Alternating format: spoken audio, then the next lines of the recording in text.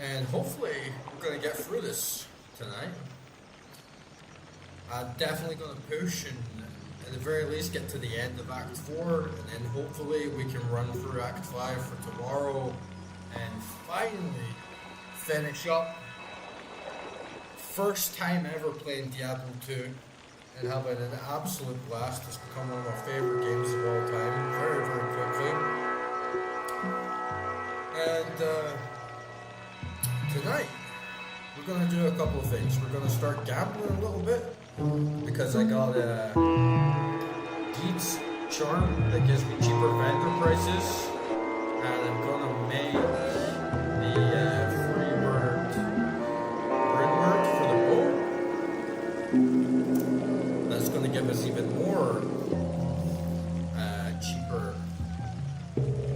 vendor prices, and then we're going to have a really nice big gamble to hopefully get some rare ammies. I really like to get more orange ammies from different classes. And if any of you guys have been following on with how this Good day. goes, my stash is a fucking mess. So I made another meal, and I'm absolutely filled to the brim with runes. I can't fit one damn rune within my meals. And I have been doing a little bit of grinding on the side. I've been grinding money. So we got like over $1 million there. I've been doing more Kurash runs, just trying to get a bear rune. And no luck, but I did get one Servern. So one Servern, I think we mixed 2 Serverns with a perfect Amethyst and a cube, and we could get a bear. Good day. And I also got this really sick helm for my druid. +2 all skills, +2 summon grizzly, +2 rabies. It would have been even better if we could have got some sockets in there. And I'd really like to get like the same helm but with plus elemental skills. I also got this axe last time that gives me +2 all skills, +1 to fury, and +1 to maul, +10 all attributes, which is very, very good. And I'm kind of tempted to change my build, honestly. I'm kind of tempted to put some shapeshifting, Good get day. some werewolf stats in there. But man, we need to clean this. We need to clean this fucking stash up. It looks so bad. So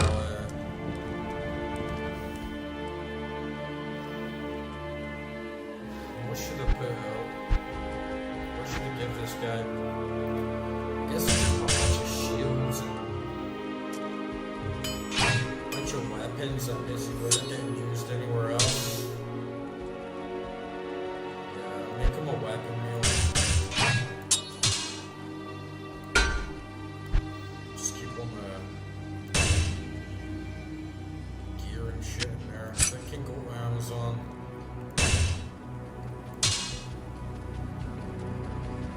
Good day. I got some really good gear. Like I was playing my paleo normal. I got 2 uniques. I got leg lost tooth, and then I also got like Karen's cap or something like that.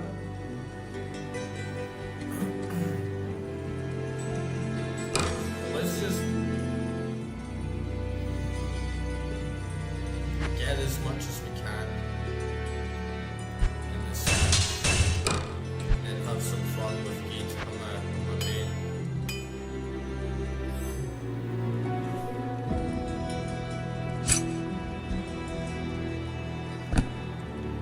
And I'd probably get some mules just for all the greens, I think, so I can start holding my sets. Good day. But man, like the limited inventory really is like such a shitty thing to have, because it means you're just forced to make all these characters that do nothing but hold gear.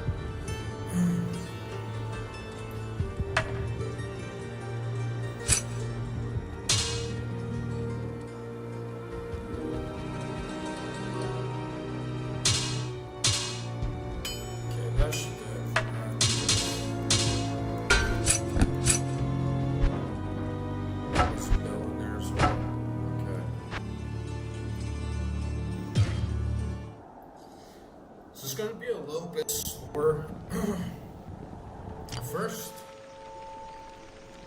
this run, because I'm just sort of like chilling and just do a bit of gambling before we get right in there. But then I've got Travancore right around the corner,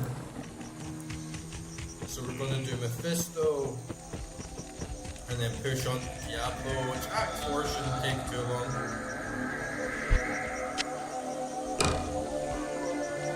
And let me just make sure I've got the right ring word.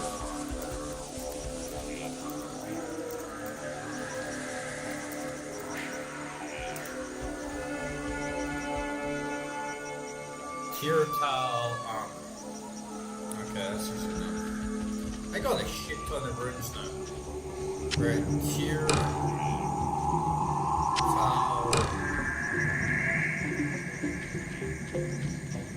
Where is it?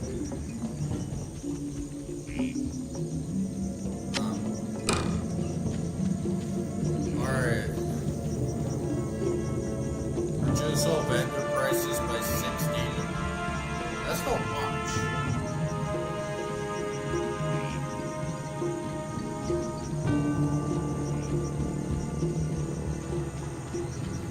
But combined with that, at least we get 30% off. I got a shit ton of charms right now because I was grinding gold off stream. And yeah, I got like 10% extra, 27%, 11% extra, then 83% extra, 6% extra, so I was just grinding as much as I could. Gold, and I have a shit ton of runes. I got 2 mules, just like hacked up runes. And yeah, no barrier, but we got 1 sword, so I think Enigma is not too far away, honestly.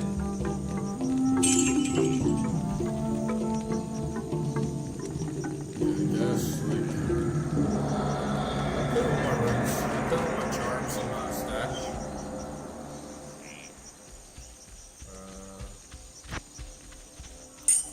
Just free up this inventory.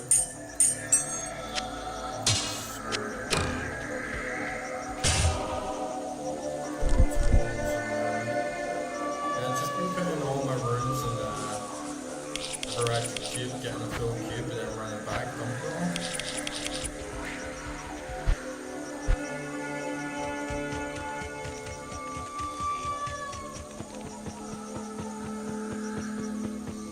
Oh. But before I forget, obviously I'm gonna need Geet's vendor one. So definitely remember that.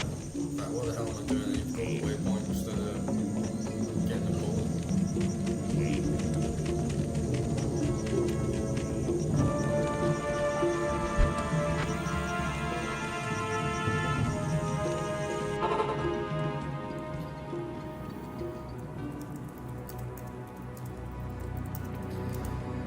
And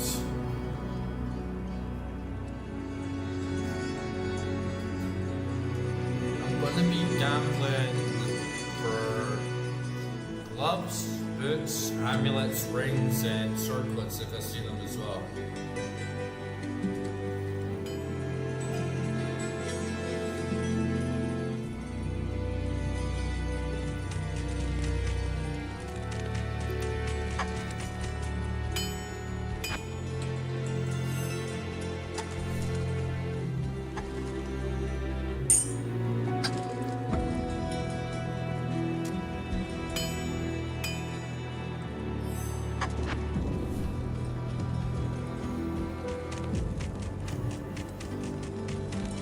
Good to see you again.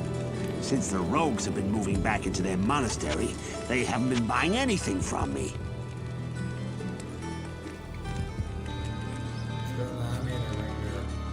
Wait a second, I need to go get my gold.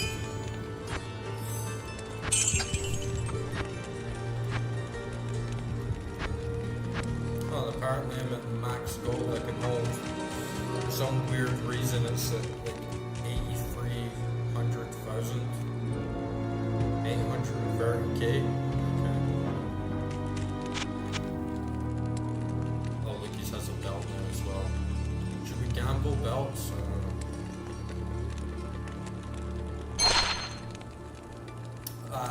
Shit.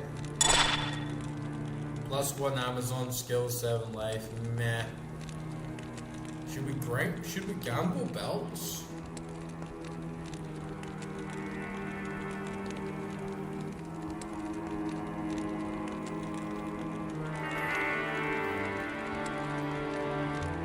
Let's leave belts for now.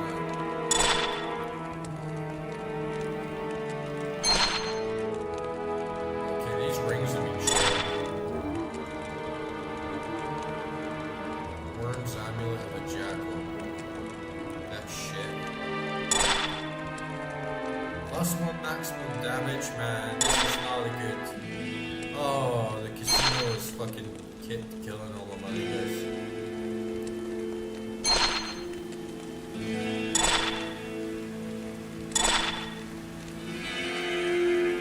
33% extra gold. Mid. Faster cash rate. 6 mana. Lightning resist. Mana. +1 necro skills. Okay, at least we got something that was okay. Some pair of gauntlets, no shit.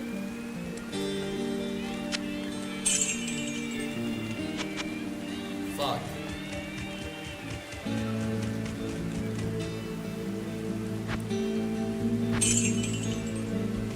We're gonna run through this gold so fucking fast.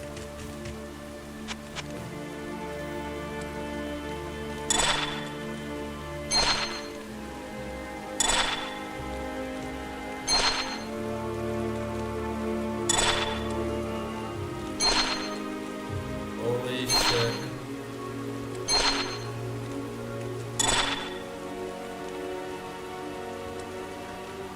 Man, that was a shitty ass session of gambling.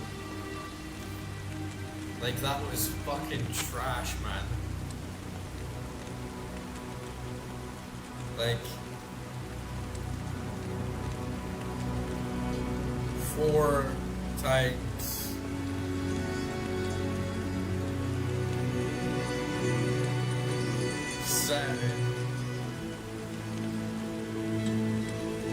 Man, that is so many shit fucking drops.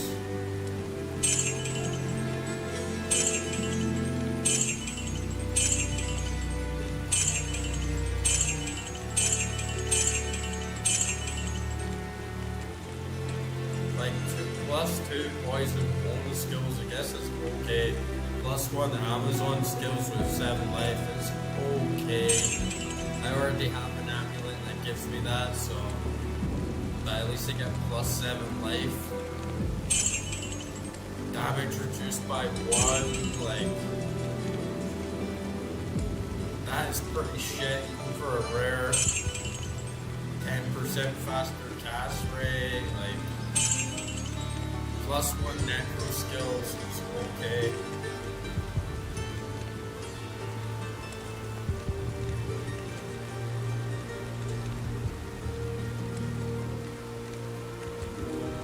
Fine, Lisa, are you here to sell some views? Are you here to sell some bulk views for us?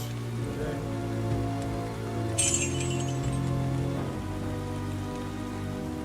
Cold resist.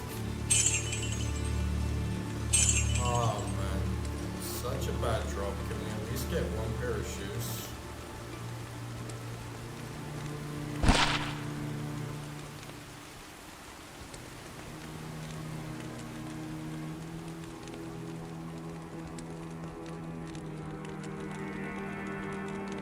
Pretty bad. We're only like 15 minutes up. And just gambled all my money away, but hey, I guess that's life. Nothing new there, I'm afraid.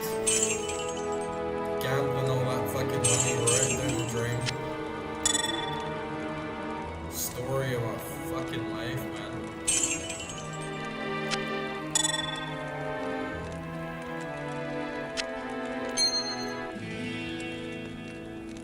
How are you, Lisa Morris?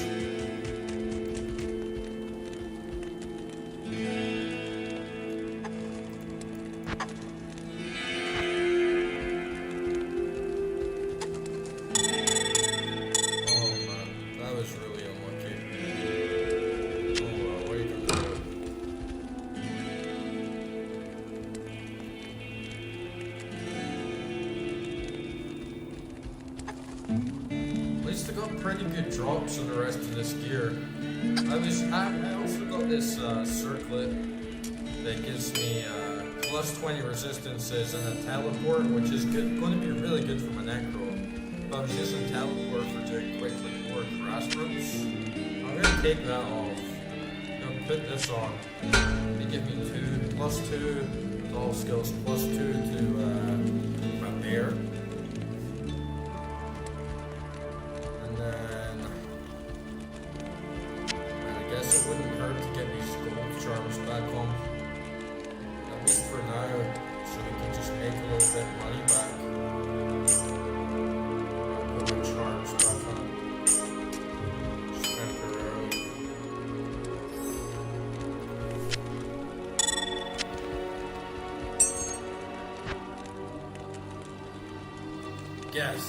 Guess where I'm from.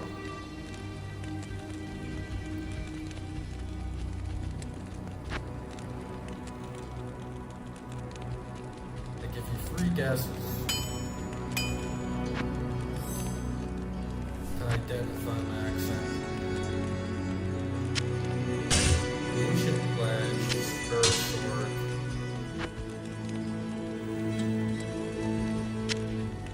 Where in the UK?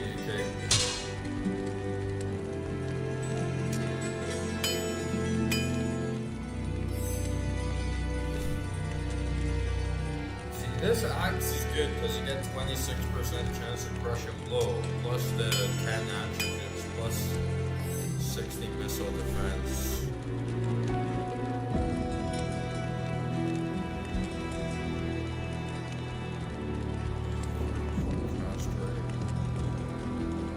The spare sword is still kind of better. Oh, come on, you have to guess.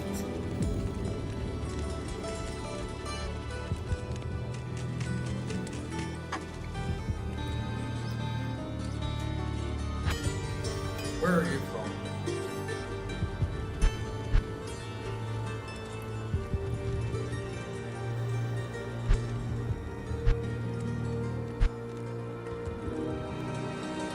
That new helm gives me, like, my bear's now at 20, which is really good.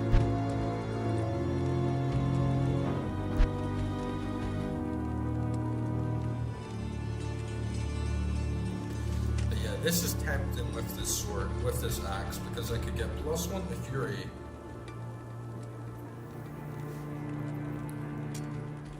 And then if I dumped in like 1 into Werewolf, 1 into Feral Rage, I could get Fire Claws, which scales with my fire skills really well. Admittedly, I don't use Firestorm a lot, but I got a lot more there. And then we can get big boosts on Fury. Oh, well, you haven't told me where I'm from yet. It's still your turn.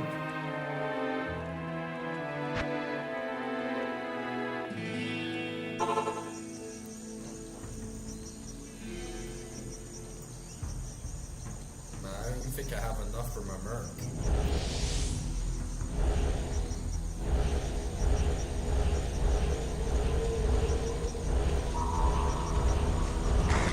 Oh, one other thing. I gotta change back to P3 because I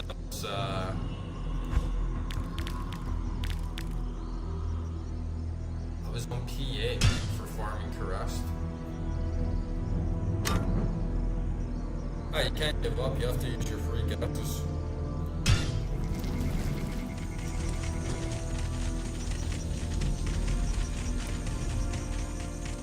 I need a key. I got no keys.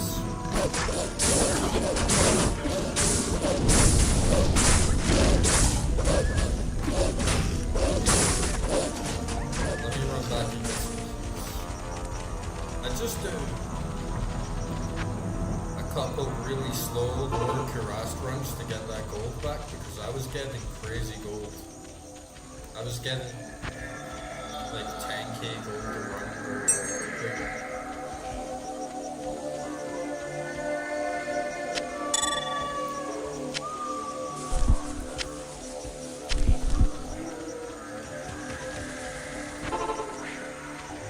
why are you coming on the stream to ask me all these random questions?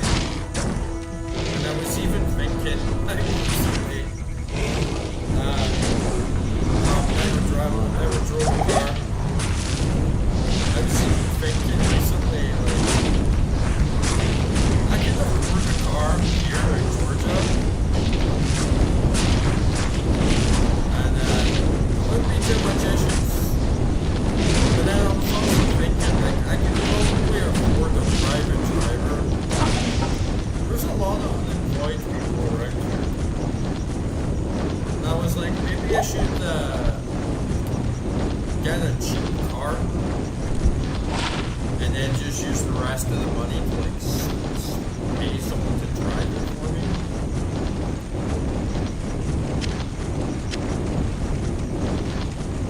Lisa, why are you coming in and asking me every detail of my life like you're trying to figure out my fucking passwords?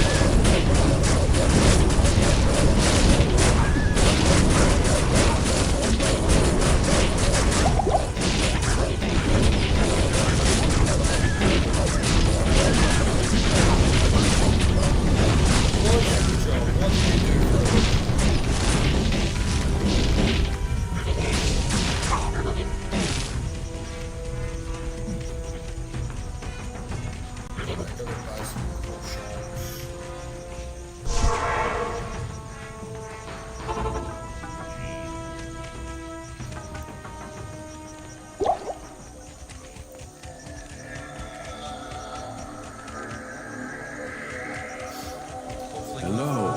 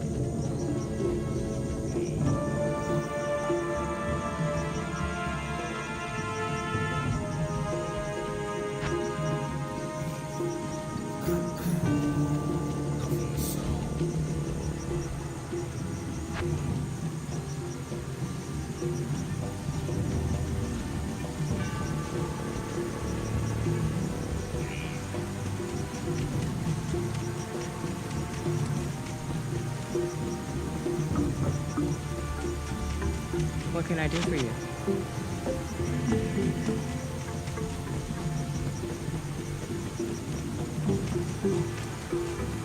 You have a Bugatti?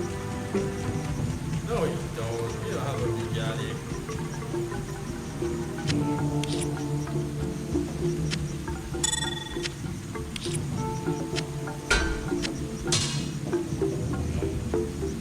What is your job?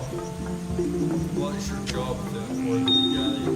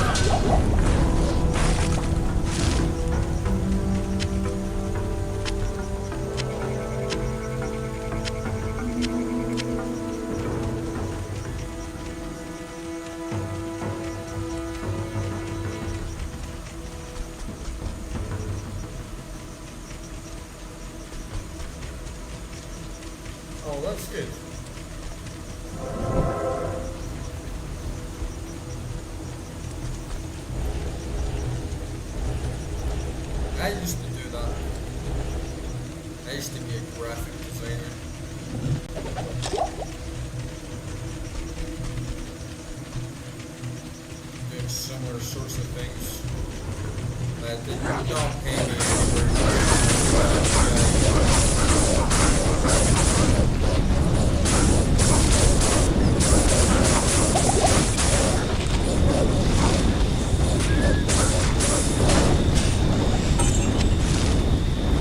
Unless you like live in your game.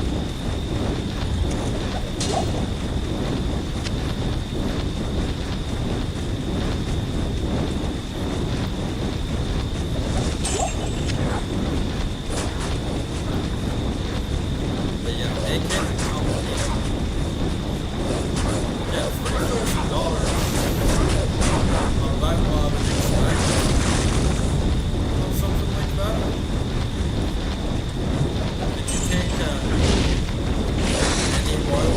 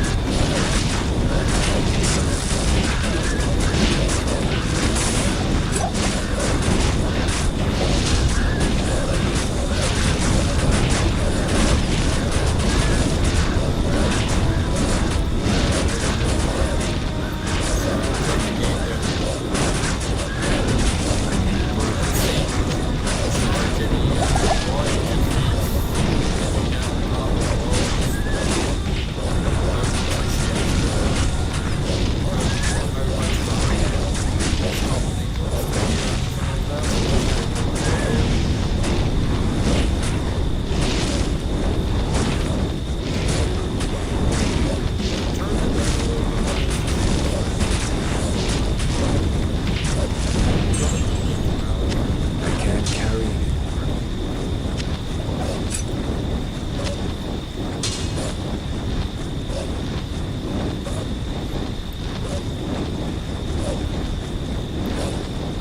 And say, did you get any royalty commission? Yeah, there should be a link to the Discord in the description.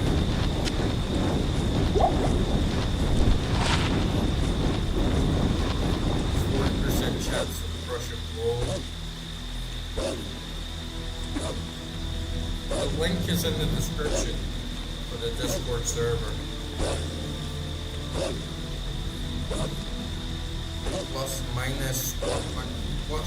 one minus 100 to monster defense, plus 21 strength.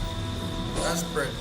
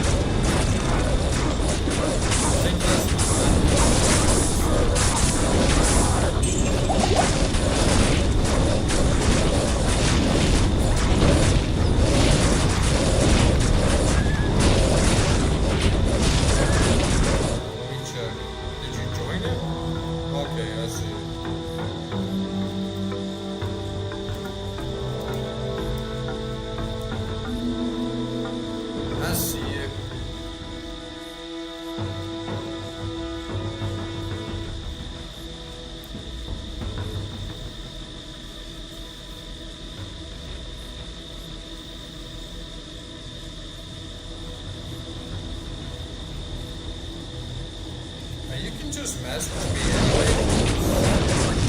You can just message me anyway. We're in the same server.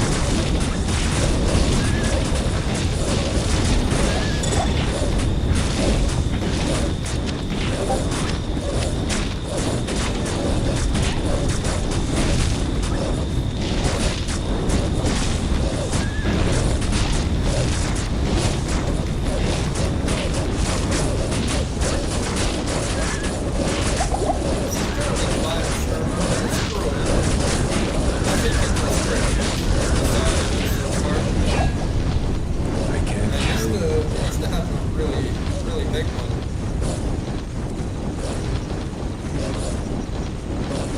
But don't have any more. Okay, I'll accept that.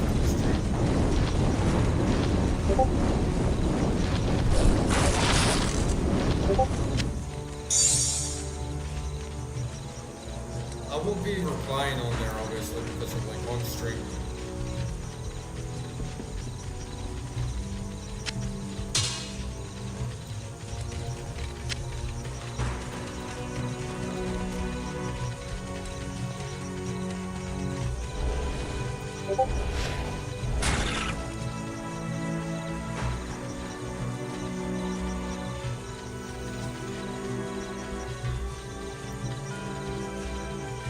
Can't read any of your messages at the moment just because like I'm streaming right now, but I'll have a look as soon as I'm off.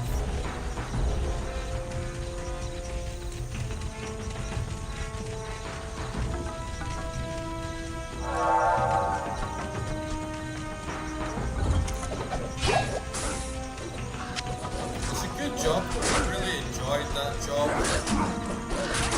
when I had it myself and I was doing the graphic design.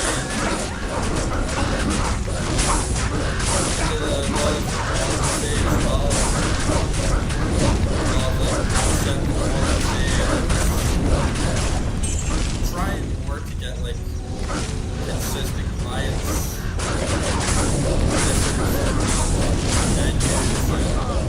businesses, so I can get like work out there and get good commission. But for me, right now, I was also working as like artist, commercial-based stuff, salary art, and worked pretty well. I'm really glad to say that I managed to sell my artwork around the world. Not like a firm success, but it wasn't worth it for me in the long run because I would spend more time trying to get clients and trying to make sales than I would actually do in the art. Really very sporadic. So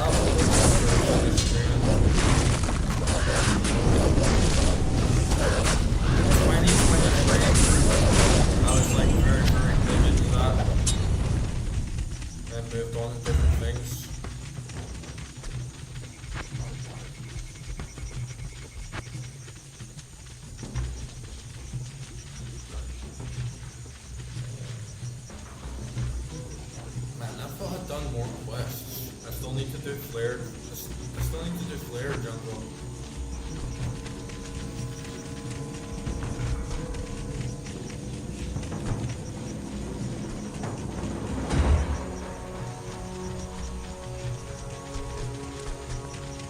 I swear I've done more. I swear we would like got to the point where we just needed to look for the things in the sewers.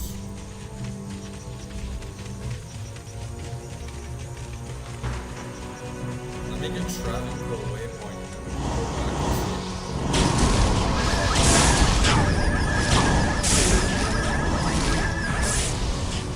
My bitches.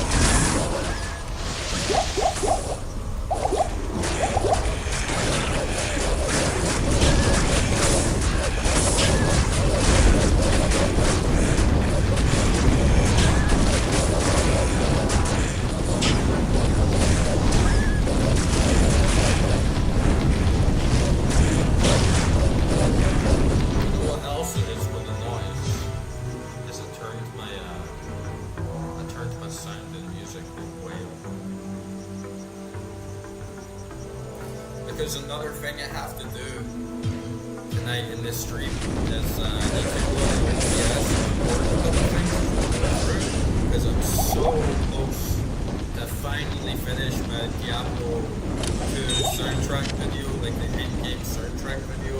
I've been working on it so long, guys. I've been working on it for like months. And there's just a couple more things I need to do.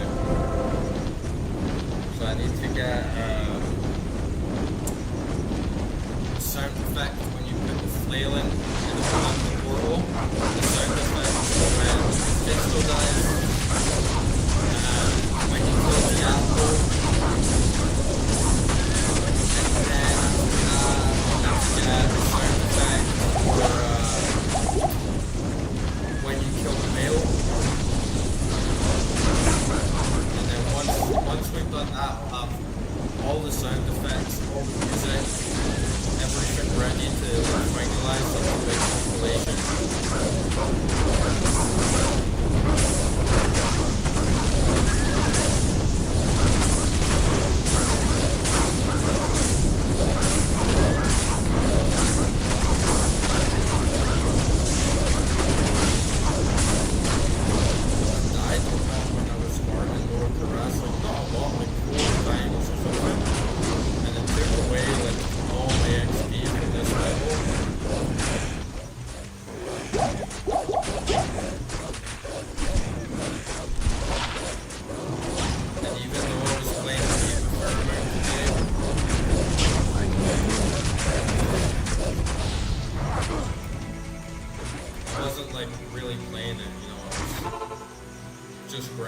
rest, so I still need to get back in the works of everything, but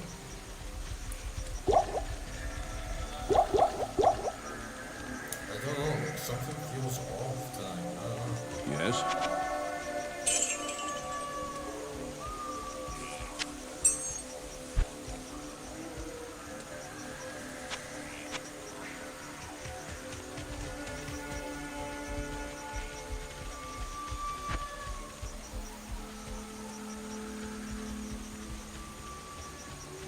I gotta get that burn.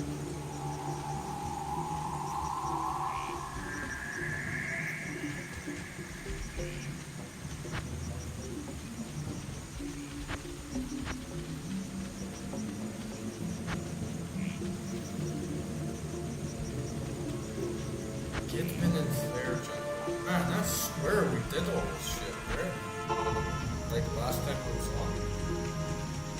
Is it up here in this place?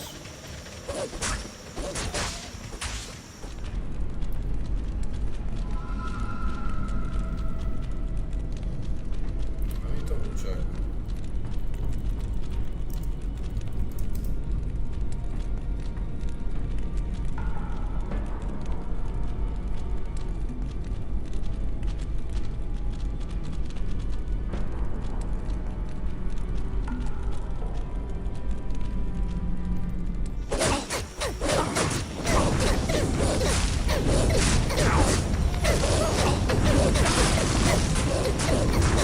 We definitely did swipe ahead. Because it's so clear that.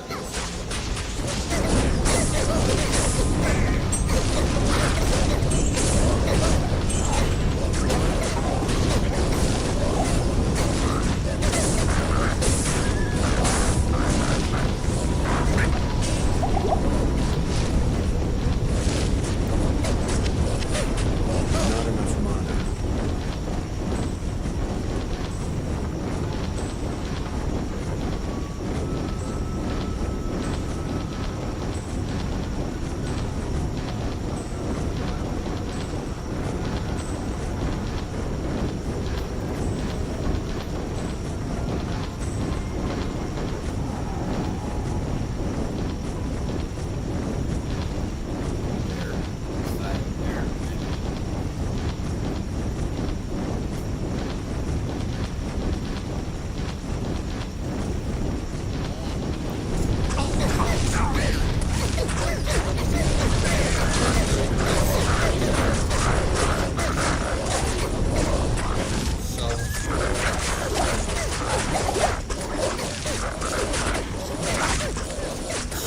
Wasted the whole gambling, man. What a waste. What a fucking waste.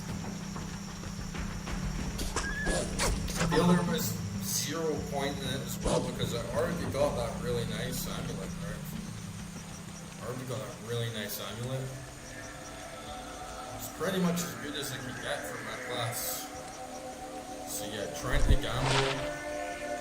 I just wasted like over 1 million gold. Good For day. a bunch of junk.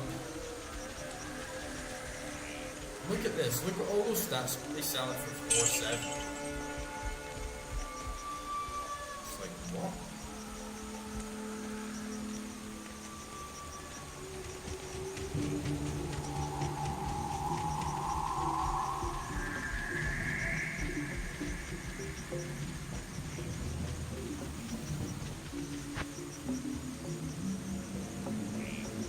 And I was saying this, well, like, we won't need to worry about gold again.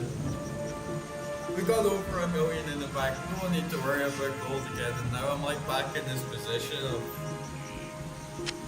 like,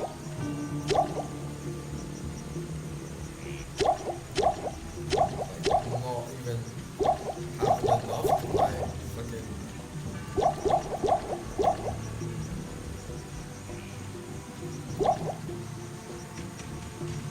Stream normally lasts 5 hours. At least 4, sometimes 5, sometimes up to like 9, but I very much doubt we'll get a full 9 hours into that.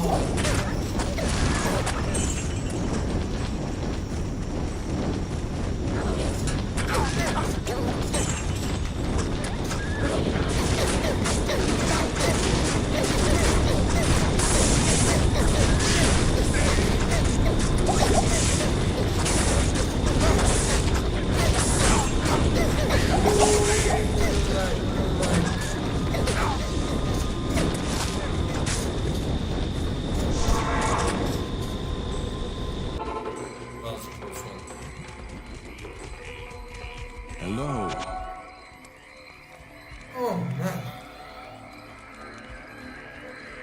No worries, Lisa. We're good one.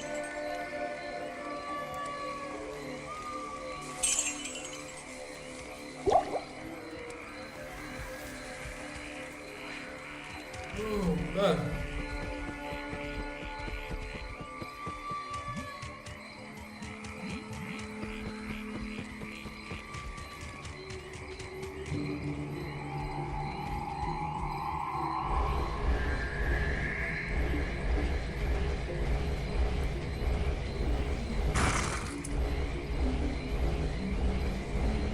That nerf comes in so handy.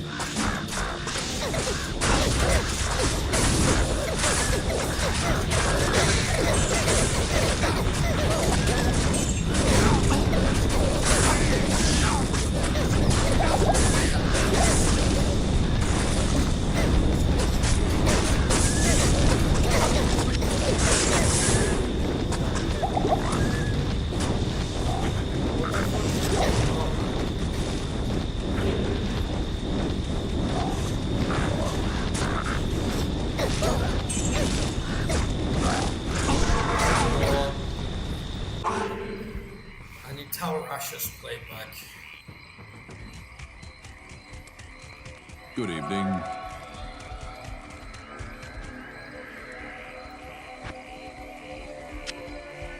Let's put this back on.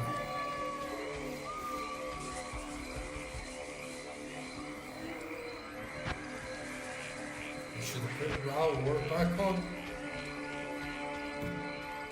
Light resist, fire resist, not really that much great there. Fucking AI viewers, man. Who the fuck reads this shit and is like, AI viewers? Wow, I'd love to pay for the illusion that people are watching my stream. Wow, AI viewers? Wow. All the dumbass shit, man.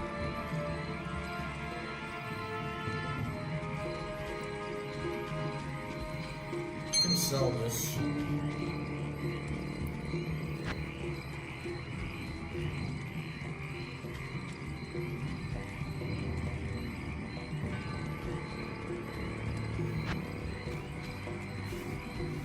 Man, I feel as soon as we get the Merc is gonna die. Man, I don't know what's happening today. I feel like we cruised through Act 3 last time. Like we're really on the ball.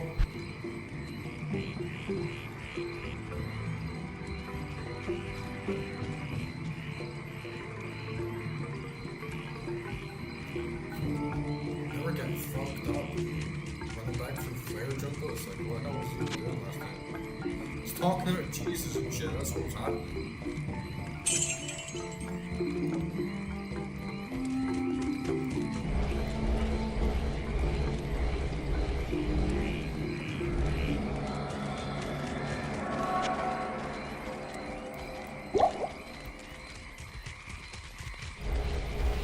Okay. Gotta make sure I got cycle armor all the time.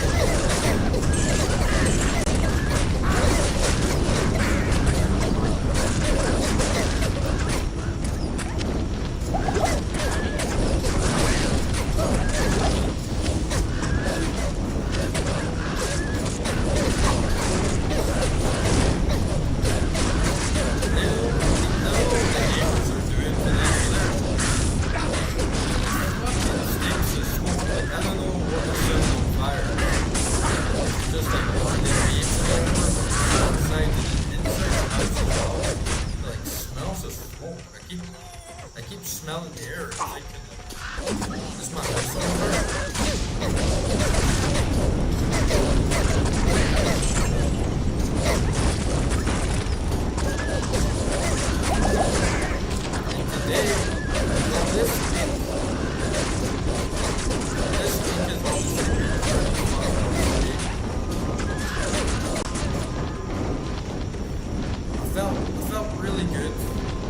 start.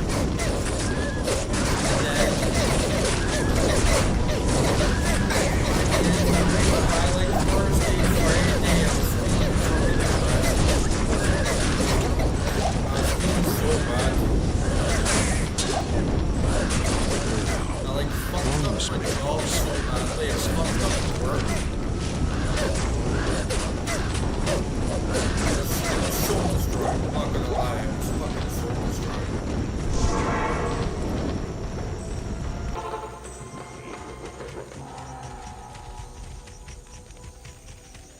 You have done. Like everything was going so well. I felt like a boss.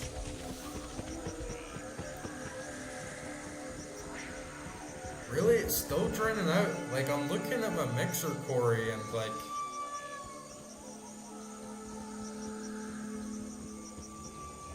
my mic audio is way higher on my mixer.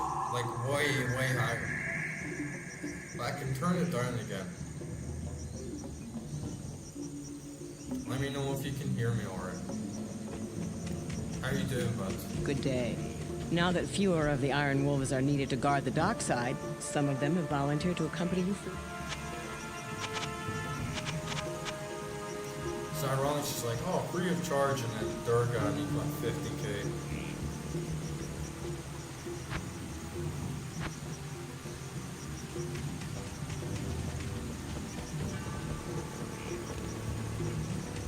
This magic ring does.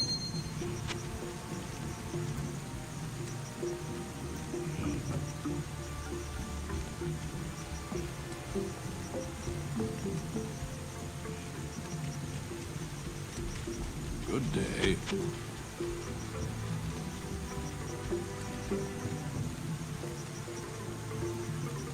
Yeah, I don't know. My game volume is way down now.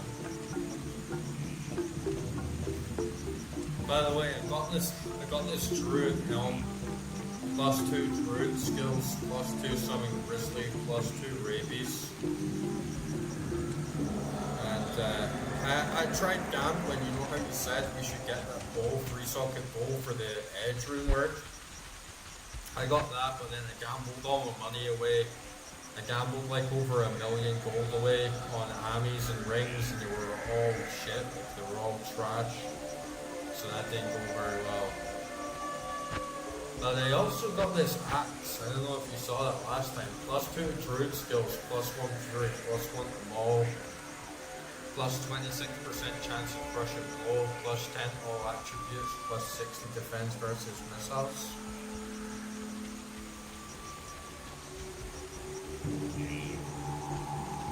Oh, nice. Yeah, I was kind of grinding runes for a little while. I was trying to get a bear rune. I didn't get any bears, but I got 1 sur rune. So like 1 more sur rune, and we can like craft the bear. Which is pretty good.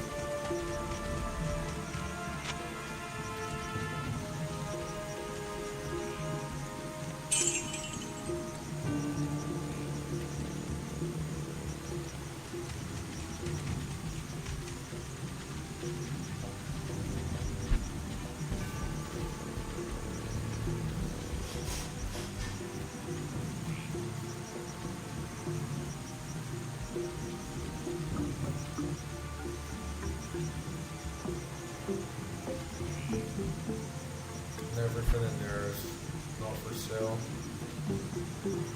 I also got this necromancer tiara that gives me +2 necro skills, +20 all resistances and teleport, which is pretty good because I was using the teleport to farm more Kurast.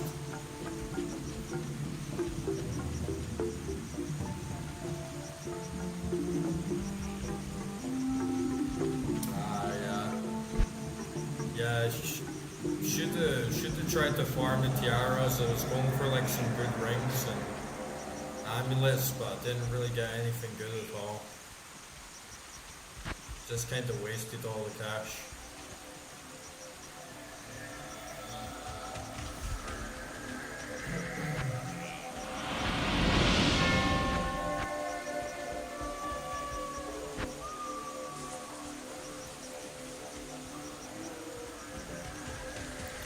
work was kind of similar. It pains me to it.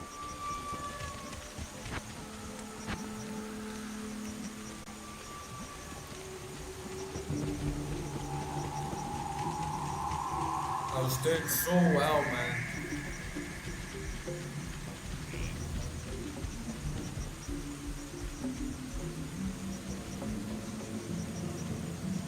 Yeah, I mean, I'm pretty sure I can get an Enigma fairly soon. Maybe we'll get lucky and find another server and just go on the way to the Bill, but...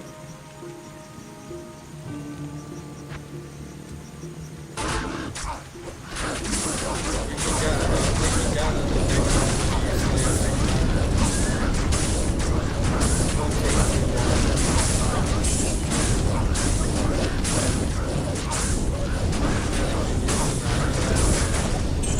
whatever, something else is going to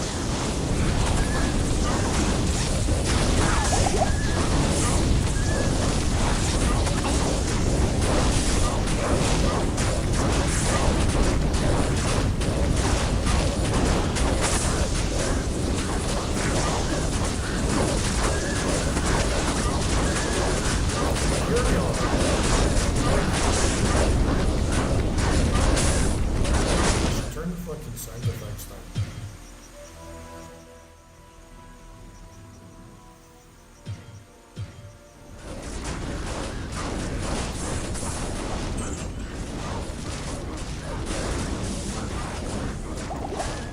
Yeah, that would be great if I was kind of thinking of changing my build to include some shapeshifting. Since I have the axe that gives me plus to some of those skills and the helm,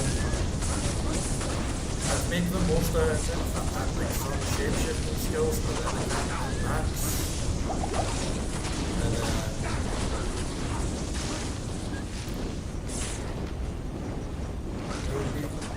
it would give me some more opportunities to tank more damage when the time comes. But yeah, I don't know. It would have been so much better if the helm could have given me like +3 on elementals, something like that. But then the thing is if I get some shapeshifting skills, I'm not going to be able to max them out. But at least I only need to put in a couple points, and I'll have nearly 10 on some of them because of all the +2s on my other gear. And then maybe if we find like Jalal's main or something like that.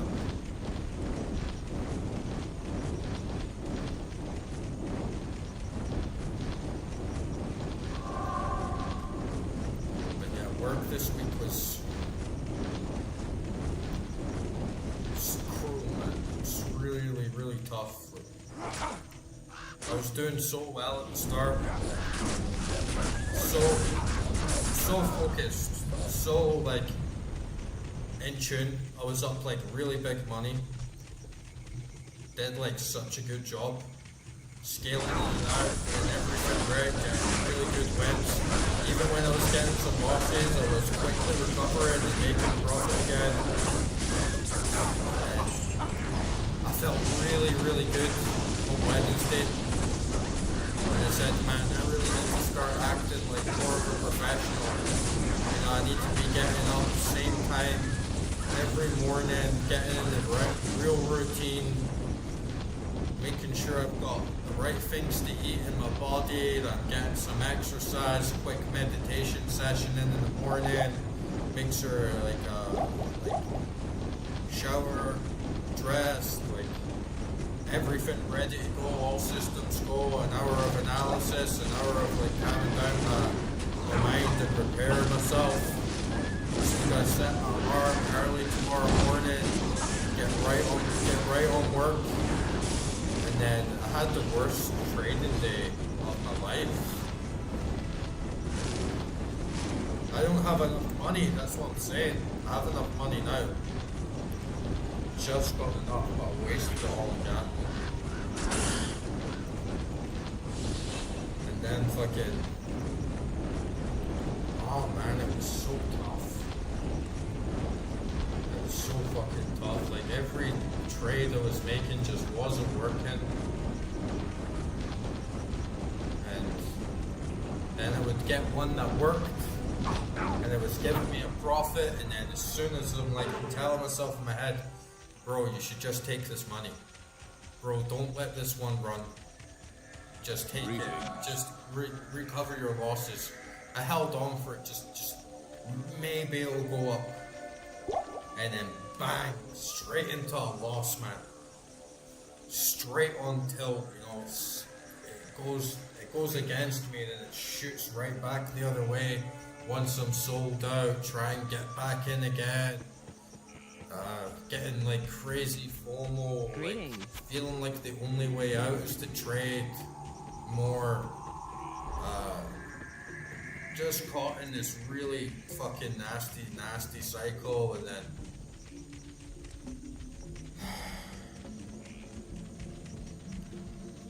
ended up losing everything. Like completely blew my account, lost all my money. And thankfully, you know, it's not all my money, it's just like the money I was willing to lose, the money that I'd set aside for trading. I lost everything. Yeah, that Merc's gonna fucking die. Oh, fuck off, man. Oh, you're right.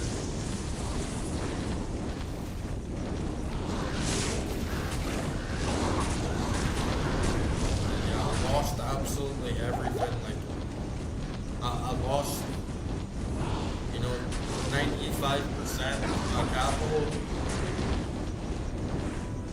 and it wasn't even just the first day, it was the next day as well. And I'm like, you know, the last thing you want to do is just give up and stop learning and just cop out. I was like, scale the hell down. Scale way down,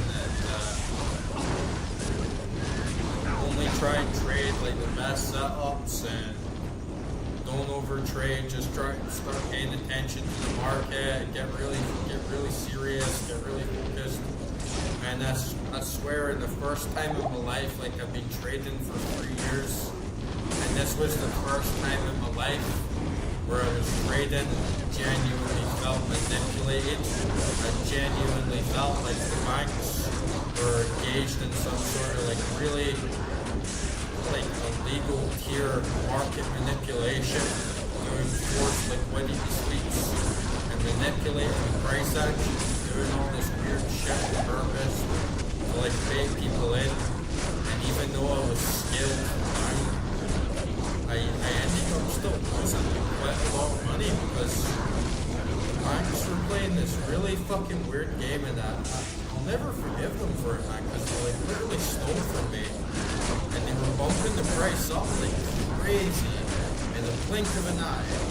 One candle, 10 seconds, 10 fucking seconds, and this price was going up like 20 points, 10 seconds. It's like, what the fuck? And it was, the price was going so fast that I couldn't even fill my order, couldn't even fill my stop loss order. And even with me scaled down to like the most tiny little degree, I still ended up losing big money. And it was such a tough day. And then like the end of the week, even though I was up over like 800%, man. I was up like 900% on Wednesday. Like that's a serious amount of fucking money to be up. And then on Friday I was down at like 95%, and I was like, shit, man. I need money. Like, how could you let this happen? You know, like how could you do this? And I can't blame everything in the market. It's like mostly my own fault.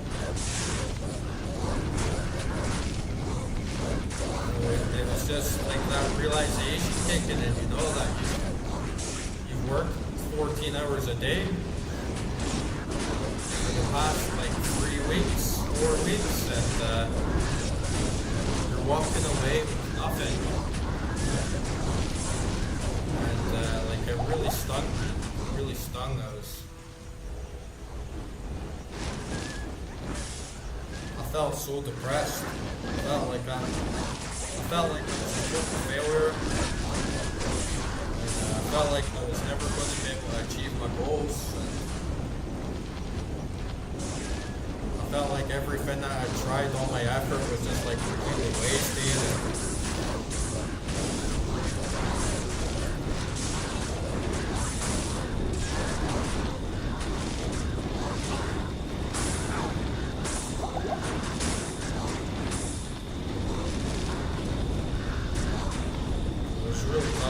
Toughest work, toughest week of work that I've ever had.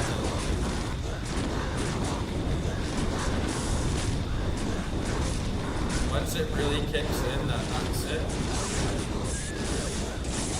Like that's it over. You have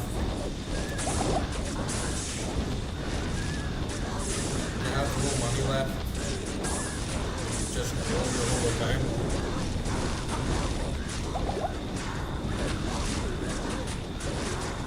I don't know how to describe it. It's just like this feeling of death, you know?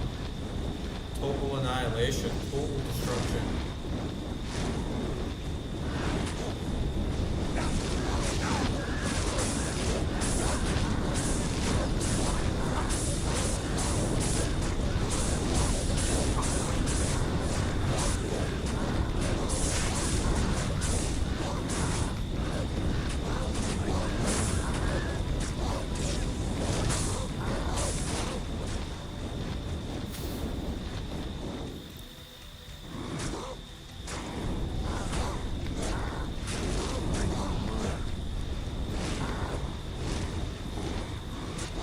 It's got open wounds.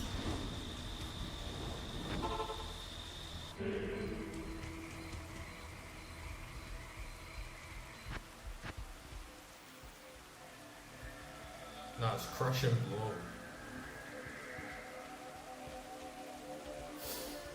How you doing, Inho? Man, I don't know what the fuck is wrong with this,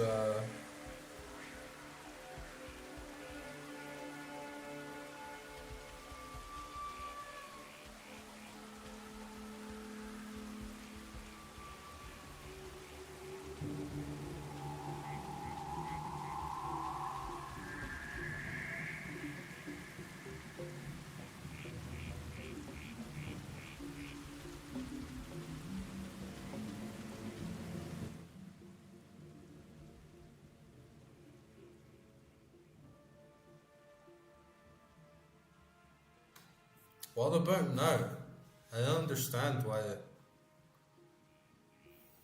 the sound is like if the fucking sound is like as low as it can go.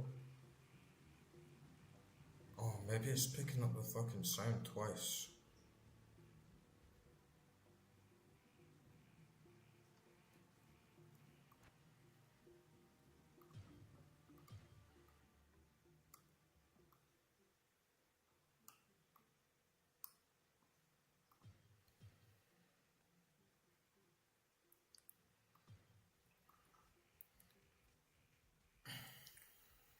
Can you hear me now? I don't know what it is. I haven't changed any settings, you know, it should just be the same as it always is.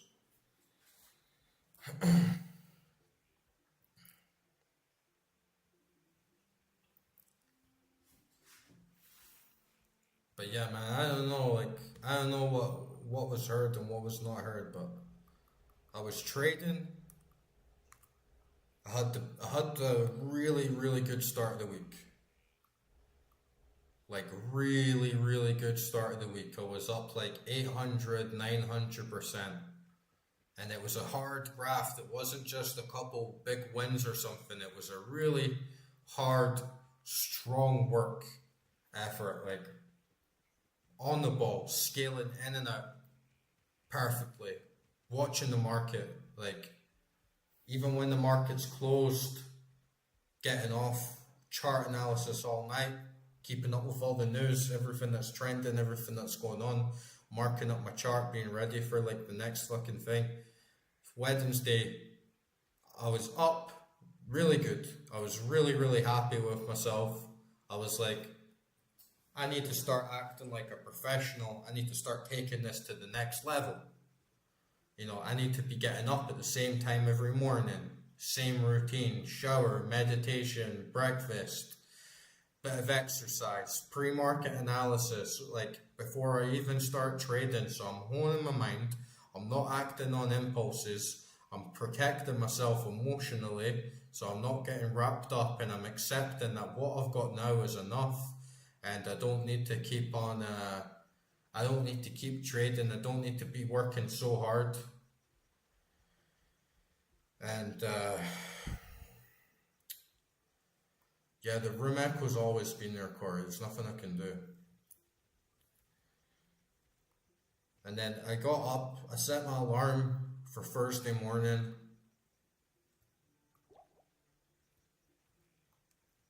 I got up, did everything I said I was going to do, had a big breakfast, shower, meditation. I put like my work music on. I was like really sitting to get like really chill and like really just repeat the same. And I had hard limits in. I had hard stops in. I said, you know, I'm not off. I forgot that X. I was like, I'm not gonna trade if I lose this amount of money. If I lose this amount of money, then I'm gonna stop for the day. And I can't go below this amount because my main objective should be not to lose any money, because I'm up so much that I should just be preserving my capital as much as possible. And then I just got fucking stuck in this absolute like death spiral, man. And like every single trade that I worked, the market structure like completely changed to how it was before. I was waiting on big moves, I was waiting on everything being the same, and I got stuck in this really fucking shitty position where the market was acting completely differently. We're going in like full chop mode, and it took me so long to adapt and realize like every single trade I was making, it was going up. I buy in. It goes right fucking down again in the blink of a fucking eye. I end up losing money, and then next trade, I'm like up enough money to like break even on the last one, and I'm like, let it run, let the winner run, like let's get a bigger win out of this. Straight fucking back down, into a loss, holding on to the loss. Then big candle comes, goes way past my limit, like I end up losing like 3R, 4R. Then I'm down at my daily limit, and I'm like, what am I gonna do? Because the only thing I can do to like earn this money back is to trade. That's the only option I have to like make this money back, is to trade. So I scaled down. I said, I'm only going to trade the best setups. I'm only going to trade like my absolute playbook. I'm only going to trade the apps, like my bread and butter.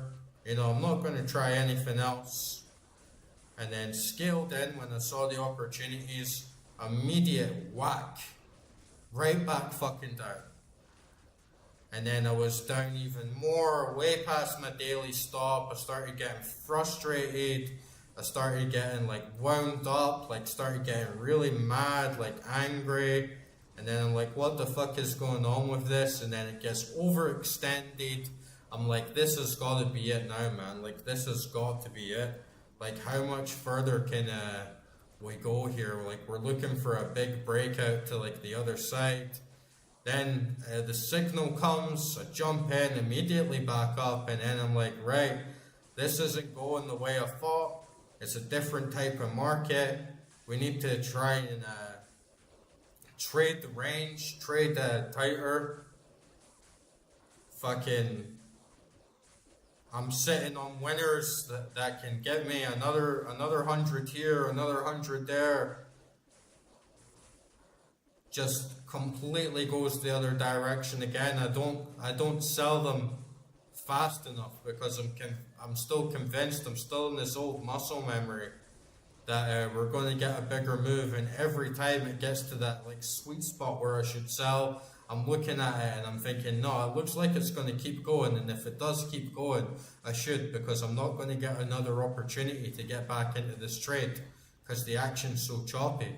So then it turns into another fucking loss, and then I'm down like 60% of my account, and I'm so angry, like I'm so fucking enraged, you know, like I'm like, how did you let this happen? And this was the day where you did everything right, and you said like, I'm gonna do X, Y, and Z. I'm gonna make sure that I'm like on the ball. I'm gonna make sure that everything goes to plan, and man, like, I felt like there's no way out. I started getting in this fucking hole where it's like, well, I've already lost this amount. I've already lost this. So, like, what fucking difference does it make now if I lose a bit more, basically? And fucking... Then I lost that. And, like, I'm looking at my trades. And like, no shit, I lost like 54 trades in a day, man. And like, the more I traded, the more extremely angry that I was getting, and I just started being like, come on, man. Like, are you fucking for real right now? Like, what the fuck? I've never traded this bad in my life. I've never had a day like this where just nothing is working. And just constant regret, constant FOMO, everything's adding up. Like, so fucking bad. And then it just got like out of hand, and I was down like so hard, man. I was down so hard, and then at the end of the day I wanted to die. Like, the end of the night, I just wanted to die. I was like, I can't believe this. I've lost everything. I've lost all my winnings. I've lost like all my gains. And all the work that I've put in, working 14-hour days for weeks on end, all the analysis that I've done, all the work that I've done, all the effort that I've done is nothing. And I felt ashamed of myself. I felt so alone. I felt like nobody can understand this. Nobody can understand like how bad this is making me fucking feel right now, and how much of just a complete failure and like waste of life that I felt. I felt so fucking bad. And then the next day, I was like, I'm not gonna give up, you know, like I was just like, I'm not gonna give up. Like you're saying, you live and you learn. You have to keep going, like you have to keep moving, you have to become stronger, you have to get over your emotions. And I was like, so tomorrow I'm gonna get back on it, and then I'm gonna scale way down and not even worry about money. I'm going to scale down to such a degree that, you know, oh, I lost $2, like who cares, right? Scaling down to such a degree that it's basically pointless, just so I can prove, like, proof of concept, and just to build up a little bit of confidence, and still to like stay in the game, and like still to learn. And then I swear, man, I've been trading for like 3 years, and then on Friday I just saw like the biggest piece of like market manipulation I'd ever seen in my life, and I just genuinely, I felt even worse because I lost even more. I was down like 90%, man. And then the end of Friday, I had like nothing. I had like literally nothing. I had like less than $100. I'd lost fucking everything, even though I was scaled down to such a degree, because some like banks or whoever, I don't know, like the fucking Chinese or something, they were like stepping in the market in the blink of an eye. 10 seconds, man. 5-10 seconds. Like, boom! 20 points, one candle. Fucking crazy high volume. Every single thing in my brain, every single moment in my brain from 3 years of trading tells me that's a trade, buy, because we're going to go fucking boom, like break of structure, high volume, everything just in the blink of an eye, fucking shoot. That's where I've always made my biggest money. Then instantly, bang, right fucking down, whipsaw like a fucking bitch. I was like, no way, man. And like, then it happened on the other side. I'm like trading along the bottom of range, right, where it's going up, it's bouncing up between like six points, like up and down. I'm trading at the bottom of range. It starts going up. I'm like, right, get ready to get out. Fucking bang, 25 points, 25 points. And like fucking 5 seconds, man. 5 fucking seconds. And I shit myself. Get the fuck out, because then on the other side, I'm like, that's the same thing. Break a structure, a high volume. This thing's going down. I've been waiting on this move for 2 fucking days, telling myself we're going to get a big move going down. We're going to get a big move going down. Then just like straight liquidity sweep. It just immediately bounces back, like absorption on the second candle, then tails up very, very slowly. Buy. 5 minutes. We're back to the point where where like I bought in. And even though I was scaled in so low, I lost so much money because the volume and the size of the move was so high. And was like, what the fuck? Like, how? I'm trading like $2 a point, and I've just lost like $180. And it's not like, oh, $180, like who gives a fuck? But it was the fact that I was scaled in so small, and I was so fucking enraged, man. I was so fucking enraged. And then like yesterday, like I felt even worse, man. Like I felt like legit suicidal. I was like, man, this is all I've got. Not even the money. I have more money. But the fact that I have to reinvest into my account and buy it back in again, it makes me feel very, very bad. It was the trading. It was the trading, it was my job. It was like, man, if I can't do this, I'm gonna die. Like, this is the only thing I've got. If I can't trade, I'm nothing. If I can't trade, my life is over. This is the only thing that I've got. This is my only chance. If I can't do this, then I've failed. I've failed my life. I have no purpose. I have no chance. And it was like having my life taken away from me, you know. It was like having this realization, like, man, like, this is, if you, like, it was this realization, if you don't manage yourself on an extremely deep level, you're going to die. Either you're going to take your own life, or it's just over. And so I was like, that I have no choice here.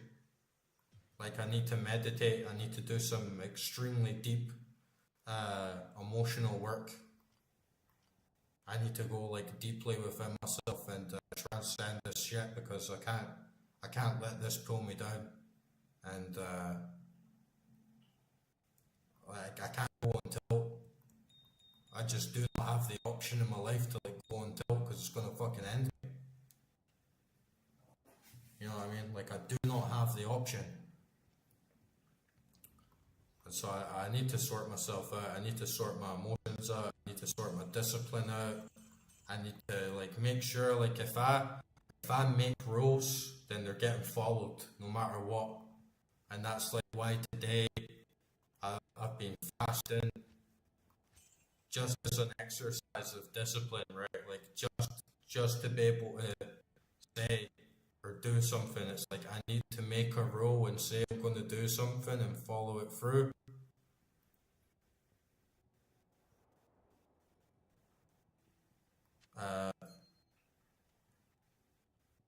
Because if I don't, then I'm dead.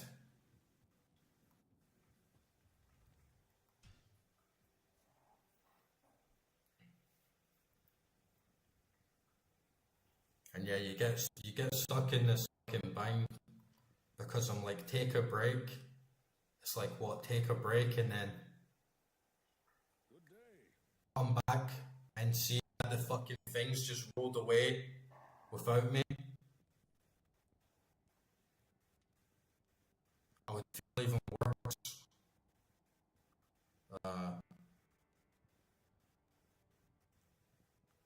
So it's like,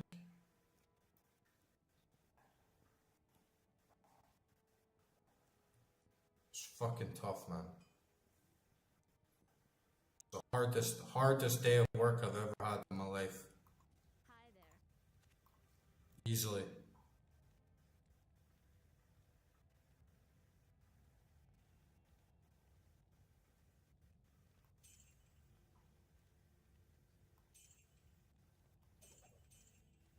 I am overburdened.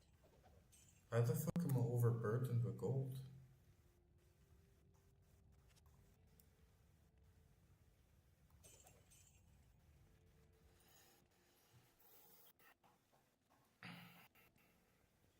Yeah, I get it. Like, losses are part of the game. 100%. But 95% loss? It's completely unacceptable. It's completely unacceptable. I'm lucky I'm not Japanese because it would be a literal seppuku moment. Unacceptable level of loss. There's loss and there's loss. My job is to preserve my capital. I did not succeed in the fundamentals of my profession. I was disgraced. Absolutely fucking disgraced. Yeah, it's the thing, like if you get angry, like it makes everything worse and then you stop thinking rationally and then you get like pulled down into this cycle and you start acting more like impulsively and you start feeling more pressured to like make the money back that you've lost. And you feel like you're on edge because you're like, if this goes the way that I thought it was going to go and I'm not there, I'm going to feel like an even bigger fucking idiot. And then when you know as well, like when I've had really big winners and I've had moments where I've taken huge losses and then it turns into my best day ever. It turns into my best day ever after I've had my worst day ever. Or I have like huge win after a really big loss and I'm still there, and I grind it out and I work hard and then this time it's like, nah man, it's not happening. Like you're done. You're done. And it's like sports in a way, you know, it's like training. It's like training for the heavyweight championship of the world and you lose. And you've lost it. There's one man loses, one man wins, and that's it. You lost, you're the loser. I was fucking ashamed, man.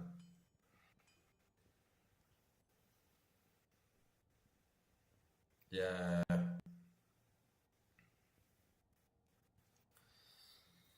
Yeah, I should have just walked away. 100%, I should have just walked away.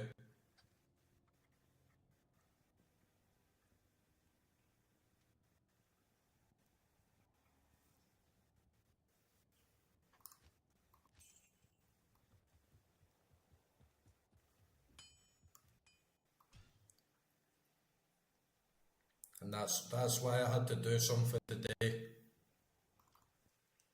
Where it's like I'm not gonna eat. And I've done this, I've quit smoking, I've quit drinking. I was like, I'm not gonna drink, I'm not gonna smoke, I'm not gonna eat. I must train myself. I must train my mind to say, I'm not gonna do this and then I don't fucking do it. End of story. Because you can, like, I will never give up. Like, they'll need to bankrupt me before I give up, man.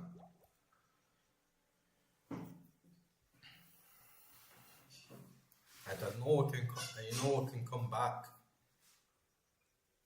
I've still got cash, I've still got capital to survive, I've still got enough. But when I come back on Monday,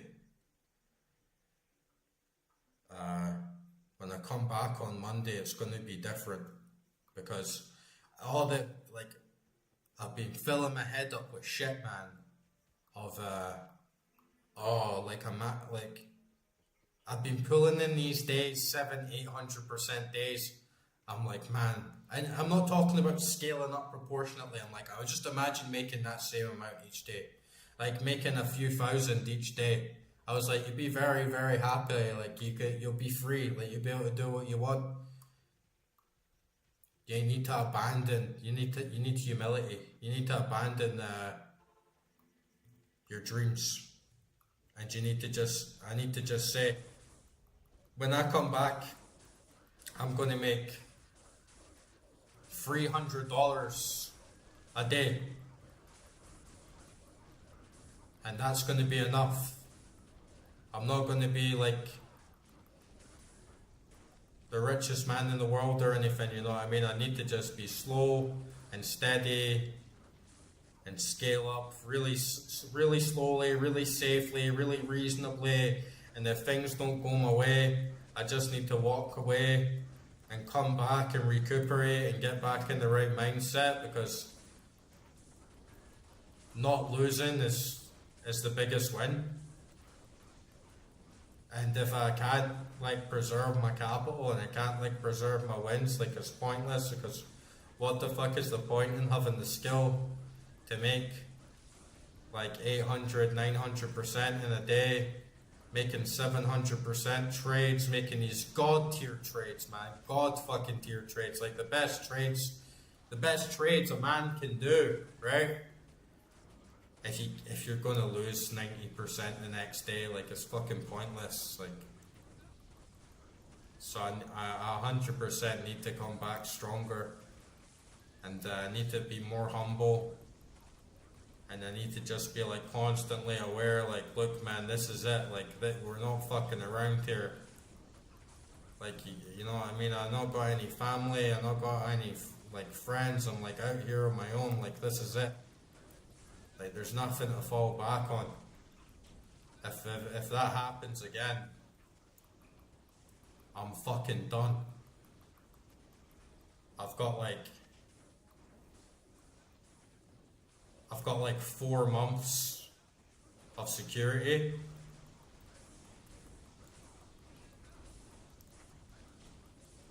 Maybe a little bit more. Like, if the money's aside, I've maybe got like 6 months max to like keep myself afloat. And if that's gone, I'm fucking done. Like on the side of the fucking street, done. I can't let that happen.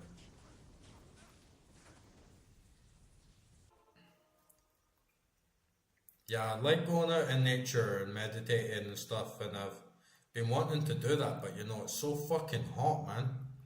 It's like 35 degrees, and it's just like way, way too hot for me.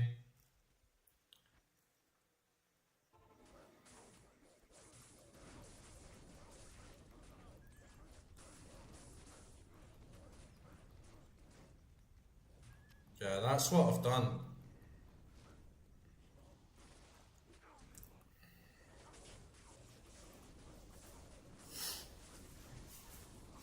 To be clear, I've never risked 6 months of my capital.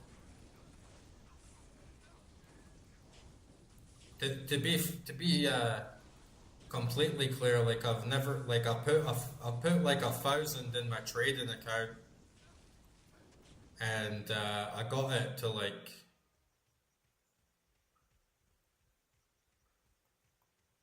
you know, I don't want to talk the specific numbers, but I got it really high. But it's not like I put lots of money in and I lost all the money that I earned.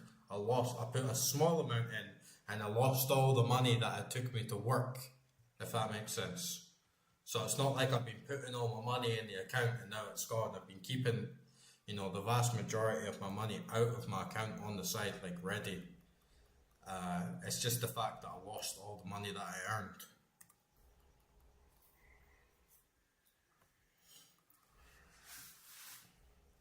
Yeah, 100%. I learned a lot, and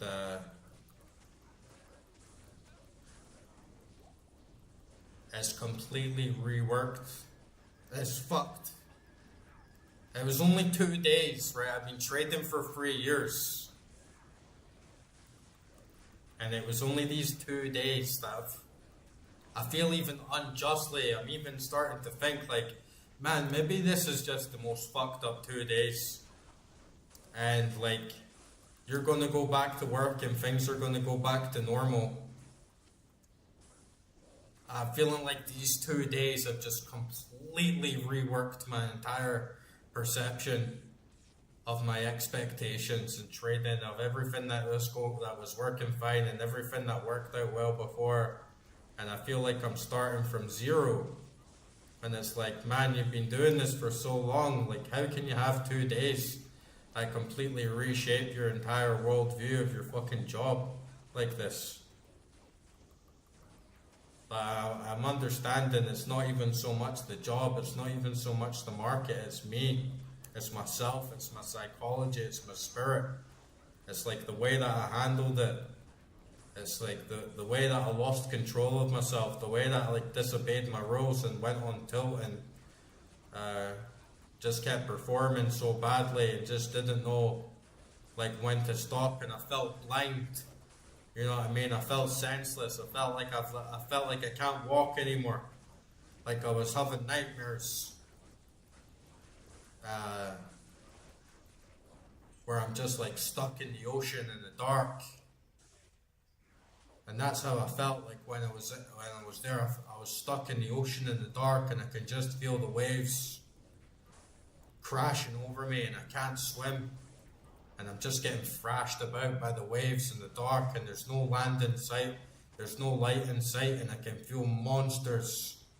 I can feel like great white sharks and shit like underneath me. And I'm fucking powerless. I was like, man, this is fucked with my head, like. On the same day on the day before, and I was up so big, and then I'm like, I'm going to get up tomorrow, and I'm going to set my alarm early morning, get a big breakfast, shower, meditation, shave, like professional, like I'm going to do this, I'm the big man, right? Man, the fucking world, like, bitch slapped me. Instantly.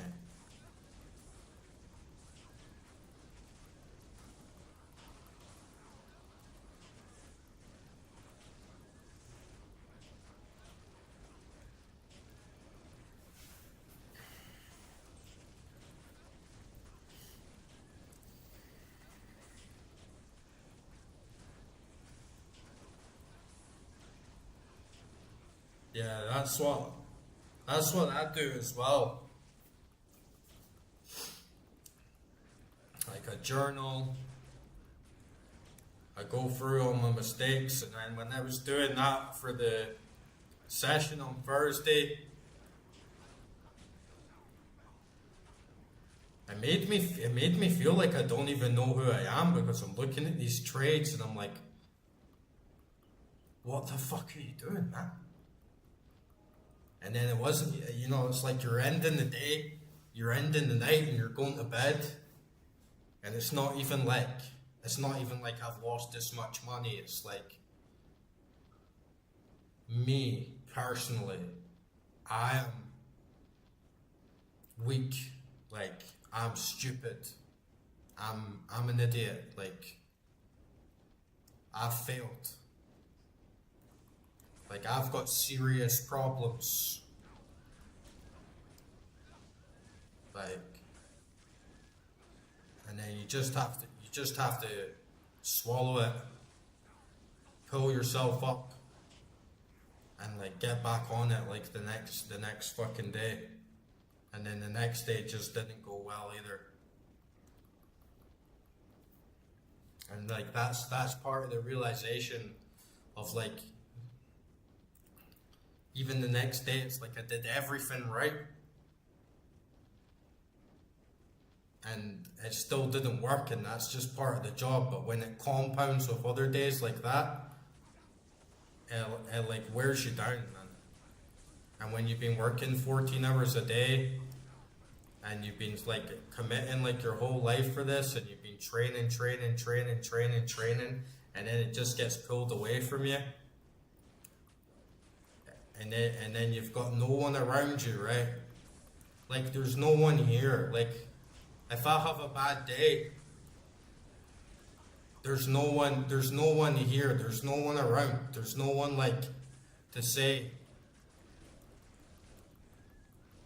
like I believe in you, or it's okay, or do you want to do something to take your mind off it, or do you want to go out or something. There's nothing. It's just back to bed, like to do it tomorrow. It's fucking tough.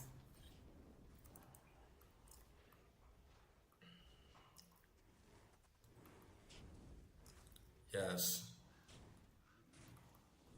I feel like perfection in trading is just never possible, right? Because you're always dealing with the unknown. And so if you like strive for perfection, you're setting yourself up for failure. You need to like accept loss. It's just an integral part of like what you're doing. And you need to, like that's why I need to like learn.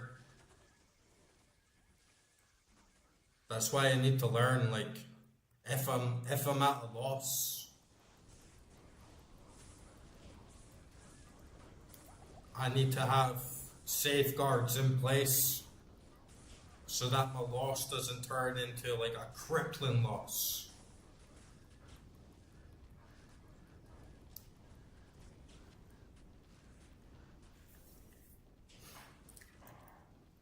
And maybe that just means like stop and turn the fucking thing off and walk away. And I hate walking away, man. I hate walking away. I feel like a fucking pussy when I walk away, man.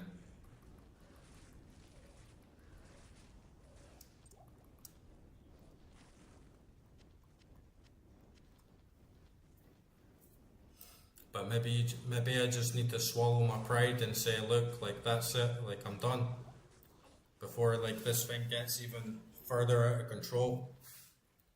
And just put my foot down and say, look, that's what I'm willing to lose.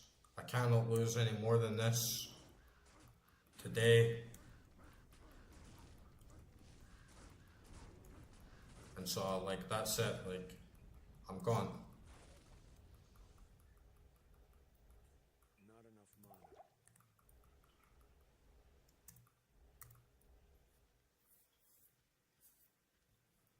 And I feel pain way more than I feel pleasure when it comes to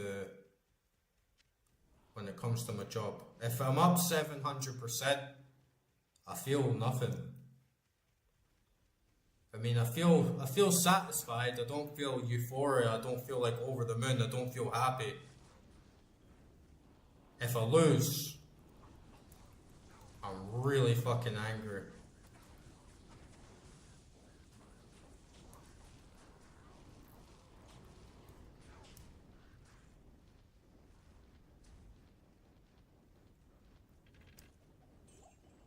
Yeah, it's just like, I've heard other people say that. I've heard people say, if I lose 3 trades in a row, I just close the screen and walk away. And like, I will never do that, man. I swear I will never do that. It's a bitch ass mentality. And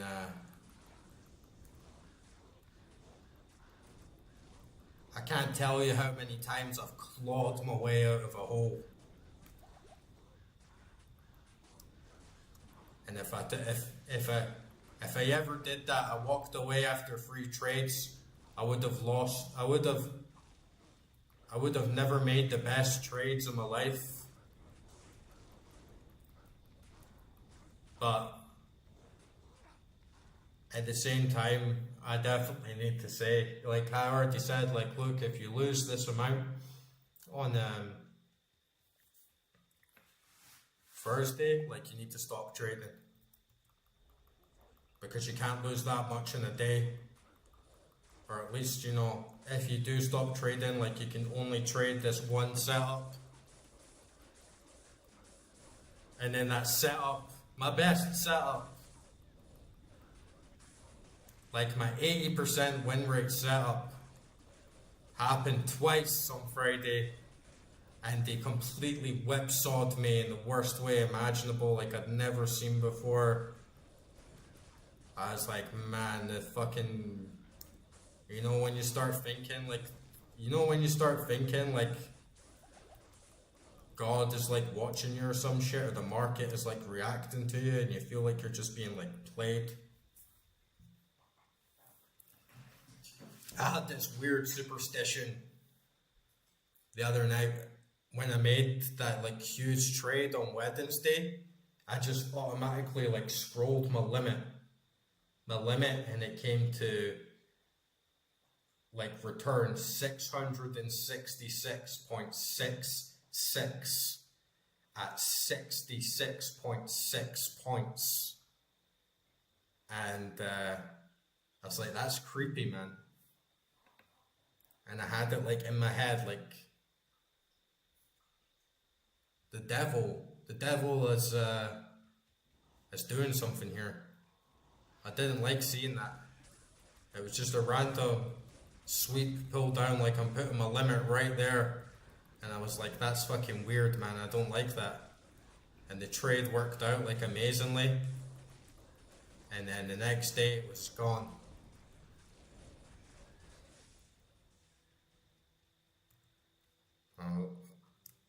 I felt tricked. I've never had that before.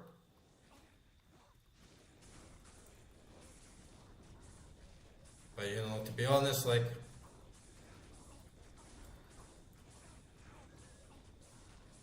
I gotta be humble, I gotta have humility. And just be honest and like, yeah, look, you know, you hear these stories of people trading. You hear these stories of people trading and they're like, oh, in my first year, 2 years, I was a millionaire, and then I was doing all this shit and blah, blah, blah. And you see all these assholes on fucking TikTok and YouTube and shit, like living the life. Oh, it's so easy, it's so easy. And lots of them are full of shit, like lots of them are like unverified, just like lying out their ass. But it does happen to people. Like some people genuinely do succeed earlier on, or they have enough capital like to keep them afloat and to do like what they need to do. But like with me, at least, like one of the things that I always liked about trading was I felt like it was forcing me to know myself, and I felt like trading and spirituality, they went like really hand in hand, because I was like, I have to teach myself to focus. I have to teach myself discipline. I have to master my emotions. I have to master myself. I have to transcend attachment. I have to like let go of losing money. I have to let go of winning money. It's like such a really deep like psychological game, and I always liked that about it. And like at this point in my journey, I'm at like a really, really fucking hard spot. Like one of those spots where you're like, man, this hurts me. This like physically, mentally, spiritually fucking hurts me like so fucking much that I have to look myself in the mirror and like confront my shadow like this, and like see like see the monster that's fucking up my life, you know? Seeing the illusion that's like holding me back in my life. It's like very, very uncomfortable feeling.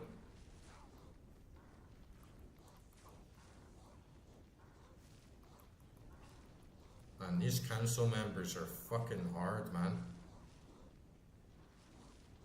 Yeah, it's like I'm fucking stuck in the fucking hole. Because I like lost all my money gambling when we came on the start of the fucking stream. I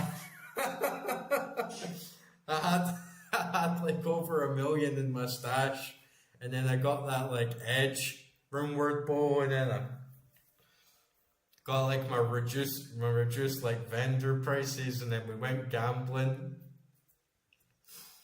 on a gate, and I lost all my gold. 20% faster run walk, 60 defense.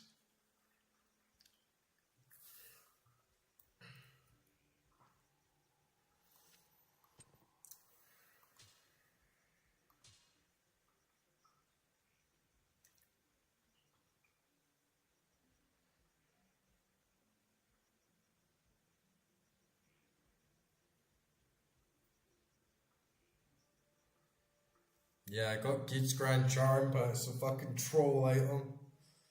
Well, the magic item, I got it on last Saturday, and I got this fucking helm as well, plus 2 druid skills, plus 2 summons, and I got a bunch of like extra gold. You can't put it in your offhand. What are you talking about?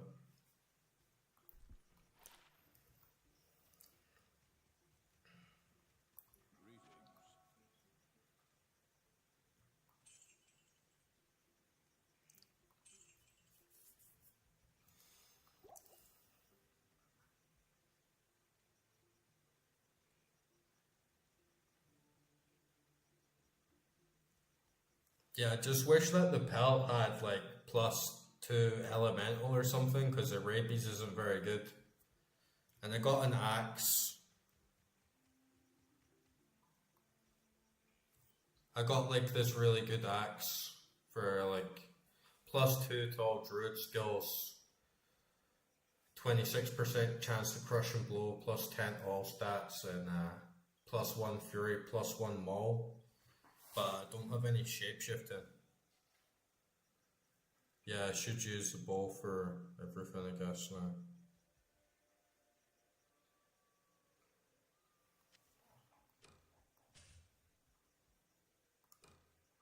Do you get it? Like, does it make the merc cheaper?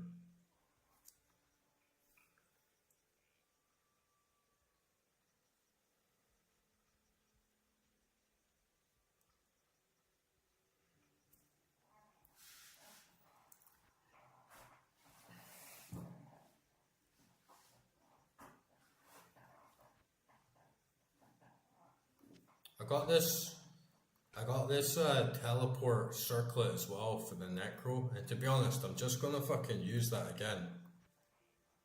Because, you know, like before I was coming on, I was just like running lower Karast. And I was trying to get a Baron. And, I was making a fuck ton of gold.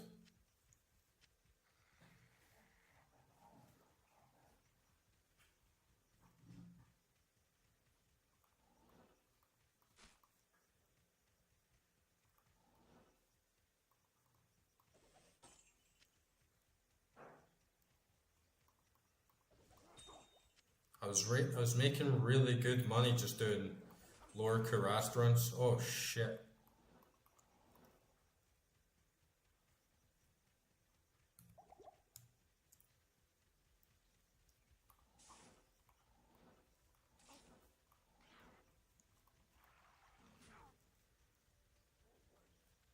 This isn't even on P8. I was doing it on P8.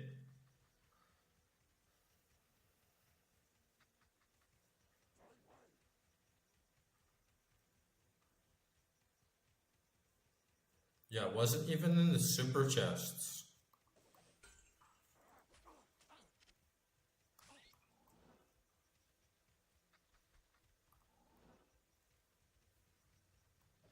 It was in the corpses. Like, the super chest is here. Oh, shit. But it wasn't even in the super chest that I was finding most of the runes. It was in the, it was on all the it was on all the bodies.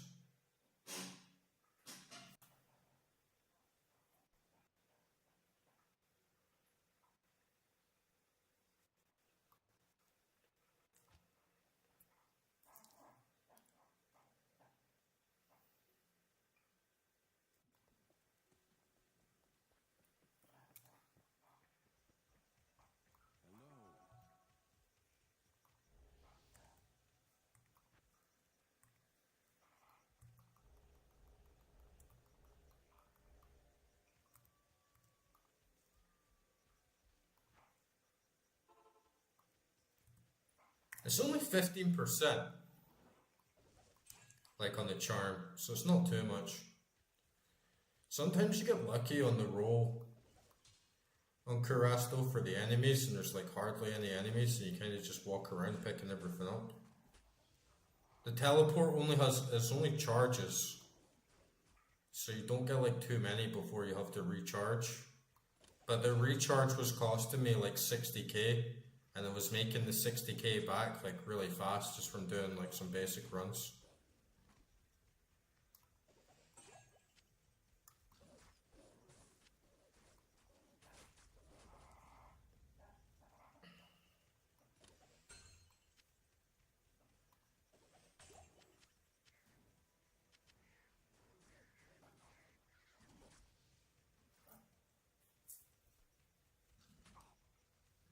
You can force a bear? How'd you do that, Corey?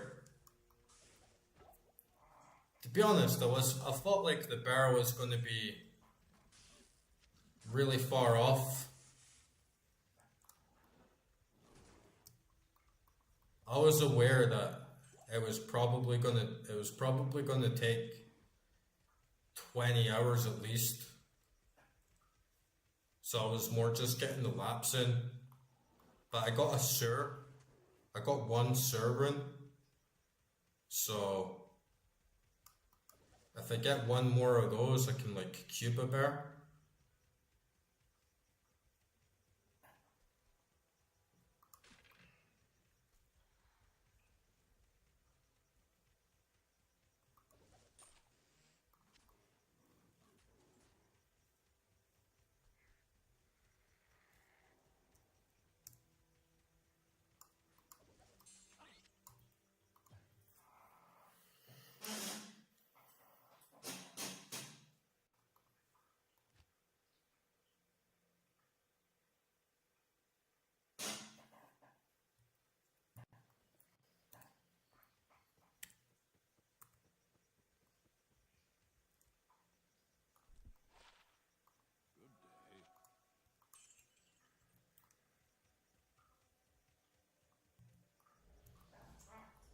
Yeah, I got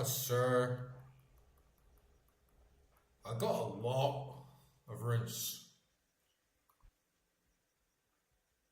That was like all of this. Like I got coal runes, got souls. All of these runes were all from today. I got lem. I got warts, limbs, shells, tools. All of those runes was just from today. Plus you get a shit ton of jewels. Oh, I can sell this actually.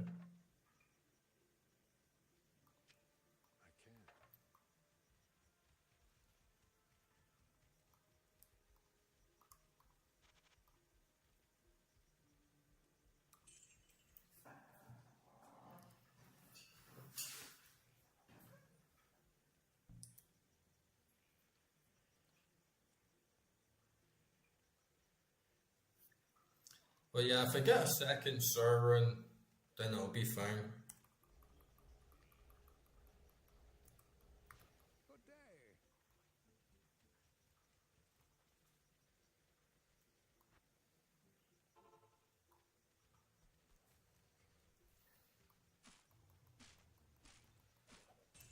I think I got a pretty good map as well. Because, like, the campfire is just over here. So even without teleport, I can pretty much do a full run in 30 seconds of, like, running to the super chest and back. And then if I have my minions out, they do a pretty good job of tanking everything, so it's quite safe.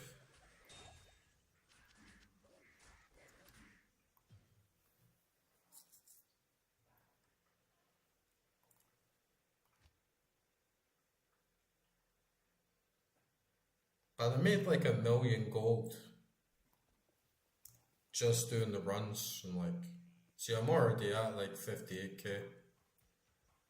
I made like 1 million gold in like 3 hours doing it. But I have all these gold charms on as well. I'll do like 2 more and then we should be fine.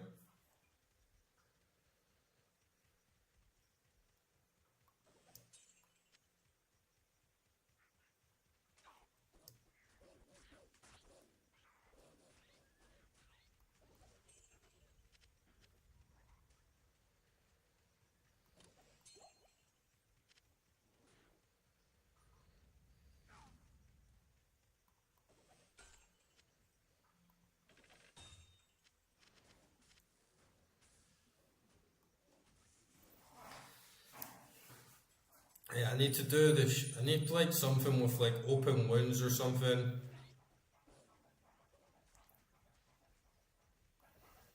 But I think honestly it's just like not being focused enough.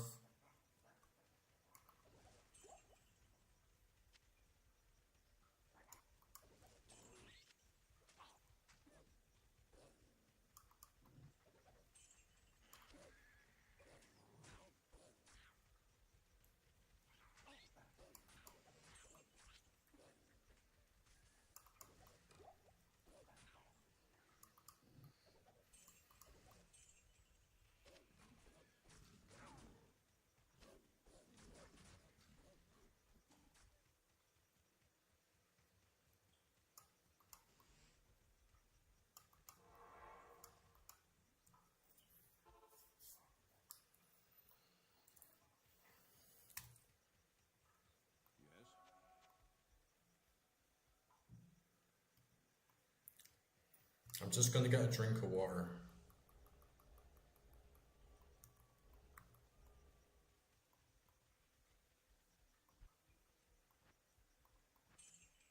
Be back in a second. First time ever playing Diablo 2. I'm having an absolute blast. It's become one of my favorite games of all time, very, very quickly. And tonight, we're gonna do a couple of things. We're gonna start gambling a little bit because I got a Deeds charm that gives me cheaper vendor prices, and I'm gonna make the free word ring word for the bow. That's gonna give us even more cheaper vendor prices, and then we're gonna have a really nice big gamble to hopefully get some rare armies. I really like to get gems from different classes. If you guys, any of you guys have been following how this. Good day. Oh shit. My stream probably turned on when I took my headphones up there.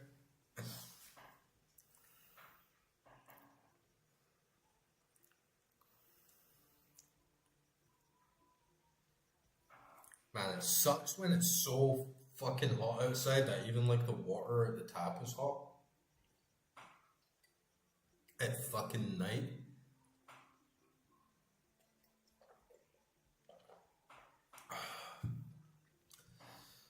All this water is from, I think it's like 50 meters below the ground it comes out. Just like straight at the ground, so It's like pretty good water, but sometimes it's fucking warm. In fact, you know what? I'm just gonna turn the fucking aircon on.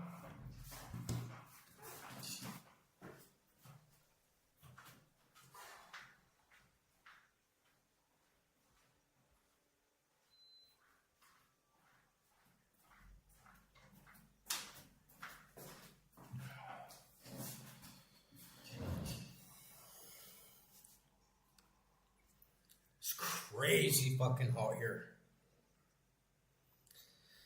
That's why I haven't been going out to like meditate or even like get a fucking haircut or nothing, man.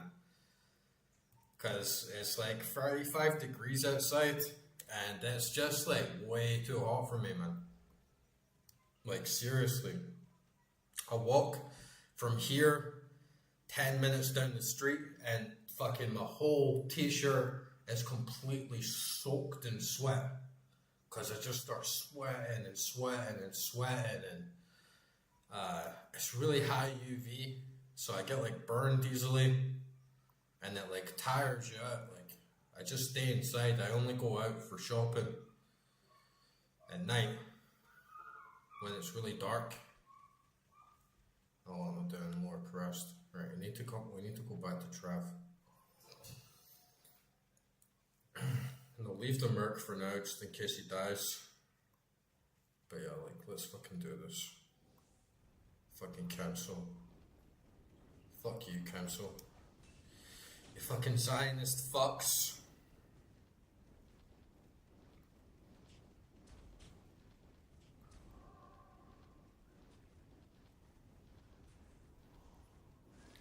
We can see if I have a free socket.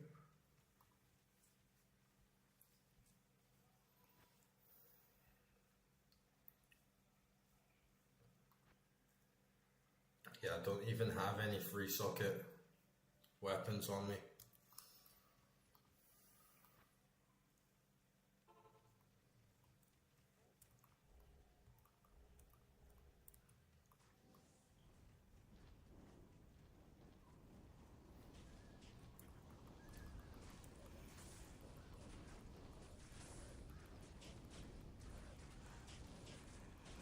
It looks like they're immune to cold now, though.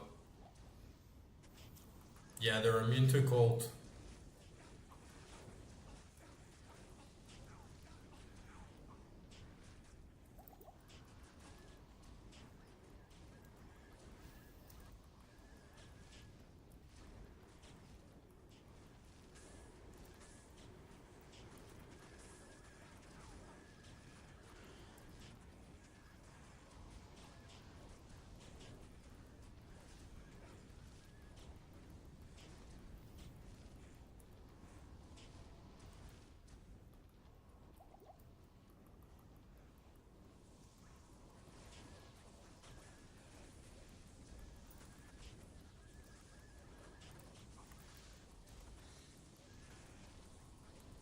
Get this bastard.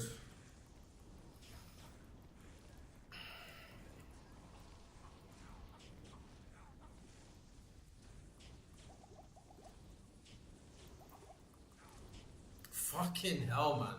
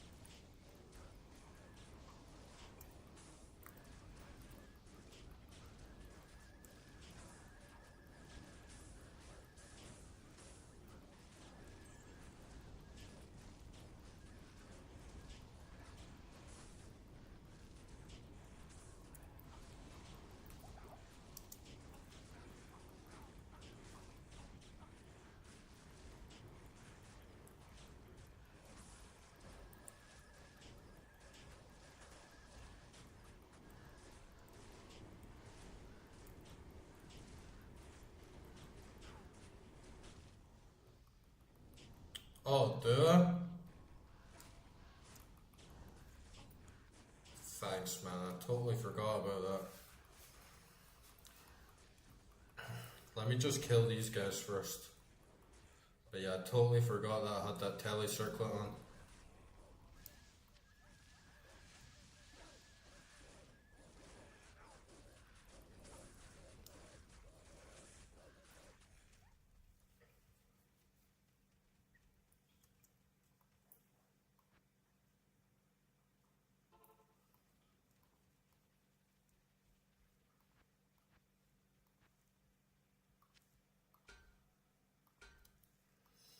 Yeah, +2 to Grizzly is really useful. I've been sitting on this 1 point for ages though, because I just don't know, like...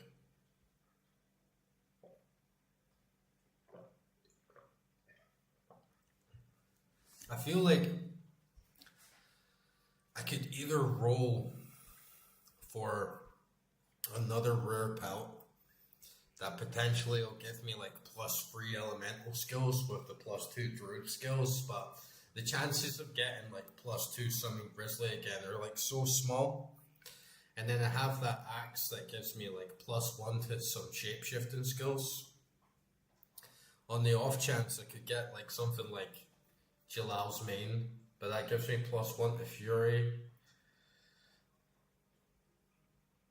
There's probably better weapons I could get anyway, but it just made me think, like, should I put a couple points into Werewolf and get like Fire Claws and then use like Fire Claws and Fury, or is it maybe not even going to be worth it? Like, because I can't like fully max into them at this point, but I've still got like 17 skill points left to use, so I could probably still get those up to 20 or like nearly 20 if I'm using all those other like +1s. I just thought maybe it would be worth it and I could have like a very diverse build, but maybe it's not going to be worth it. I already have like, yeah, I already have like max elemental, and now I'm just pushing for like max summons, but I feel it's not necessary to max all my summons. So spending some points into some shapeshifting skills and maybe getting Fury would come in handy for some situations. Make me a little bit stronger and maybe let me tank a bit more damage on some bosses and things like that.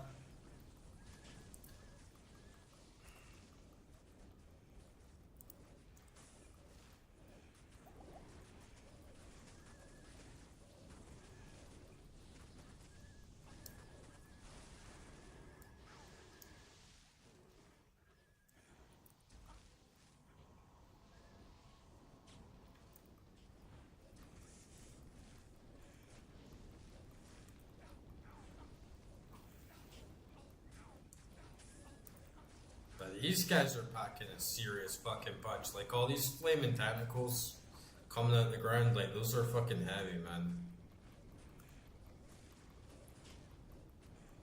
At least he's not fire immune.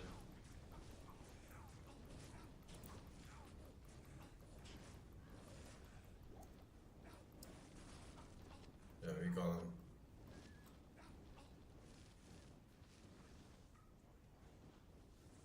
Yeah, that's what I was thinking as well. Like I would just need to redo my whole build.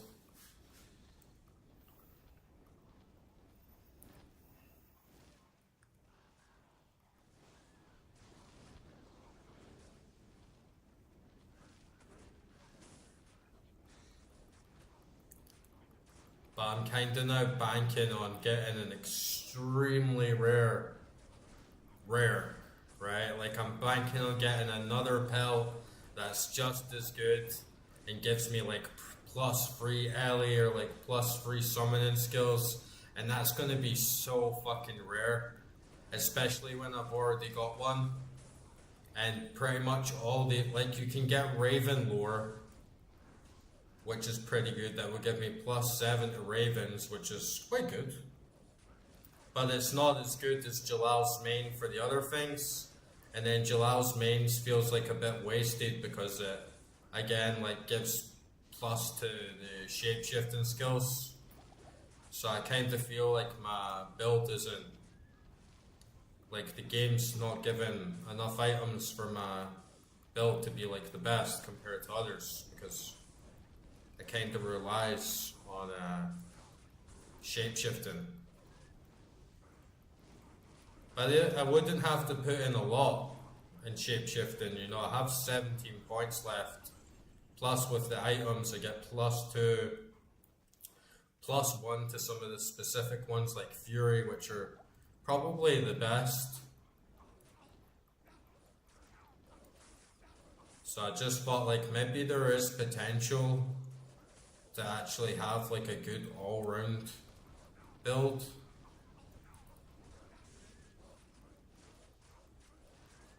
But yeah, I don't know.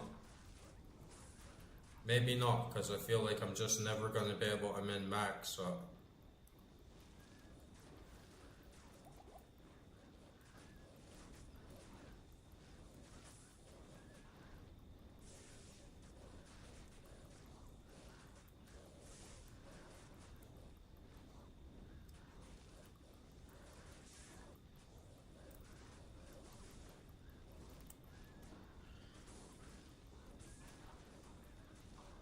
Fucking council. Look at that fucking health, man.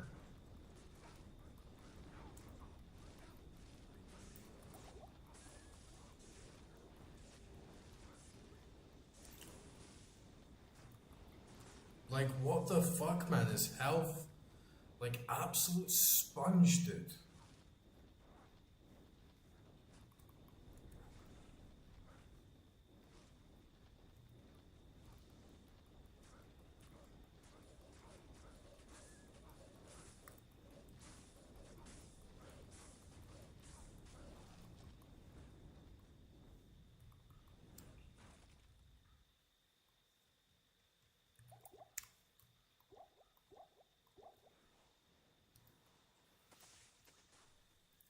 And then you got these guys down here.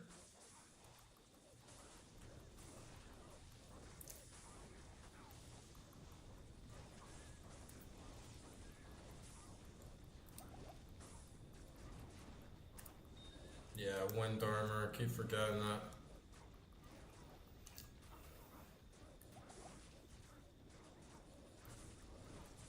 Oh my god, man.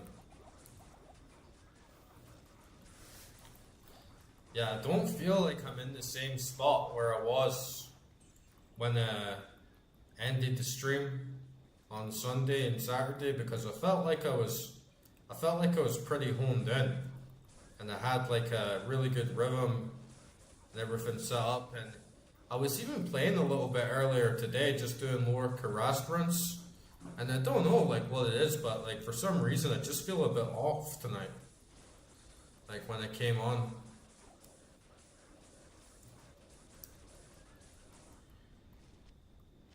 Just feel like something's not right. Like I'm not, like the build isn't doing as good as usual, but the council is a hard point for sure. Yeah, I feel like if I just isolate them. I see, now I've not even got any fucking mana. Yeah, if you isolate them, it's not that bad. If you get him on his own without everyone else.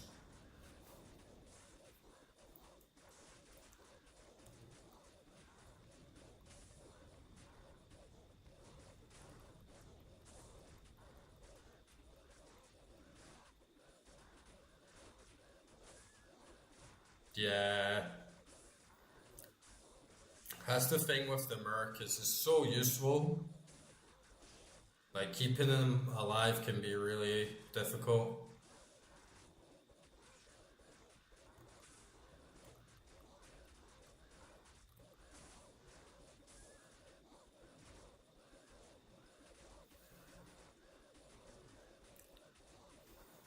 He dies to Mephisto really easily as well.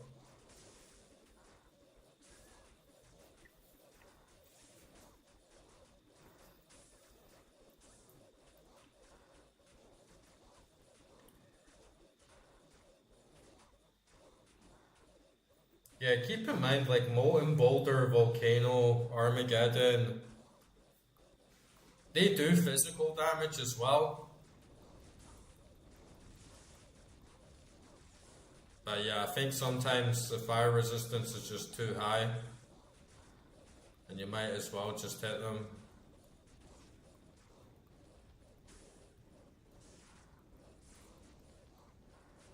There we go.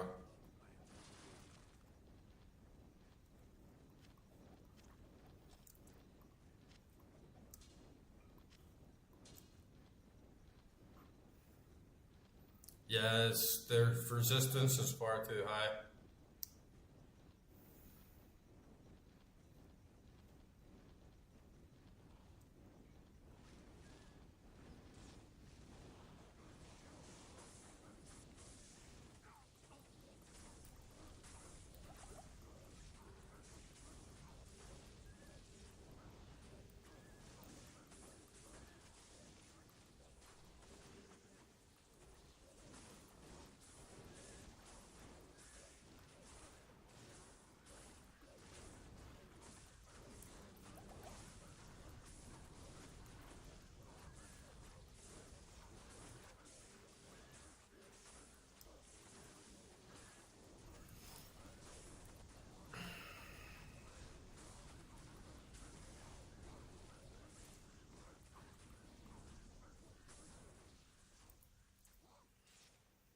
Gotta jump back and get them alone.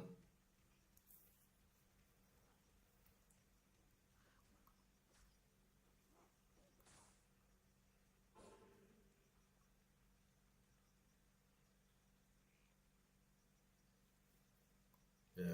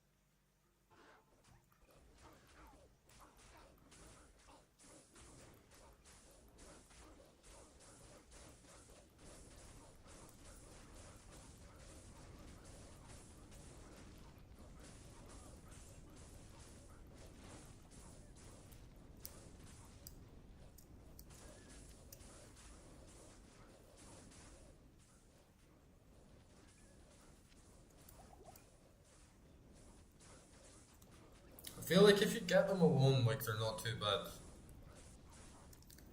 But when they're all in a group, it's pretty tough.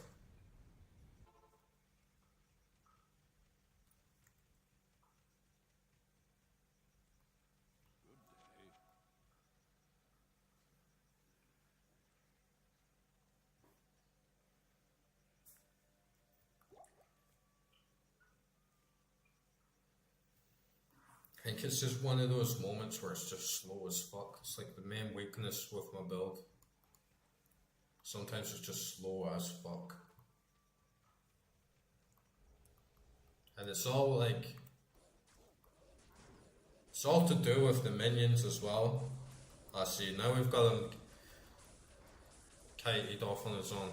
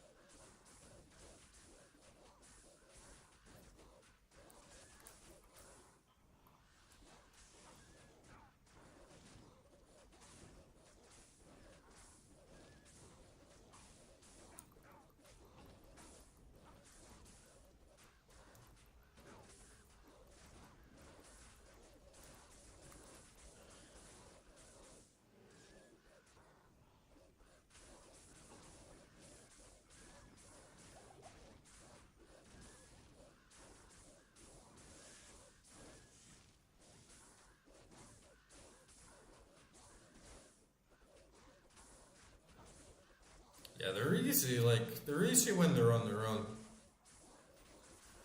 Just gotta wear them down.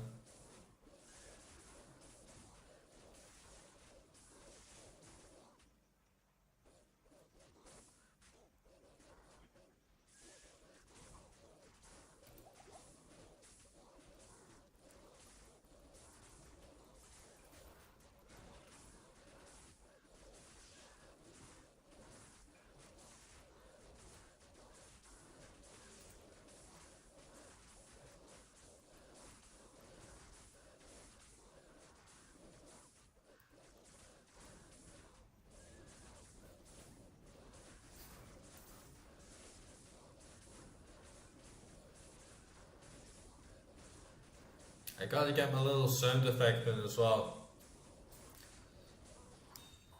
Because I'm so close to finishing that video I've been telling you guys about where I got the entire soundtrack recorded in game.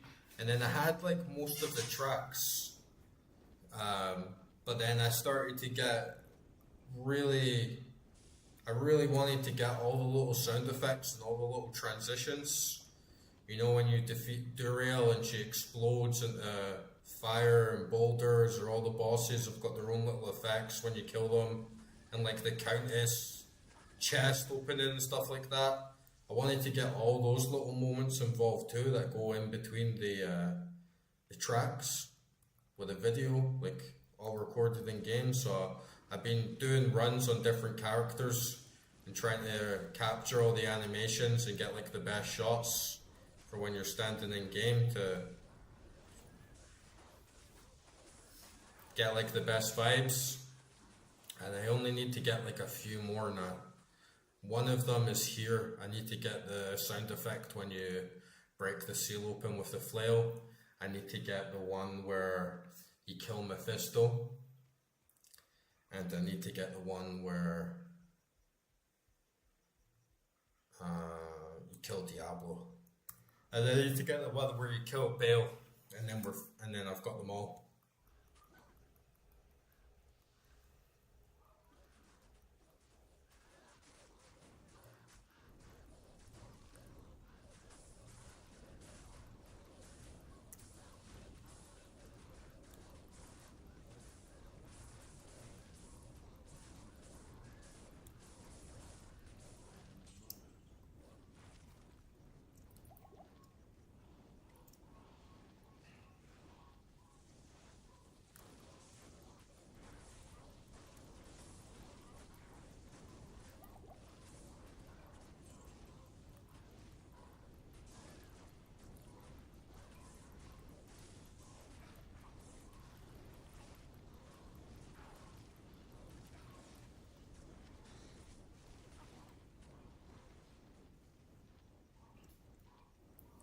It'll be a really good video.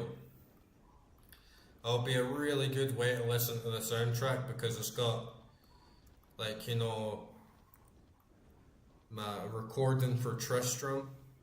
It has all the rain. It has like the swamp noises. It has the river noises. It has the fireplace noises. Every recording that I got of the music comes with all like the background ambience and the sound effects. And then in between the songs, I have little moments where I'm running around, opening a couple of chests, getting those like big juicy moments where you kill Bloodraven and she explodes into lightning, or then, you know, after the Tal Rasha music, you put the staff in the orifice, and then it just all like explodes the walls and stuff. So it's like this musical journey through the main game. It's like a musical let's play sort of thing. And it's got all the sound effects in the game, all the music in the game. It's got little voice lines from the game. And it's come out at about like 3 hours and 45 minutes. So it's like a really big compilation of just like all the sounds in the game. And I've been working on it for quite a while, like just trying to make it perfect.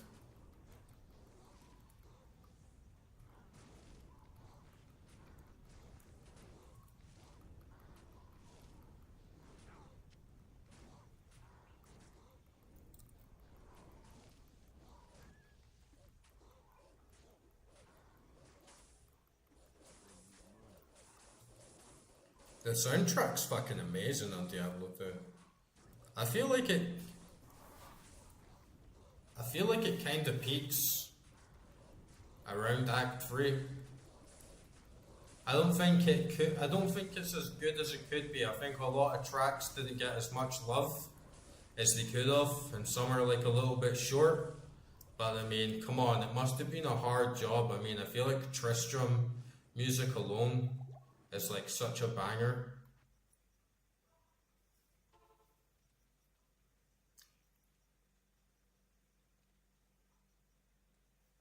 Oh, well, I mean, plenty of games are composed with an orchestra.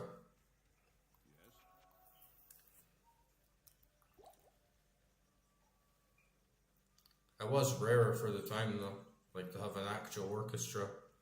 Mostly did it with MIDI and stuff back then. But yeah, you did a fucking amazing job.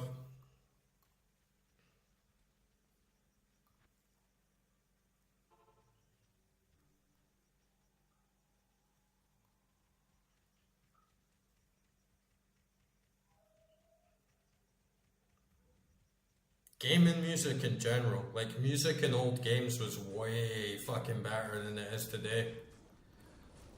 And I feel it's almost part of the reason why a lot of games were better, because there was way more creativity. Whilst like nowadays you can hire a generic musician and they say, this is how we want the game to sound. And like it's a space game, and then it's like, oh, we just do like all the usual like droney, like ambient, like fucking shit. There's no melody in games anymore, right? You remember like Ocarina of Time, how like everyone remembers like like fucking iconic, absolutely iconic. But then these days it's like melody takes like a back piece, so you don't have that same catchy, like memorable, iconic music. The music just kind of blends in the background to suit like a vibe. It's not the same.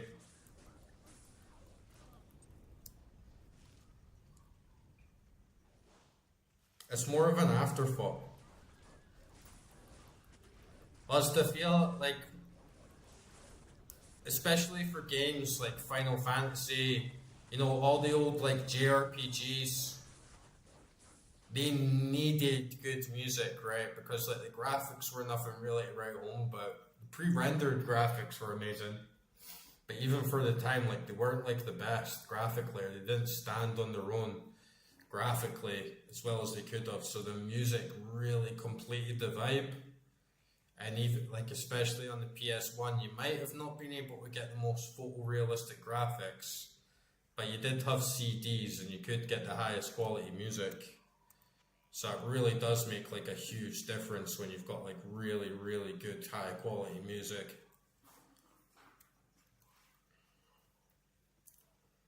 But these days, there's so many games I've played over the years, and I can't honestly think of one right now where the music like really stood out to me. Doom Eternal. I feel like Doom Eternal did a really good job of having a like iconic, like defining soundtrack.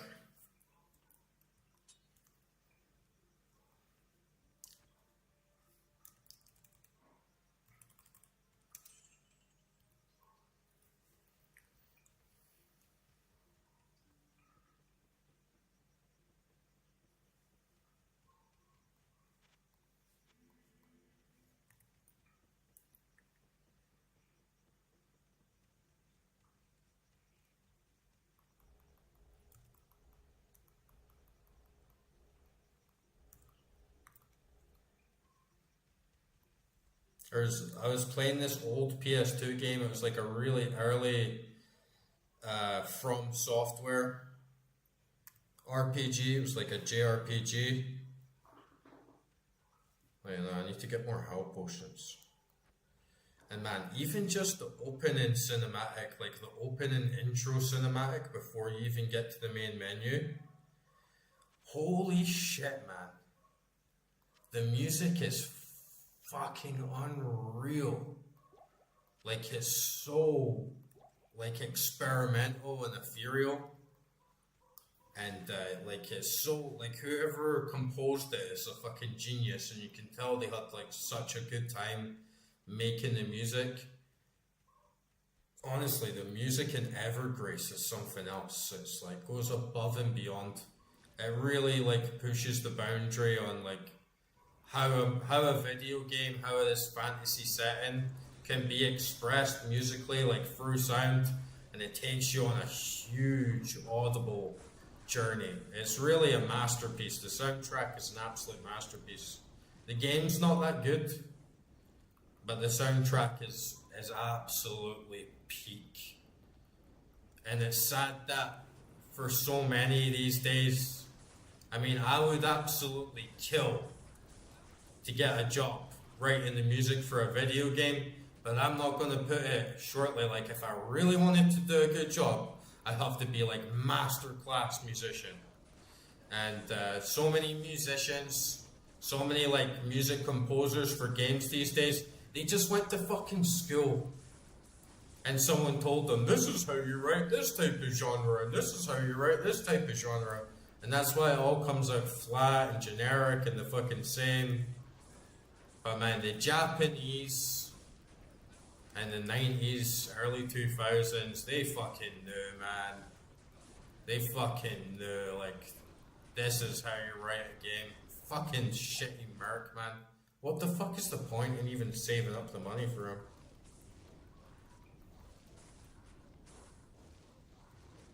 Mario versus Donkey Kong, I never even played that. Man, all the Final Fantasy music is peak. Like, Nobuo Uematsu is a fucking genius. He's an absolute legend, man. Absolute fucking legend. And the thing that makes Nobuo Uematsu stand out so much is that, like, he literally creates a universe with his music. He literally brings you into the setting so hard for his unique signature sound and compositions, and he's such a melodic guy, and the way he mixes melodies and rhythms into one like seamless piece, it makes him the absolute king. He's the absolute fucking king of JRPG music. Banger after banger after banger after banger. Absolute fucking god tier musician, man. Fucking god of music. And then you like so many people today in Western games just like, oh, Jeremy Soule. I'm not saying Jeremy Soule's not a good composition, but it's like, yeah, we fucking heard it, man. We heard it 10 fucking games ago. Right, and now he just gets hired to do the same shit. Every world sounds the same. Every world sounds the same in Western fantasy. It's just Jeremy Soule. It's like, why don't people care about music? Why don't people see music as like one of the most defining aspects of your game? That's what made games have so much inherent personality. And you know, like the sound effects in the old school Final Fantasies, like when you level up, peak, fucking peak. And then the sound effects going up with your bar. Peak, man. Absolute peak. Godlike, dreamlike. Defines a generation, like completely iconic sound. And nobody gets that these days. Even Square Enix don't get that these days. Totally, man. That's why I made my channel originally. Because even though you can go on YouTube and search stuff up, and find all your favorite songs from different games like JRPGs. Everyone just rips the sound files, like the music files, and then puts them in like a blank video. But for me, like, I loved actually going back to the specific area in the game and listening on like the original hardware and having all the sound effects and all the surrounding ambience in the background really brings it home. Like, that's how the game was meant to be listened to. So that's why I started going back to all these key areas and games and like capturing the audio like as a whole instead of just hearing like the music alone.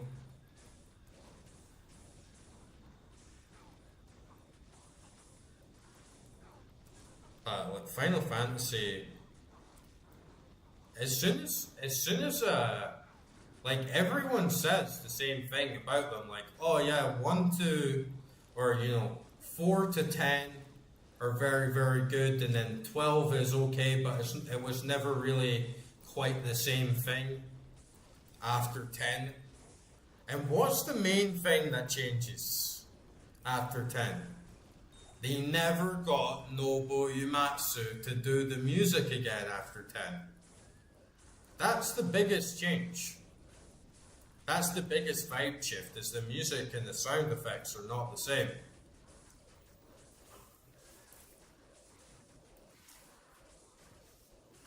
Yeah, the boss themes in Final Fantasy, like...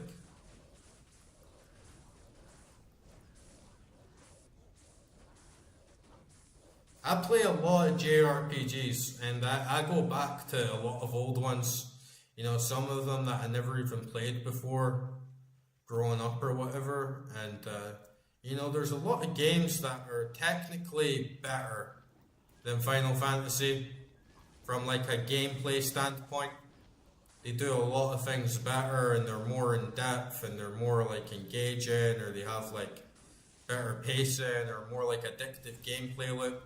But still to this day, there's very, very few games that genuinely feel as cinematic and as ingrained in their mechanics. Like Final Fantasy IX, for instance, it's not the hardest game, it's not the most in-depth game, it's not like groundbreaking in any particular area, I would say, but it's the way the story, the art, the gameplay, every area, everything all comes together to create this really unique, seamless, like amazingly paced experience that is like in a league of its own. Like, it feels like you're playing a film. It feels like you're really, it's hard to explain. It's the way every piece in the puzzle like adds up to make each part feel more whole and complementary. And it's a complete work of art. It's an absolute masterpiece, Final Fantasy IX. Yeah, Final Fantasy VI. Final Fantasy VII. I feel like 6, 7, 8, 9, and 10 are all peak. And yeah, I think the music in 6 was probably my favorite.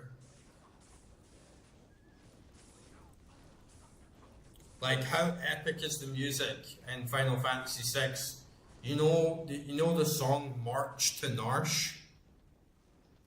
In the start, where they're just like in the Magitech armor, and there's just a bunch of shitty pixels, really. Like, the graphics, again, nothing to write home about. It's just standard, like, Mode 7, scrolling forward, but then you have that music. And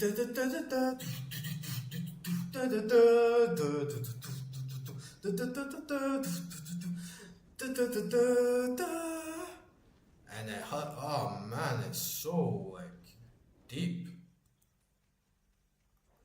It really gets you pumped for the rest of the game. It has like so many of the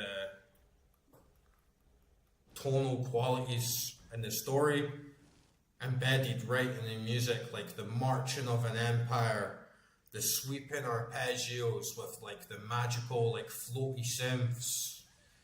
It has like the dichotomy of like what's taking place in the world and the lore and the narrative, building up tension, mystery, a sense of impending doom, but like a shred of hope. And he did that on like a bunch of like fucking MIDI instruments on a fucking SNES. And it's like these days we have all these tools to make things so much easier, and we still don't come anywhere close to making a composition like March to Narsh. That was such a peak fucking song. Yeah, the FF6 music was fucking amazing.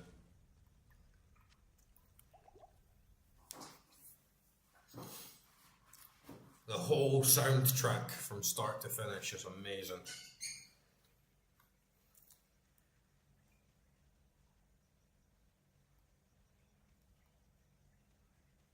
Alright, we finally did it.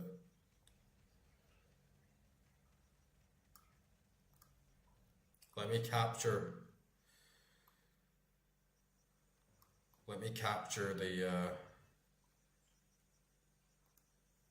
the breaking from a soundtrack video.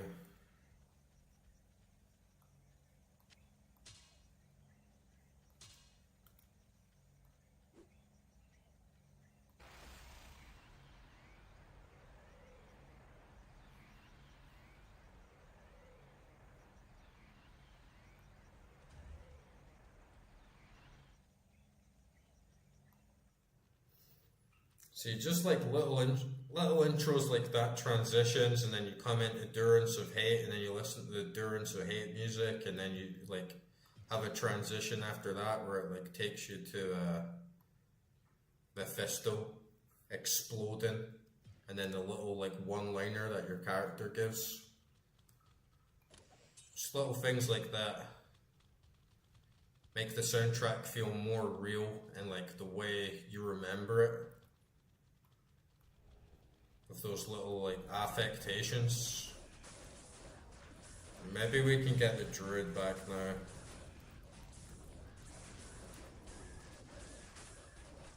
That took way too long.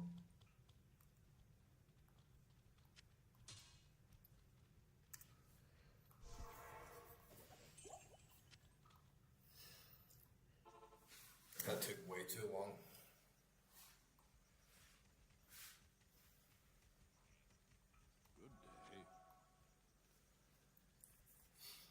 Man, when I first played Final Fantasy, I think I saw my uncle playing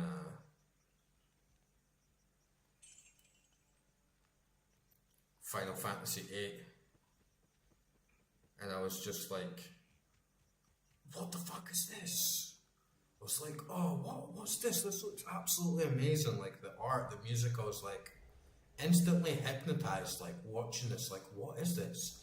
And I remember the screen just like bursting into glass, like and be like, what the fuck? And then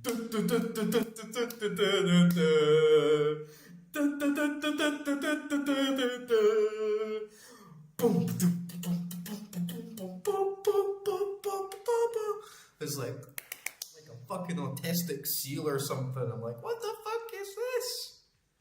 And then my uncle's like Final Fantasy, and then I'm watching like the turn-based combat. I'd like never seen the turn-based combat in my life, and I'm like overwhelmed. I'm like, this is the greatest thing I've ever fucking seen in my life. Like all the music, all the like crazy art. And then I remember him going into the menu.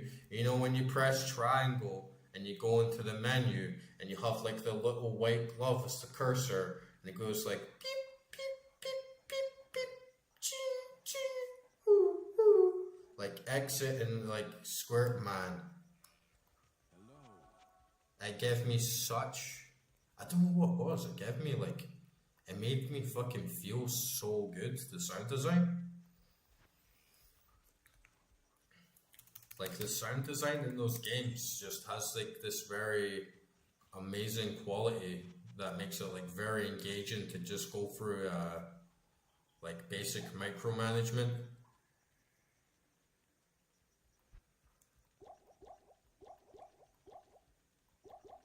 And micromanaging in those games was like relaxing and tranquil because of all the little sound effects.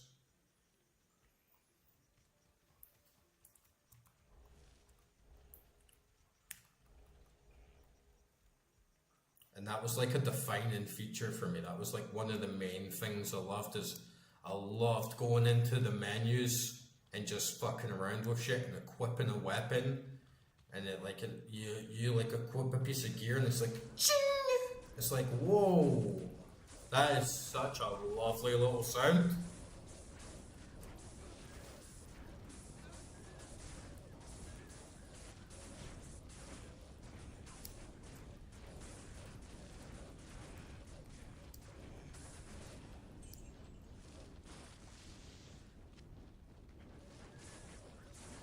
The Star Ocean games, you ever play like Star Ocean till the end of time? Oh man, the sound effects in that game are so good. It's like an eargasm for me, man. There's something about it. The little selecting the cursor noise, going back, going forward, selecting. Oh man, it sounds so fucking good. So fucking good.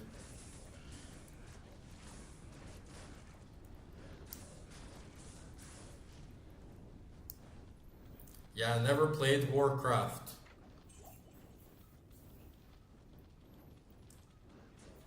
But you know, like when you're a kid, it's such a glorious moment.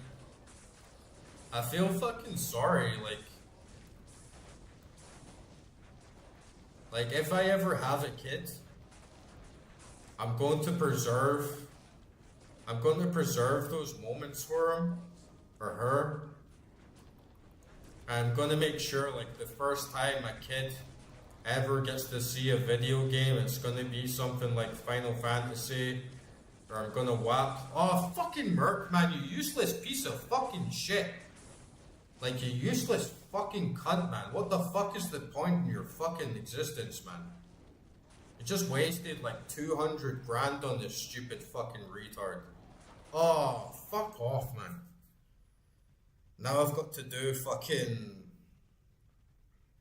council again.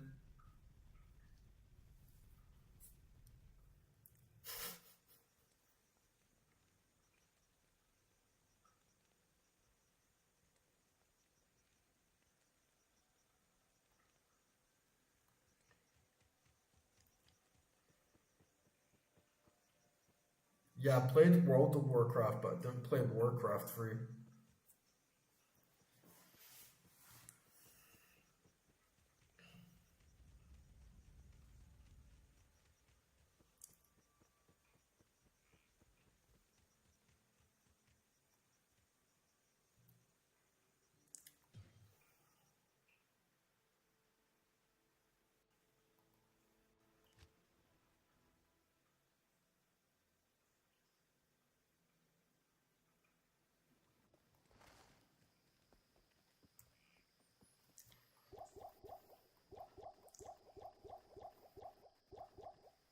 The fucking Merc is pissing me off. Like, he's supposed to be our buff.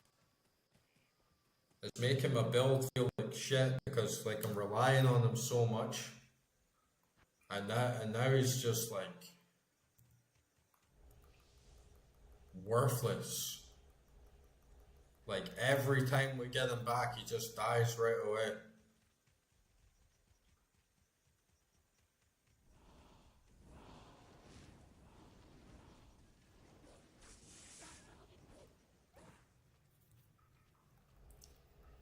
Yeah, I'd like to play Warcraft 3. Like when I was growing up, I didn't have a gaming PC. So I played like some games on PC, but nothing, you know, not like Warcraft and like Diablo and stuff like that. I remember, I I remember like my friend had Morrowind, and it was like his big brother played it, and I was talking to him once, and I was like, "Oh, imagine one day they make this game, and it's like this huge world, and you can just walk around it, and there's towns and cities and all these different people like doing day-to-day life, and you can do like whatever you want in the world, and yeah, you can cast magic, and you can go on quests." And then my friend was like, "Oh, my brother has this game called like Morrowind, and it's actually like that." And I was like, "Whoa!" And it's like we went to his brother's like room and like begged him like, "Oh, can you show us Morrowind? Can you show us Morrowind?" And he put it on, and I was like, "Holy shit! Like this game actually exists." And I like begged that I could have a loan of it, like, can I please borrow it? And then they let me borrow it, but like my computer couldn't run it, and I was still like so desperate to play it that I was like playing it at like 3 frames per second, just like trying to play it for like 5 minutes because I was like, I can't believe like this type of game like actually exists, and then realizing because I never hardly played PC, and the PC was never really that good, like learning like, oh, some computers are like less powerful than others, you know.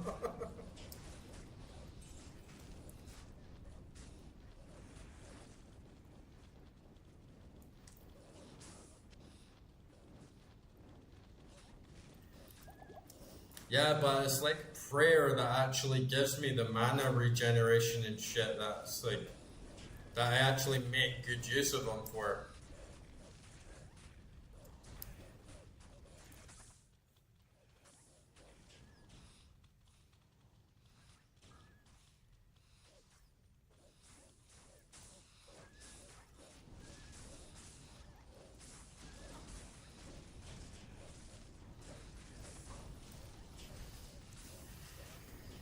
So fuck them, fuck the merc.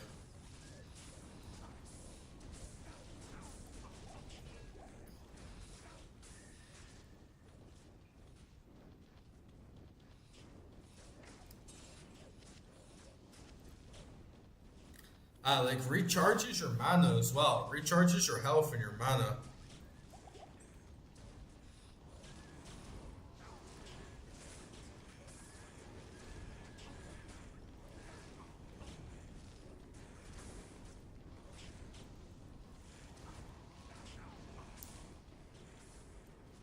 Oh, right. So I can like get another mark and like still have the mana regeneration on him if it has the insight. Okay, that's good to know then. Actually,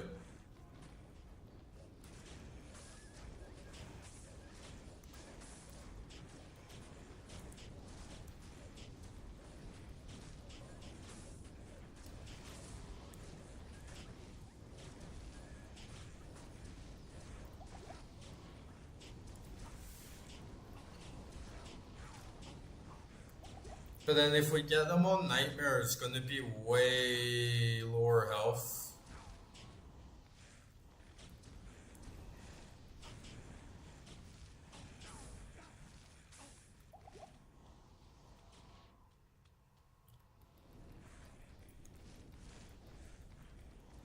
Cause it's not gonna have like the same level. It's gonna be like way lower level.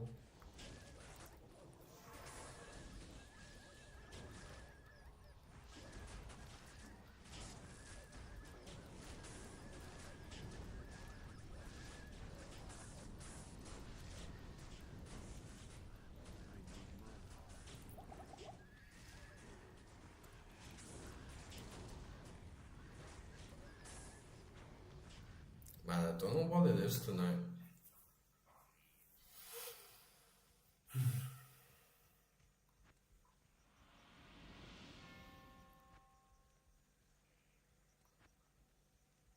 Like it still says I haven't even killed the fucking High Council.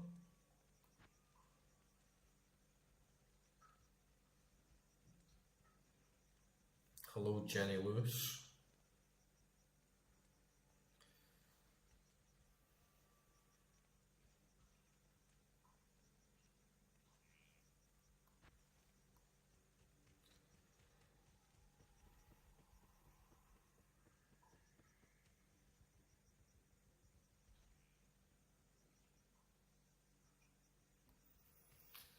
Oh, that's good that Twitch. You know, Twitch has actually been recommending me to quite a lot of people recently, which has been good because a lot of people say that Twitch is like really bad for exposure, but then my streams recently have been doing really good on Twitch actually.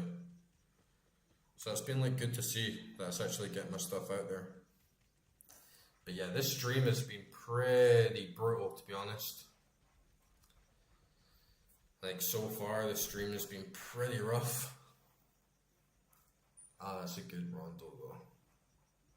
It's just been really slow, and we've been like grinding like so hard for such like small gains, and the merc like constantly dying on us, and just like so slow, like not doing enough damage.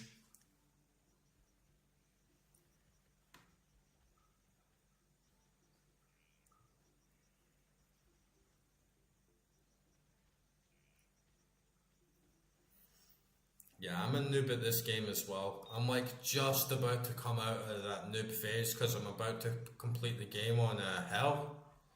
But last time it was going really well. Today it's like it's been a slow burn. I know though that like sometimes I get distracted, and if I'm talking a lot on chat then it's harder for me because you definitely need to be like way more focused when you play on Hell. It's really like a lot more like skill involved and a lot more like focus and like being like tuned in and honed into the game.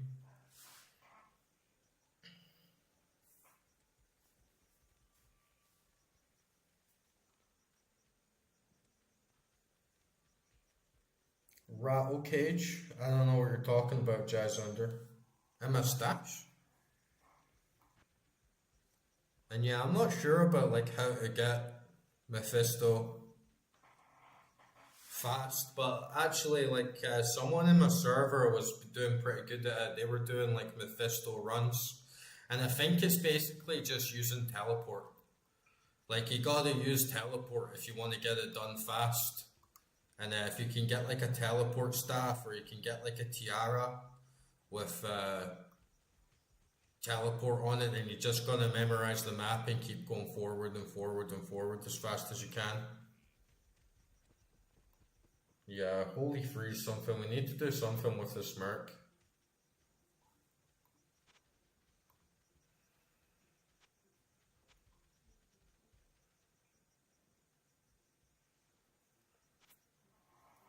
Let's go back to Act 2 on Nightmare and get the freeze.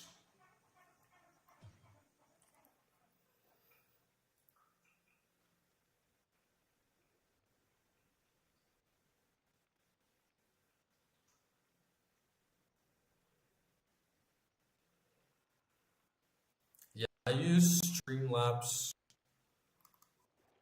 and I like stream on YouTube, Twitch, Kick, and Rumble at the same time. And like I stream every weekend at the same time. I stream Diablo 2 like every weekend, Saturday and Sunday, and then I was doing streams in between during the week. Like I was playing Resident Evil 4, the OG Resident Evil 4, like doing a pistol and knife only run. And I was also playing like Sega games. I was trying to play like more. I was trying to play like Sega games. I was trying to play like JRPGs. I was trying to play like a bunch of other stuff. Oh man, and I have to like resurrect my merc and take the insight off them, and then I don't actually have enough to like hire a new one.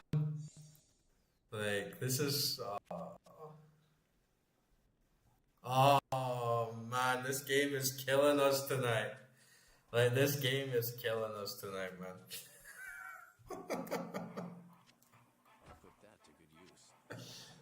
One step forward and two steps back.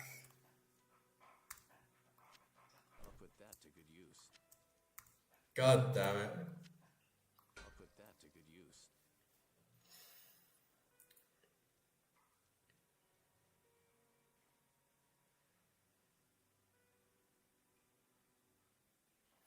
Oh, that's good that it's been being pushed on YouTube. Like, I wish I was actually having a good stream this time.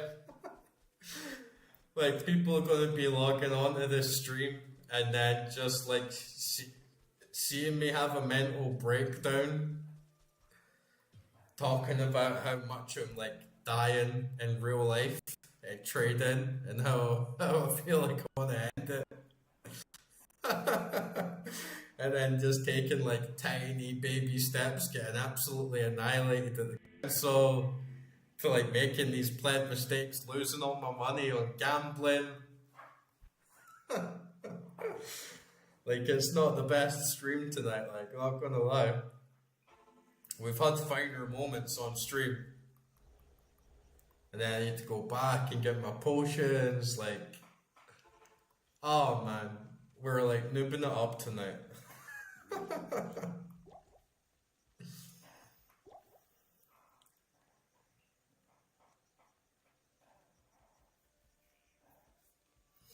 Yeah, I don't use any like, you know how people use those custom overlays where like your streams in like a box and all that shit? Like, that just looks messy to me, right? You just get the raw game, cam, chat. That's the way it should be. I do wish I have a better mic back home, but it's gonna take me like days to get back there, and it's gonna cost me at least like a couple grand to like get back home. So that's kind of off the table, and we're just going raw, like using the mic on my laptop. But honestly, like, the streams have been really, really good. I've really enjoyed streaming, and I started with Diablo 2, and one day I just decided, like, hey, you know, you should give streaming a shot. You know, you should give streaming one try, and maybe you should just like pick a game, like, because I'm an old school gamer. I love retro games, I love old games. So I was like, you should pick like an old classic game that you've never played before, and then just try and find a good one that might be good to stream. So I just thought, hey, I've never played Diablo 2 before. I always wanted to play Diablo 2. Let's try that. Let's just like go on a whim and see how it is. And then turned out to be really great. Like, I have a Discord server. Like, if any of you guys want to join, like, don't forget to like hop in. But yeah, like, started streaming Diablo 2, met like a lot of good friends from it, met like lots of really good people. It was absolutely amazing for my channel. Like, my channel's views and like watch hours like doubled. I started getting like more subscribers, started getting like a better community. Still got like a long ways to go, but it was like really good decision.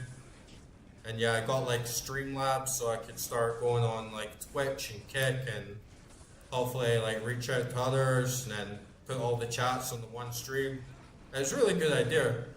And one of the best things about it as well is like I found one of my new favorite games. Because I really, really like Diablo 2, even though it's like pissing me the hell off tonight.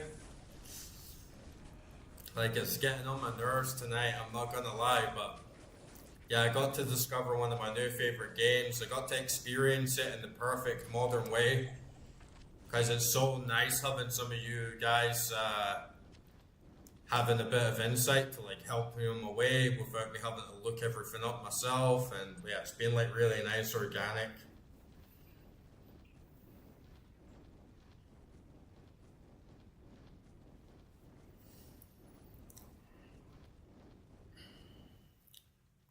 You know what's funny, Jenny Morris? You can join the Discord if you want, and you can send me like some of your designs, but you're the second person to like come on stream tonight and say that you're a graphic designer and try and sell your designs. But I used to do that work as well. I used to be a graphic designer. I respect the hustle. Uh, Keep doing what you're doing. Like, send me over some of your work. I really doubt that I'll ever be like looking for someone to do that sort of thing because I'm a graphic designer myself. Worked as a visual artist for many years. I worked in like video, like film, photography.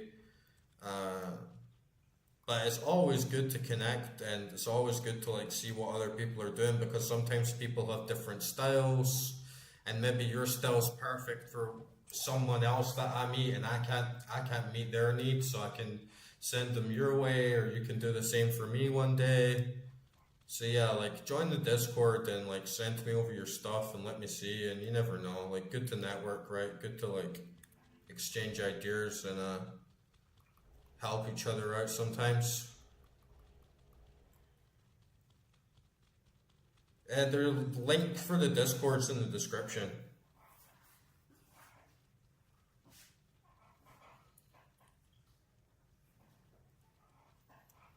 Yeah, it's been really good streaming. I wasn't sure if I would like it, and I think one thing I have to my advantage is that I'm really good at talking to myself.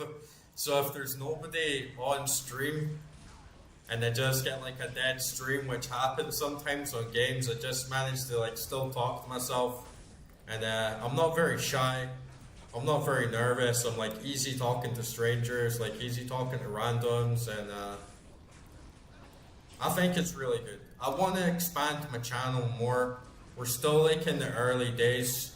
Diablo 2 is just like the test run and building things up and getting stuff done. I really want to do bigger things with my channel. I want to start doing more like just chatting stuff and talking about like bigger topics and stuff going on in the world and having more like fun streams, like maybe do like reactions to like old school memes or like funny videos or maybe like some like political stuff, like some documentary stuff, like more games obviously. Like I'm planning on streaming Diablo 1.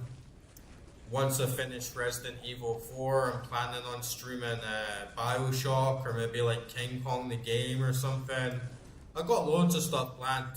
I've just been working a lot recently, so the streams that I'd normally do during the week haven't been on, but yeah. I'm just trying to get like my routine set back up and then keep doing it. I wish I had a better mic. I have a Shure SM7B sitting at home and that would be put to such good use, but then again, I also need to get like my interface back. I need to put it on a plane and like bring it home with me. It'd probably just be cheaper to buy a new one, and then I don't want to be sitting with two Shure SM7Bs, you know. But we'll sort something out.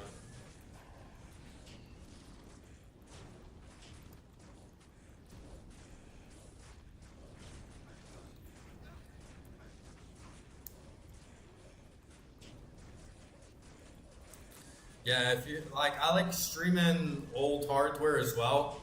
In the old place I was staying at, they had this really nice old CRT TV, and I got like a converter, like a HDMI to AV converter, and it was so cool playing like the old emulated games back on the original output, like display. I really enjoyed that. But what retro games do you play? You play like old SNES games? I had like a bunch. Like last time I played, I was doing like every Sonic game on the Sega Mega Drive or the Sega Genesis. But then I think like next stream that I do the old school games, I was thinking of doing all the Disney games, like playing like Aladdin, The Lion King, like the Mickey Mouse games, like all the old Disney games on the old systems in like one big session. And you know, there's so many good platformers on the old school, like DuckTales, and I have like some obscure ones that I really like as well.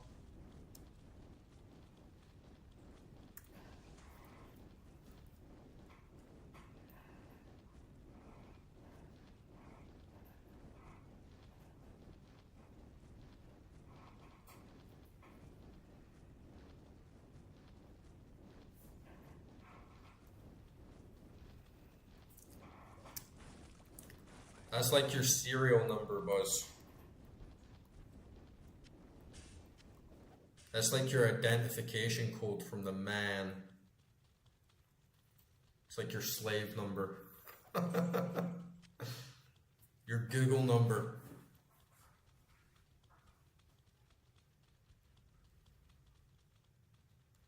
The new 4K game on that old TV. What are you talking about, Corey? The new 4K game on that old TV. I need to play a 4K game on an old school CRT. Is that what you're saying?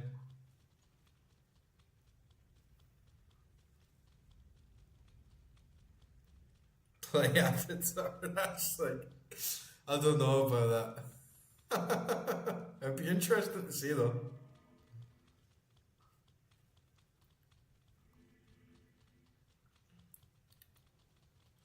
Be interesting to see.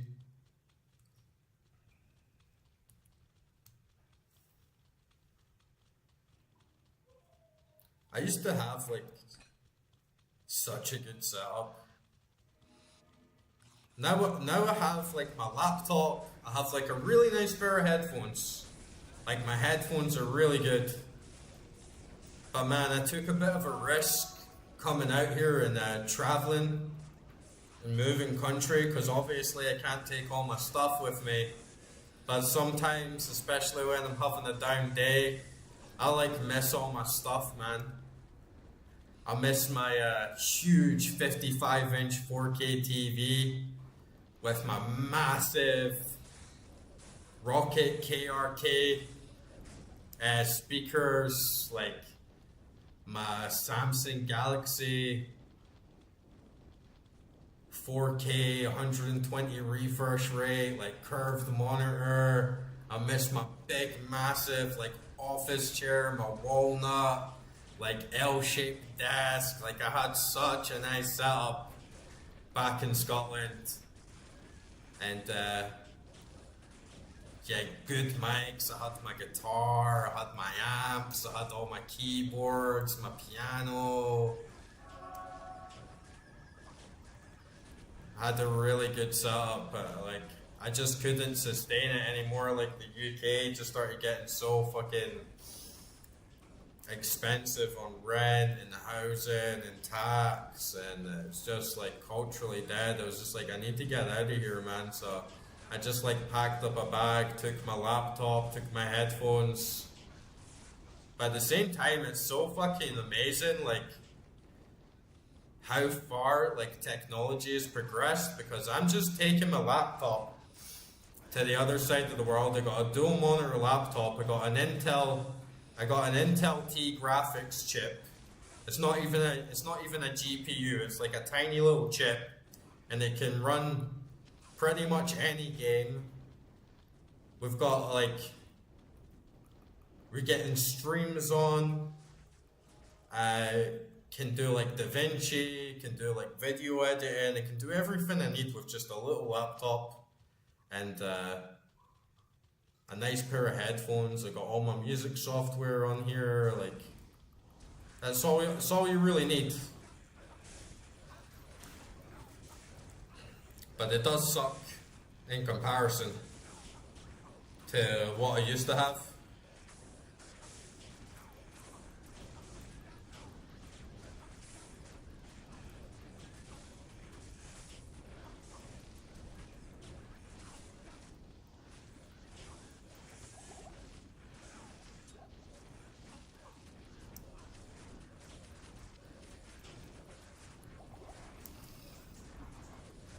And hey, the fucking Merc is alive.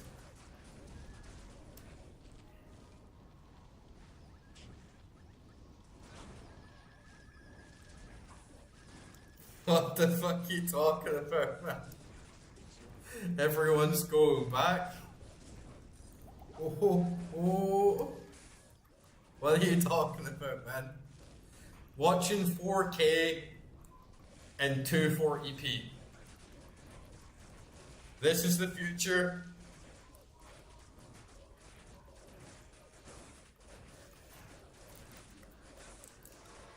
To be honest, like here in Georgia, it's like the best it's the best country for CRT TVs. Because you literally go into people's houses and it's like they still have a TV from like 2001. You know? And you go in and you're like, oh wow, look at your TV. Like, wow. And they're like, what? And it's like, it's so retro, right?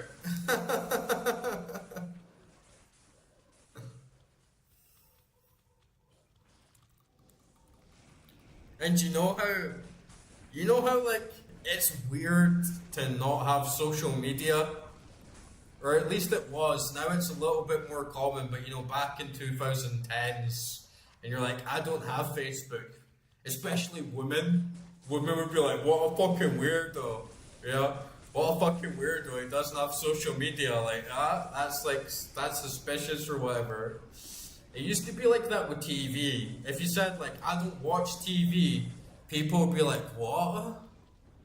You don't watch TV? Like, what are you? Like a fucking snob or like a weirdo? Like, what do you do all day if you don't sit and watch TV? Like, what do you do all day? How do you get your brain filled up with adverts and shit, right? In Georgia, it's fucking crazy how many people. Like, my landlady came into my house with her husband, and they're like, oh, do you not watch the TV? Because there's a TV in the house. They're like, it looks like the TV's never been turned on. And I'm like, yeah, I don't watch the TV. And then they're like, what? Like, why don't you watch the TV? And I'm looking at them back like, it's in fucking Georgia. Like, what the fuck am I going to do? You expect me to sit and watch the TV? It's not even in a fucking language that I speak. They're literally like, what a fucking weirdo, man. Why doesn't he watch the TV? Like, I'm gonna watch TV in fucking Georgia. I'm gonna have to check it out, Corey. I'm gonna have to check it out, because it does sound so fucking weird, like watching 4K. On a fucking CRT monitor. It sounds like the most bizarre shit that I've heard all week.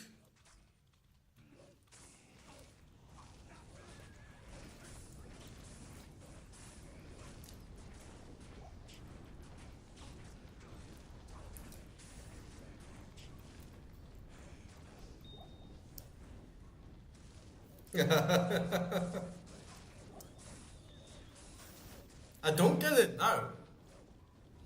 I don't get it now.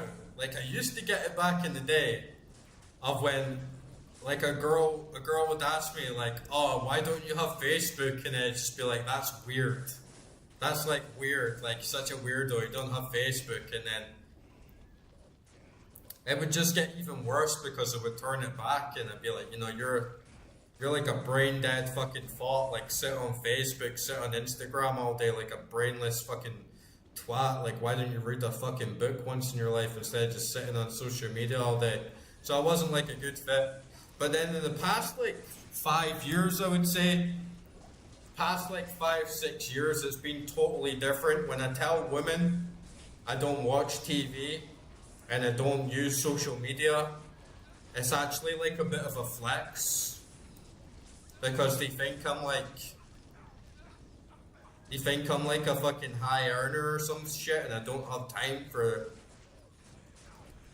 stupid shit. I'm like, yeah, I don't have social media, I don't have TV, but it's just like prejudice shit from women, because it's like, yeah, I don't watch TV, I don't go on social media, I play video games 9 hours a night, you know? It's just basically like out of their frame of reference, you know? I still do my monkey shit. It's just male orientated monkey shit.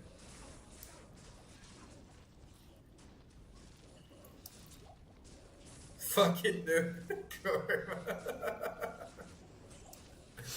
Oh, they're just screaming at me in all caps, bro, the new Avatar game in 4K on an old CRTV, like, wow.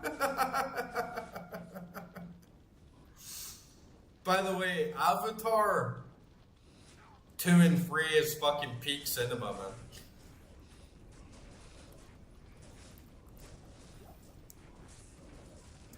Man, I went to see Avatar 2 twice at the cinema when it came out. Like Rick Simpson oil. Like let the Rick Simpson oil just like kick in, then Avatar 2 comes on 3D at the cinema. Woo! That was a fucking good film, man. Absolutely fucking amazing.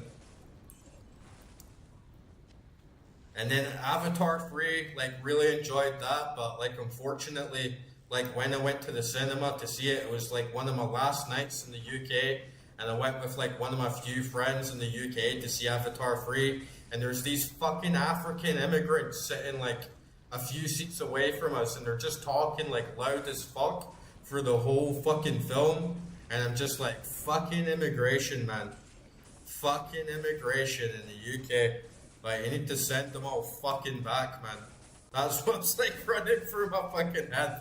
I'm telling them, yo, I'm trying to watch Avatar fucking 3. And you're fucking being a bunch of inconsiderate fucking assholes. You wanna shut the fuck up? Man, they just start talking even louder and louder. And then I got up. I walked out. I got the manager. I was like, these fucking people, man. I cannot watch the film. I paid good money to come and watch this film, and they're just like through the whole fucking film. And then she comes and says, right? She comes into the cinema. She says to them, we've had like complaints that you guys are like making noise, and then they start shouting. Then they start screaming. And they're like, we're not making noise. We're not making noise. He is making noise. Go tell him to shut up. Go tell him to shut up. We are not making any noise at all. And then she throws their ass out. And it's like, fuck yeah, get the fuck out. And then by that time, it was like 2 hours through the film. And I was like, man, this whole film has been fucking ruined because of these fucking immigrants, man. And I fucking love Avatar. I fucking love the Avatar films. I was like, you fucking bastards, dude.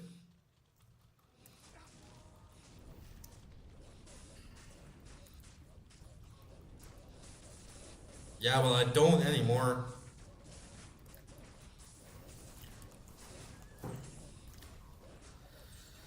Because it's illegal in Georgia, unfortunately. So I'll have to be a good boy while I'm on my visa. Since I'm a good immigrant, I'm not a piece of shit immigrant that comes to someone else's country and makes everything worse or comes and causes crimes. But I do like smoking weed, no doubt about it.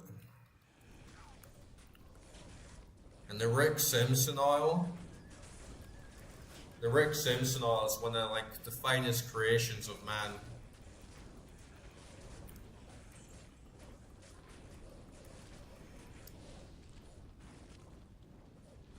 That was like my medication, man.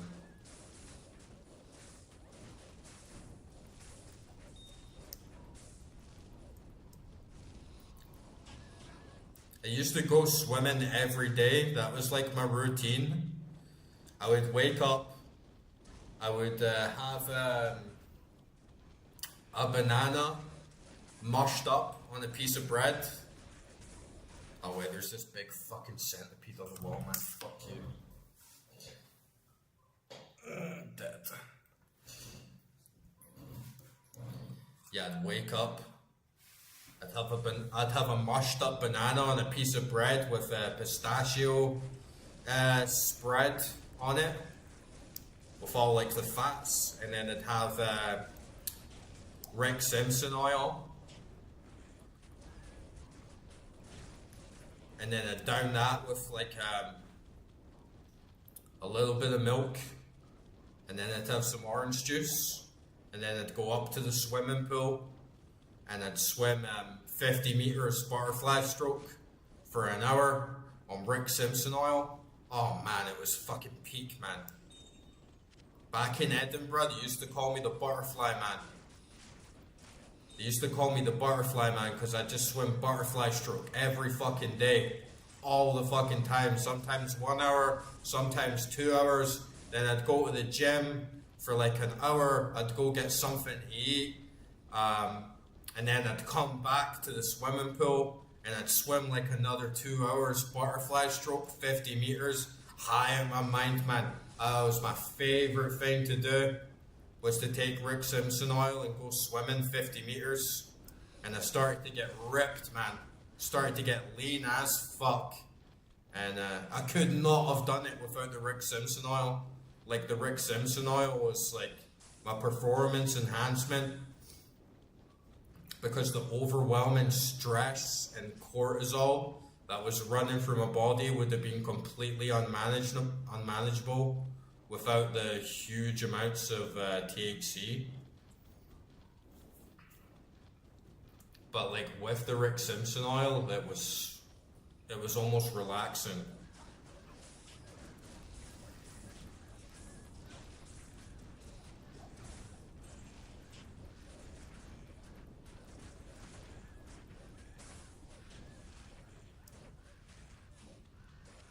I used to work in a head shop.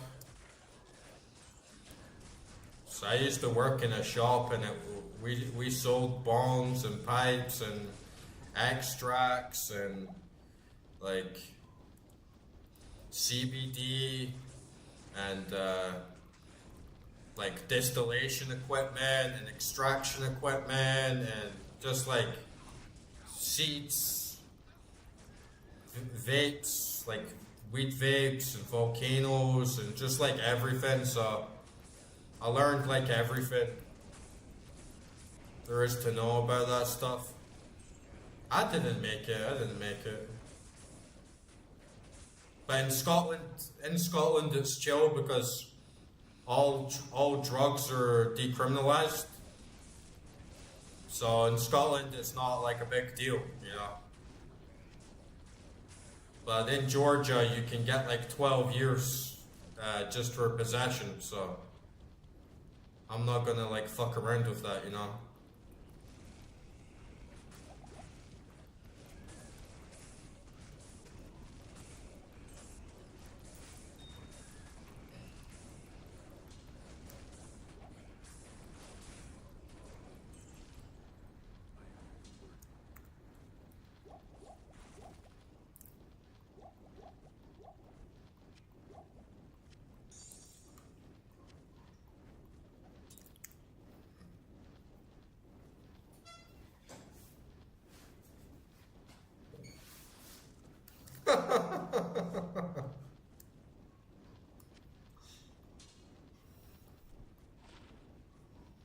Look at this.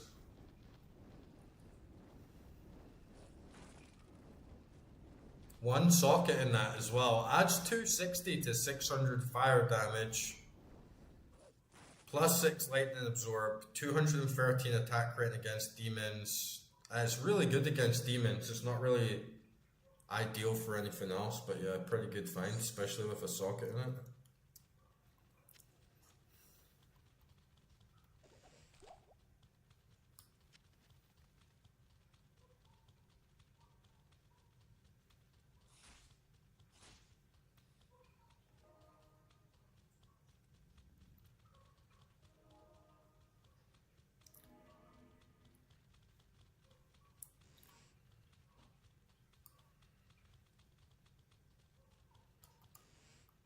Yeah, I kinda don't even want to talk about it.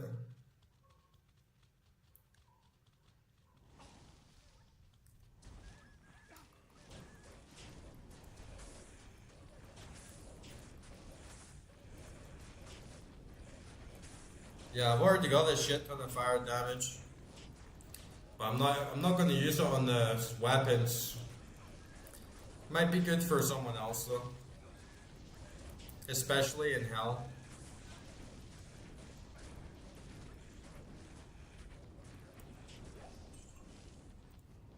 It does look pretty good if you're using it against demons. And the socket as well, it's like really nice.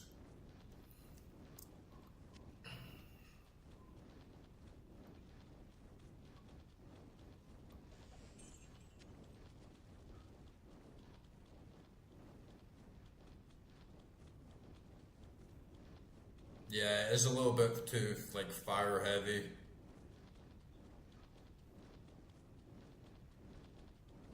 Nah, I don't think that's true. I think like the added damage only it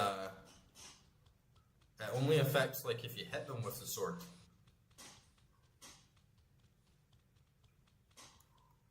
I don't think it'll add damage to your spells.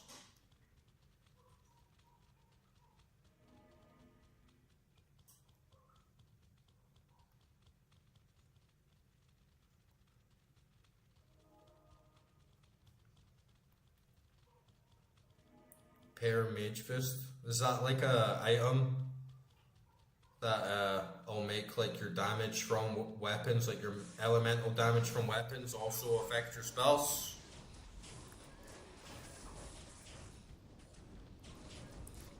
If you could get that, that would be really handy. But yeah, I'm pretty sure that it won't, Corey. Like, it will only affect if I hit them with the sword.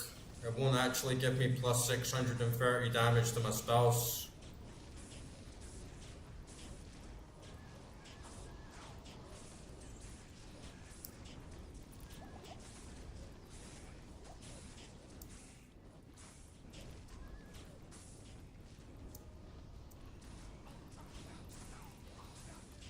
My sword, like my spirit sword, gives me +2 to all skills as well. It is a big buff though. Well,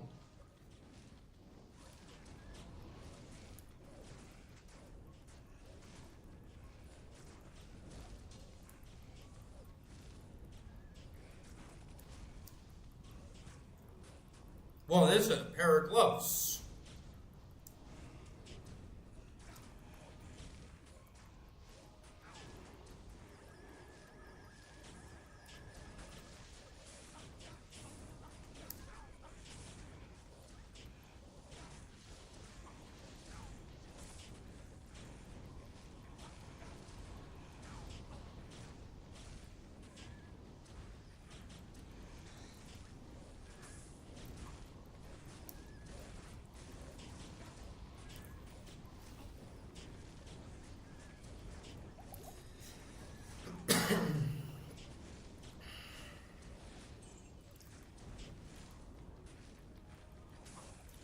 Don't think it was a percent. I think it was just flat damage.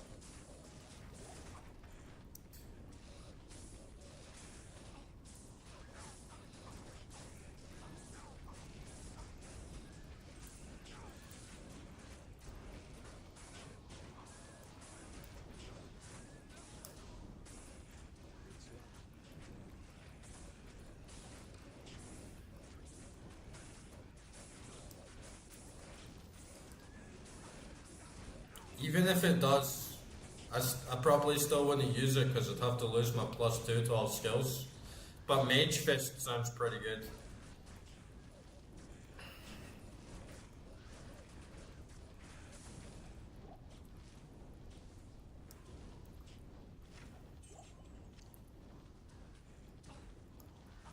Ah, that's all good, Corey. Don't worry about it.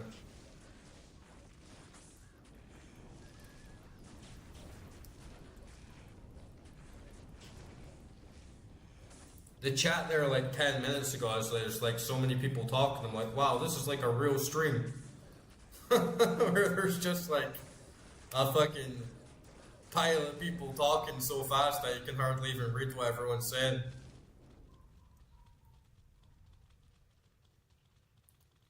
But that's good though. That's another good thing about starting these streams is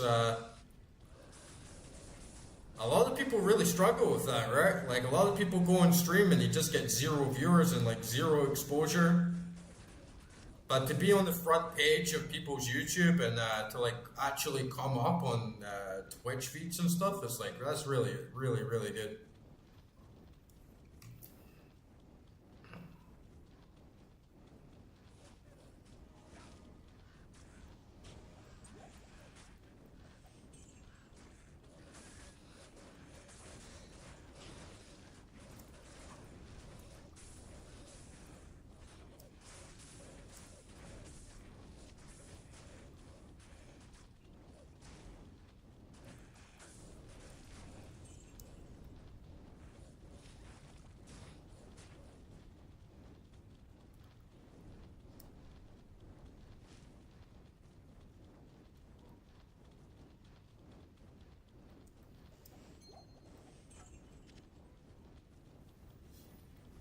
Yeah, I feel like so many people in streaming just don't. I'm actually happy that my streams actually do bring some people in, because I was when I first started out and I was like, okay, how can I make my stream a little bit better? And what can I do? I don't really watch streams personally. Like I've never really watched other people stream. I've watched little clips like here and there, so I wasn't really sure like what it was all about. But then when I was scrolling through Twitch, I was like, who the fuck watches this? Because like people hardly talk. They have like shitty music on Spotify in the background, and yeah, just kind of boring, right? Like just kind of like someone playing the game, like no commentary, maybe saying something every once in a while. And I was confused. I was like, is that what people watch? Like, maybe I'm just giving myself a sore throat. But, yeah, my idea of streaming, even though, like, I can still improve my stream. There's still, like, more I can do.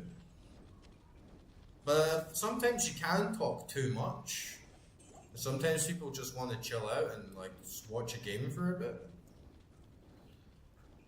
At least like my idea of a stream is kind of like a radio show. It's a bit like a one-man podcast or something, with a game or like something else involved.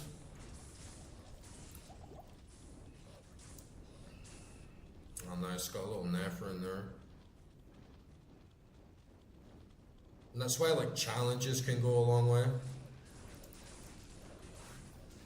And yeah, how are you doing, somebody something? It's been a little while. I was vacant. I was gone for like a couple weeks, sorting my shit out. But now I'm back.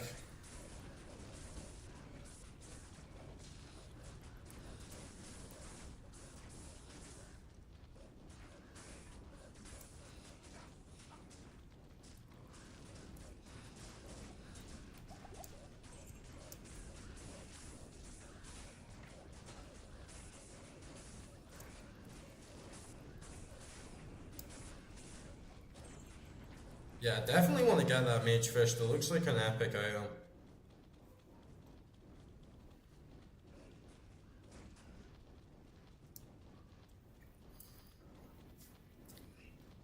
To be honest, the streams are kind of my one only social outlet right now, because I don't have many friends here and everyone speaks a different language. So I come on stream at like 10 p.m. so I can catch like American time and EU time. And it's kind of like my only real time where I actually get to speak English and actually have like some outlet and like a social situation. So it's been pretty good for me, like on a personal level as well. And I do enjoy it actually. I enjoyed it a lot more than I thought I would.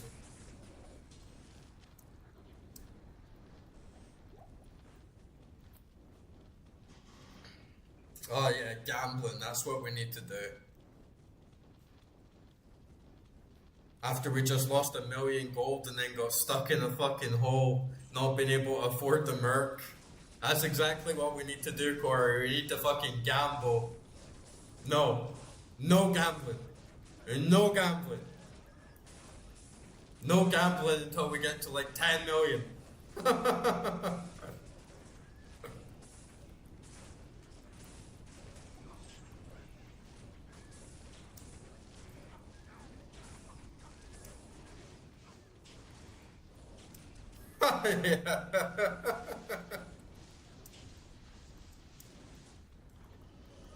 Yeah, I would like to do. I would like to do more streams of like smoking and drinking on the porch, cause that was fun. But then I'm also trying not to drink and smoke, right? So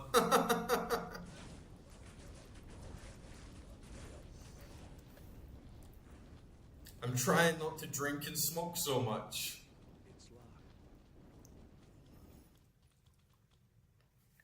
And yeah, it was a fun stream though. I really enjoyed that.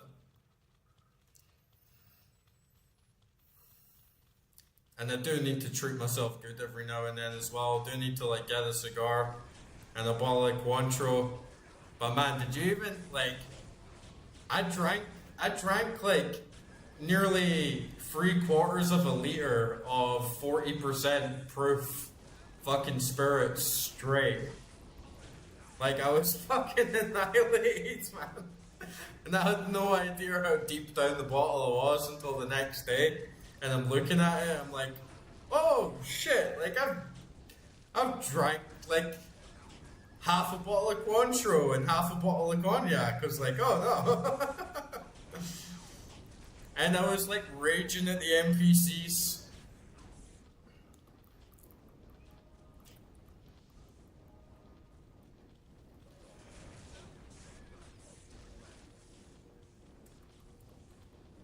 Yeah, I was swearing at the NPCs. Fuck them though. Like, fuck the NPCs in this game, right? Because they are all a bunch of useless fucking bastards. And they just sit there and do nothing. And they're always like, oh, how can we trust you? It's like, how can I trust you? Like, what the fuck do you even do? You just sit in fucking town all day. Like, Deckard Cain, Terrio, all the blacksmiths. Oh, we're the rogue mercenaries. Oh, I'm a Kara, I'm a Grand Mage. Oh, you just do all the work for us. I'll just take on the entire depths of hell.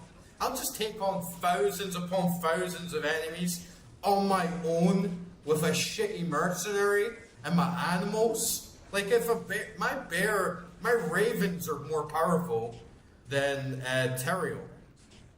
Like let that sit in for a second. My fucking ravens are more powerful than Terrio, the Archangel. It just does not make any sense.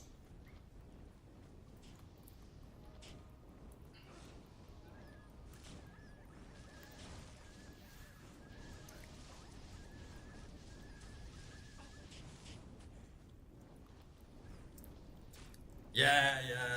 I feel like YouTube shit is, YouTube could bust my balls over that shit one day. I'm glad that they let you swear on stream and they let you swear in videos again. Because that was just going to be unfair. To not be able to naturally express yourself or be an adult. I feel like YouTube tries to pussify everyone. Like, oh, you can't say sex.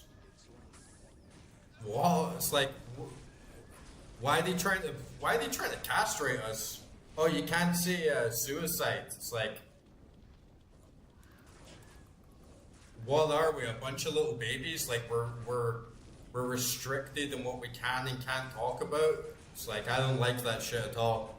It's like we're grown-ups. It's an 18 channel. I wouldn't really want anyone under 18 watching my streams. It's a platform for adults. It's not YouTube Kids, you know.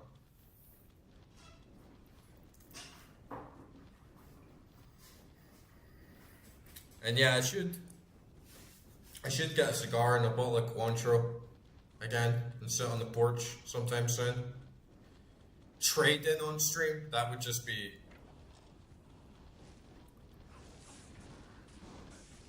To be honest, there might be aspects of it where if I was live trading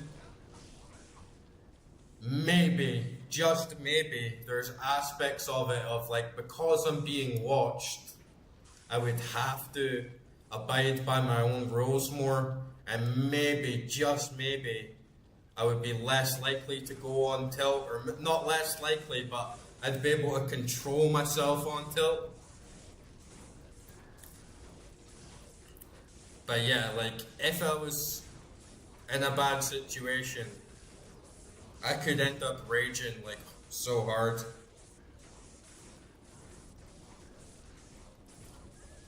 The main thing about streaming trading is the security. I don't want people, like, seeing anything to do with my account or anything like that.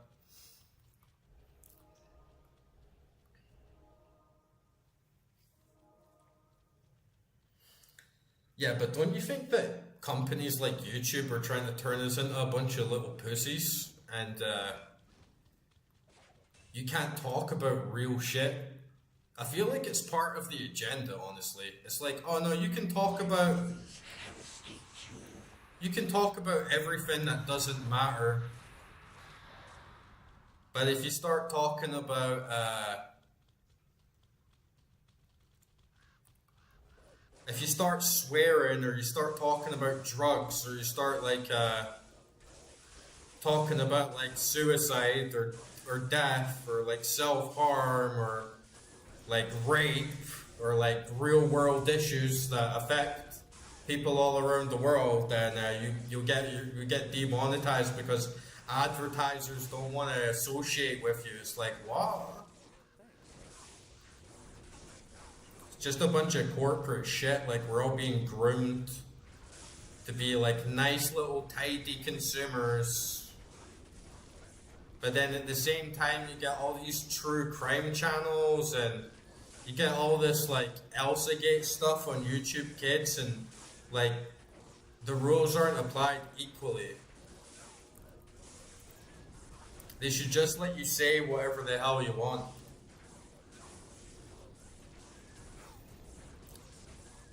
And in my opinion, like, they come out with all this stuff like we need to protect kids from the internet. If I was like king, I would ban all kids from the internet. I would just say like the internet is only for people over 18.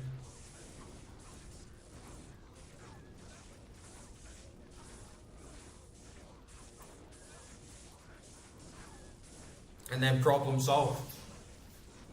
We don't have to protect kids from the internet because you have to be over 18 to use the fucking internet.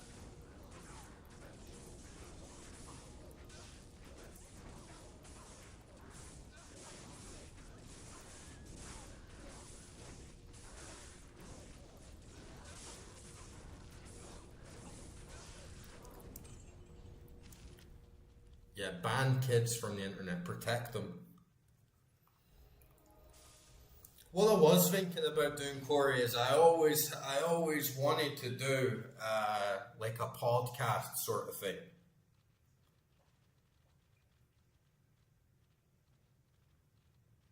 And I always wanted to do like a current events thing. So what I was thinking of doing was doing like a weekly show, which maybe lasts for like 2 hours. And we go through like a bunch of current events. We go through like news stories, we go through economic events, we go through like the biggest players in the market, we go through like some geopolitics, we go through like some conspiracy stuff, we go through some like memes, like the works, you know, do like a summary of the week sort of thing. And maybe that could be quite good.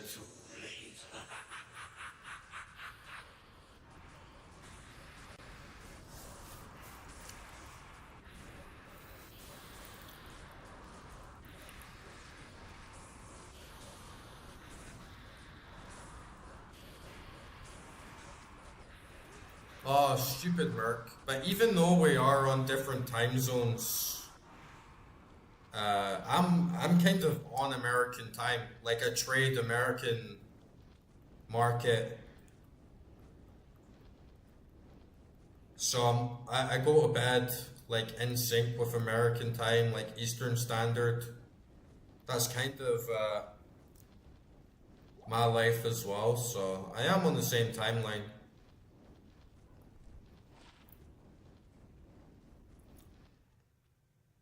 Ooh, that's a pretty good wand for the Necro.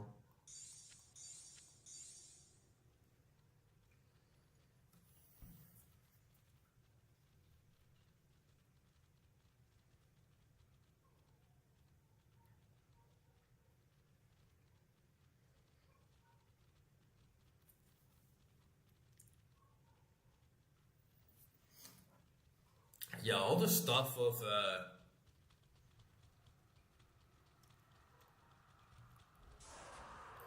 like there's so easy to get views on social media if you're a girl with a nice pair of tits. But it's not really the girl's fault. It's because we live in a world that's just completely overrun with simps. Like the amount of simps in the world is just overwhelming, right?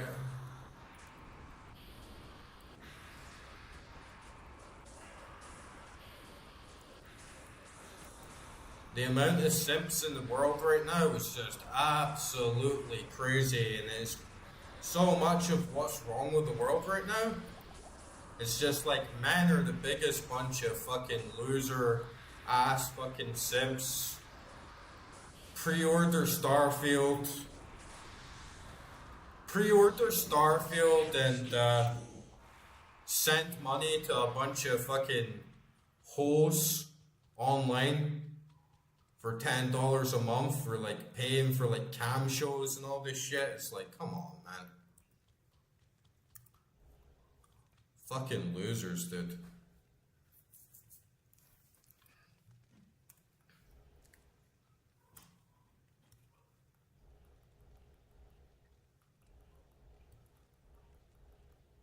And it's crazy, man. Like, so many women. It's so many women. I'm going out with them for like a couple months, and then they start telling me about their past, and it's like, oh, by the way, and it's like, oh, don't tell me you were a cam whore, and they're like, oh, how did you know? And it's like, cause that's what you're all doing. Like every fucking girl I get close to, not the last one, okay, the last one was clean, but every other girl before then, I used to be a cam whore.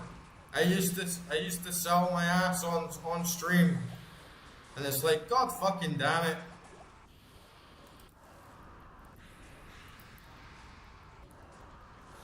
Why is it so common? And I'll tell you why it's so common, because it's so fucking easy. It's so fucking easy. Like, why would you work? Why would you try when you can just like take your top off and go on a webcam and get like a bunch of perverts to like throw money at you, a bunch of like old men to like throw money at you?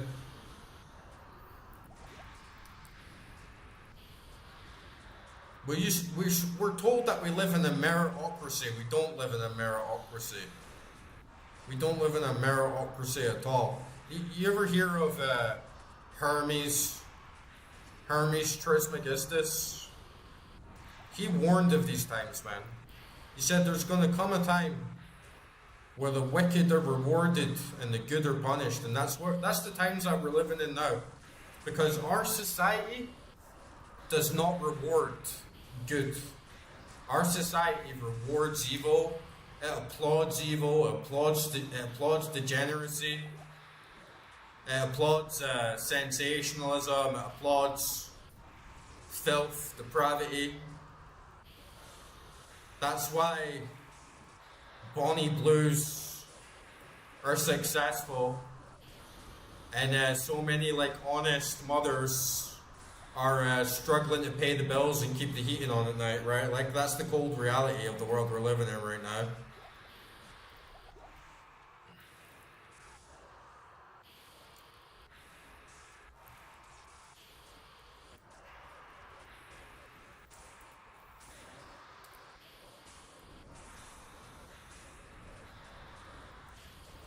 And one of the big things before all this OnlyFans thing started showing up, where I started to notice that like Satan is vicariously living through all of us in our media, was this like mukbang culture and shit, and that like Nico Avocado guy, and he's just gonna like go and stream and scream like a retard and eat as much food as he can until he's absolutely sick and be like a rampant homosexual and do just like the epitome of degeneracy, and start screeching and shouting and acting like a retard and just fill his face up with as much food as he possibly can, and then he's an internet sensation. He's a superstar. He gets millions upon millions of views. He's the center of attention, you know, or like that Trisha Paytas, or anyone, you know, like Andrew Tate, like Bonnie Blue. Like, we reward these people. We fucking reward them.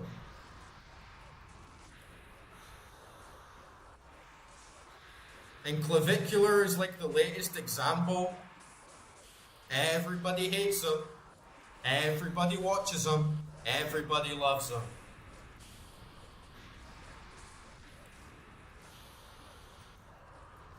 Let me get this sound effect for him.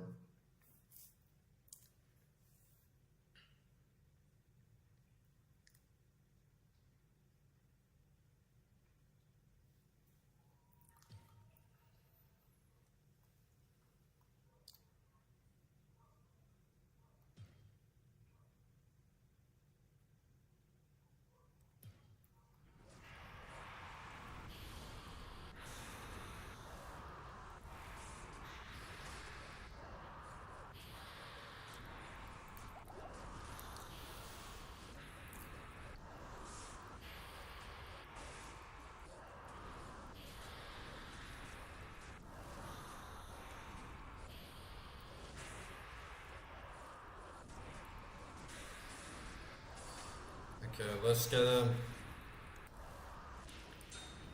Oh my god, am I gonna die? Oh, he didn't even make the sound. Oh, there we go, it's happening now.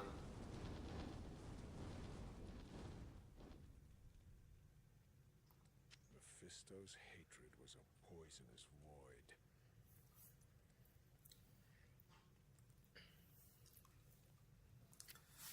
Yeah, maybe it is preaching, man, but like someone's gotta say it, right? I'm like sick of it, and I just feel like humanity is such a disease. Like, the way people think, the way people consume. +2 barb skills, nice. +2 barb skills, +100 free attack rate, and +11 dex. Attacker takes damage of it. It's not amazing, but the +2 barb skills is pretty good.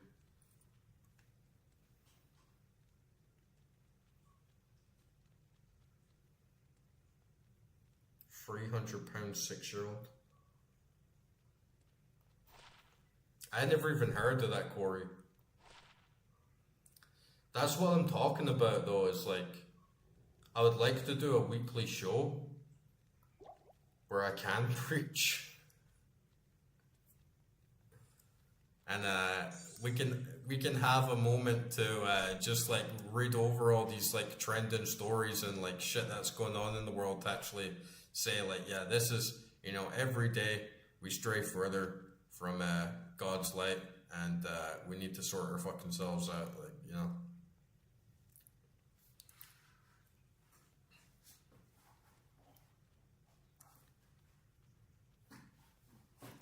Yeah, it is those fucking pedos, man. I am overburdened. But it goes deeper than that, because it's the spiritual warfare, and it's, you know, when these satanic pedos win, like, the end goal of their spiritual warfare is enslavement, and it's mental autonomy. When you don't have free will anymore, this is actually like the basis of like Satanism, is to deprive people of their own free will, and use your willpower to transcend their own. That's like their whole game, man. And then once they take over your free will and turn you into a slave, then you're just living inside their matrix. Then you're just doom scrolling. Then you're just like reading whatever shit spewed out by the mainstream media into your mind. Your pineal gland gets calcified, like your thinking processes get calcified. You're just a fucking zombie, like tool, like being used by the game. And that's why people pre-order Starfield, and that's why people buy fucking OnlyFans, and that's why like so much of the shit we're in today, because humanity's under this spell. We have a mental fucking disease. We could solve all of the problems of the earth tomorrow, but we don't, because we're sick and we're deluded.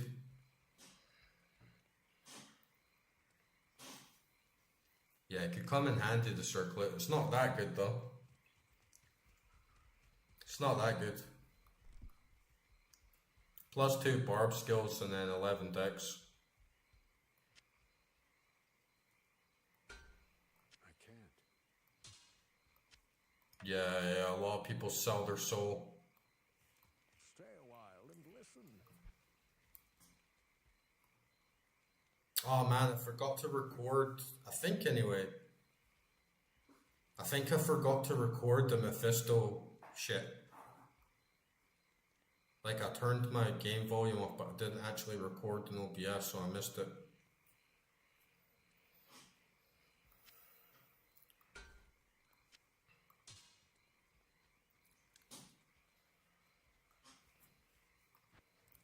It's not just selling your soul in Hollywood, though. Like, Hollywood is rigged. Yes? The music industry is so rigged as well. It's fucking ridiculous.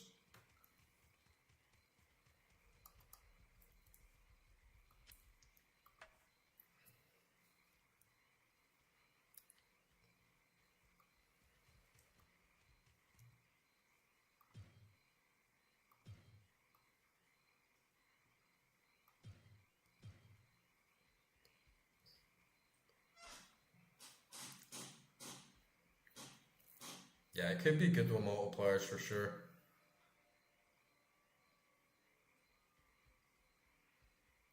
Yeah, I can come back to Meph anytime and record it. I only need to record Mephisto dying, Diablo dying, and Bale dying. I can do it on any character, so it's not like that big of a deal, and then I've got everything I need to like finish the soundtrack video. Yeah, I've heard Meth can drop like pretty much everything.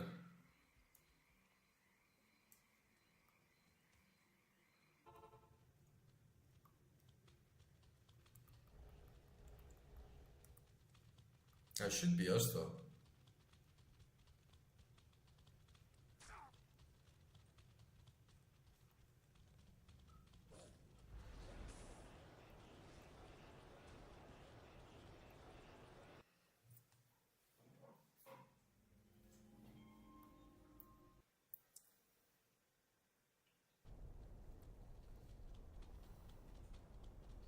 And doing lower Kurast runs will be way faster from here. If I like save and exit and then can just go to like lower Kurast right next to the waypoint instead of having to like run through Kurast docks, because that was a pain in the ass.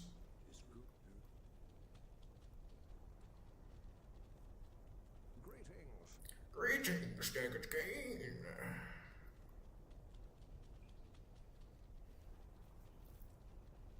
I really want a Monarch shield, 4-socket Monarch shield. But yeah, I'll be on the lookout for Storm Shield as well. Alright, I'm gonna go for a piss and get another drink of water, and then it's like, hopefully, like buckle down, get like zoned in, and we can push and try and kill Diablo by the end of the stream and still get this goal done. Things have been going a lot slower than anticipated, but like we can still do it. We can still push through. What time is it? It's quite late, but we can do it. It's Saturday. It's all good. But yeah.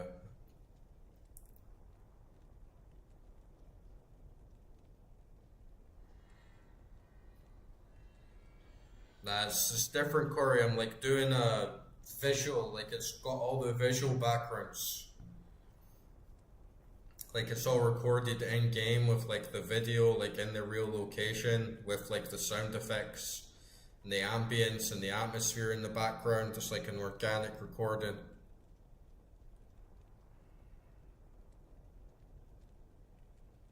Yeah, I'll definitely get the hell. Definitely get hell cows. Never did Cow's Nightmare, I don't think. But, right. Let me go for a piss and fill up on my water.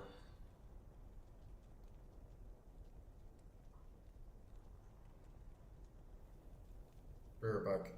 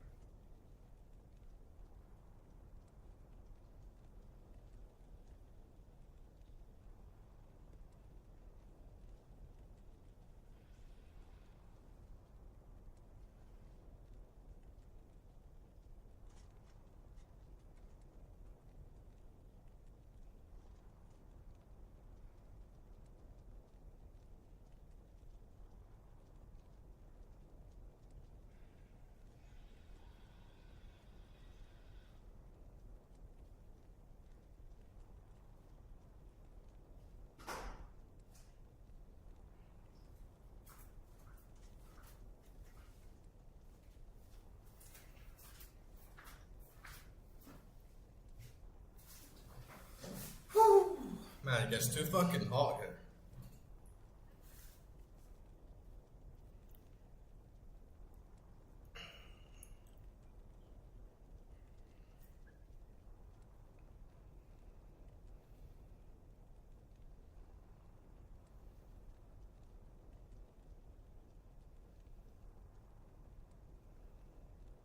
You can shop for a monarch?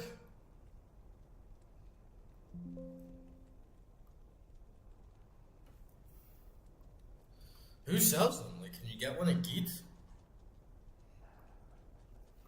Hail to you, champion.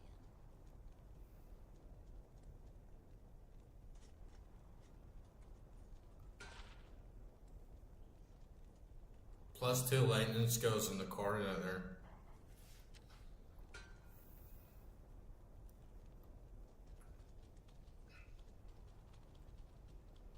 See what I said? That's what I'm talking about. I said no more gambling until we get to 10 mil.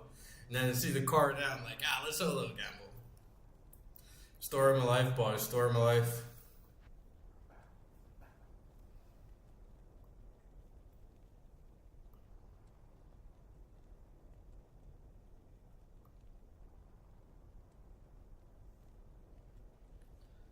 Do, do, do.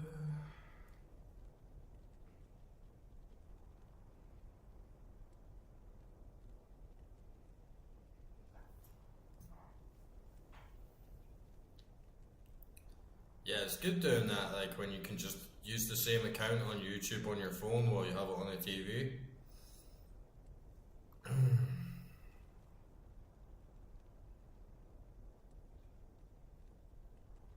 Nice. Man, maybe we shouldn't even get this dumbass merc.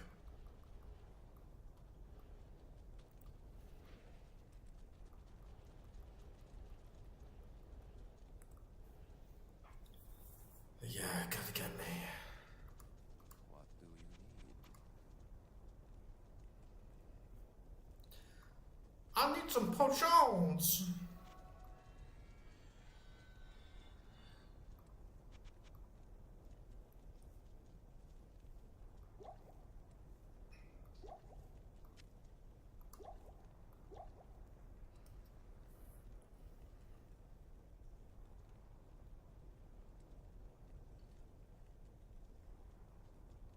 Alright, we need to kill Diablo. It's not going to be easy to do.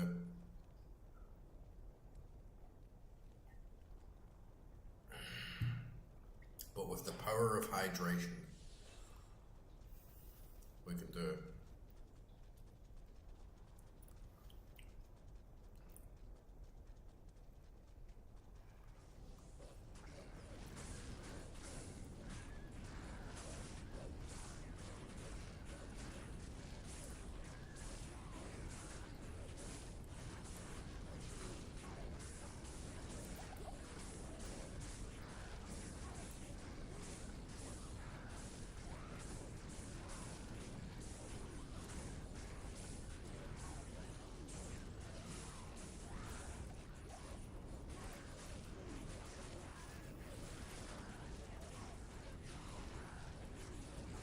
We don't need to repair.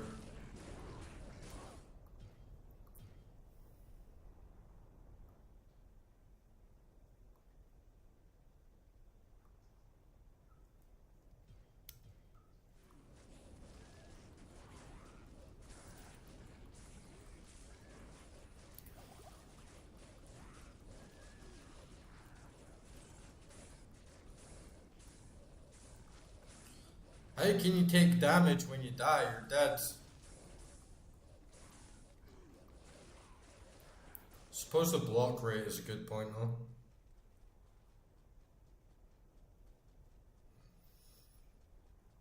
Hail to you, champion.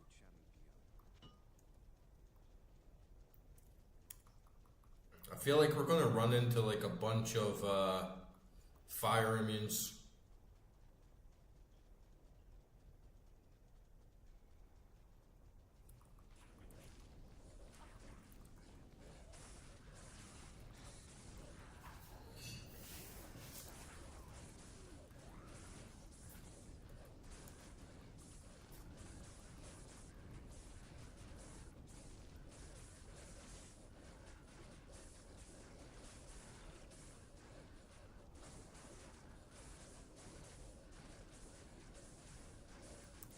Feels bad losing all that XP when I was doing lower Karast runs before I hopped on stream.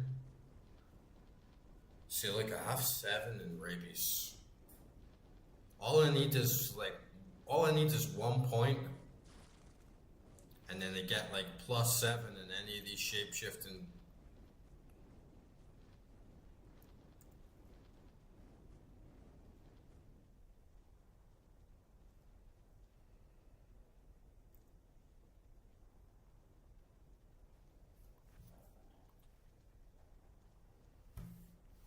It's delayed on purpose.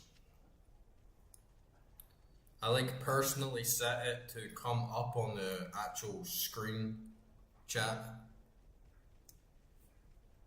with a few seconds delay.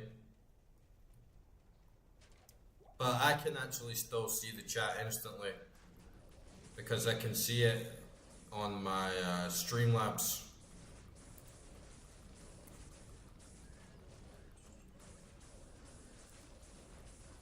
Nah, fuck the Merc. Also don't have enough money.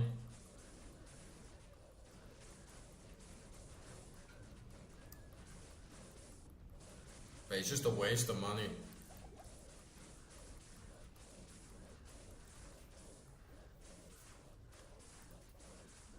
I'll get him and then he just dies.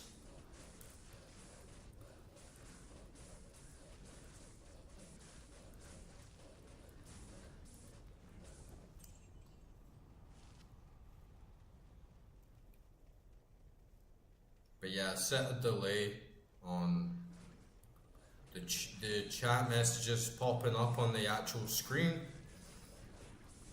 so I can't get like flooded with too many messages quickly.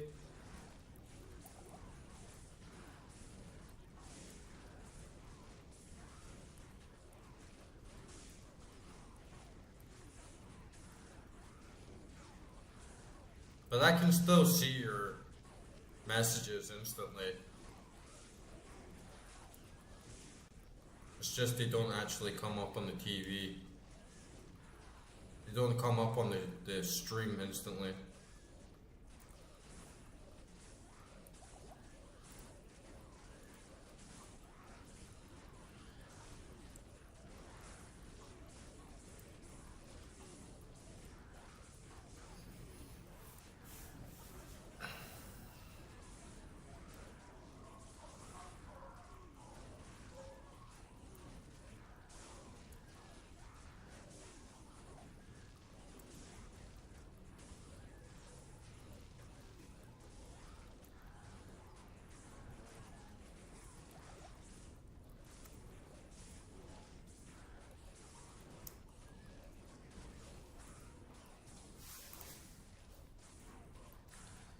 Enemies have not been dropping that much gold.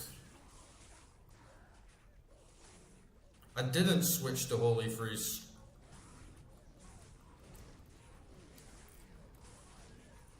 I had to revive the Merc and then I needed to pay another 50k.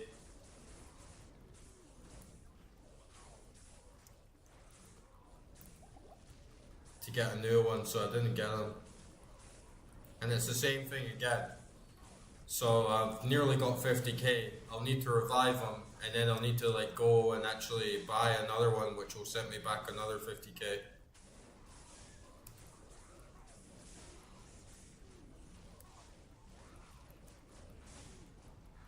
Shouldn't have gambled that money in the Coronet.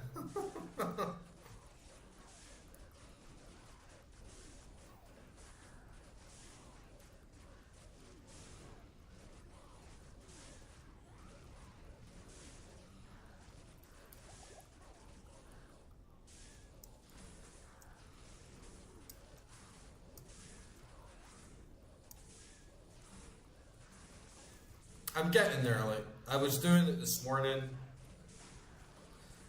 when I was grinding for the Baron, and I was just looking around at all the different rune words and what's the best gear I can get and things like that. So I'm getting there. We're approaching the end game, and I'll start thinking about what's the best way to keep my America and everything else.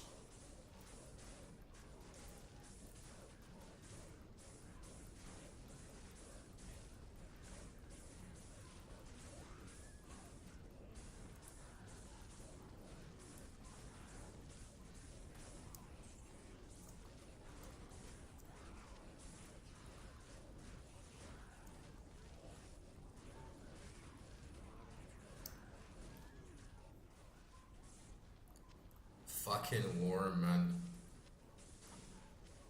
Corey, how hot is it there in the US right now?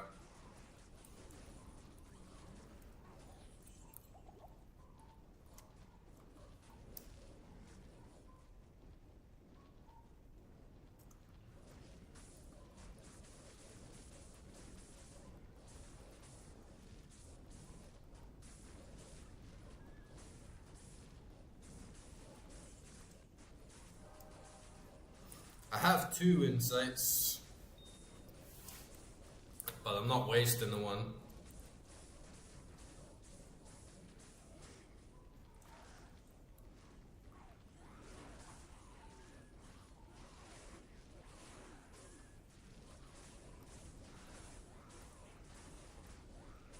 Kinda need them though, I'm not gonna lie.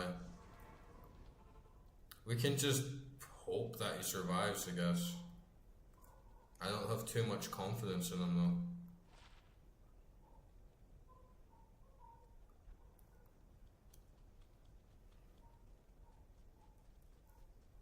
Greetings.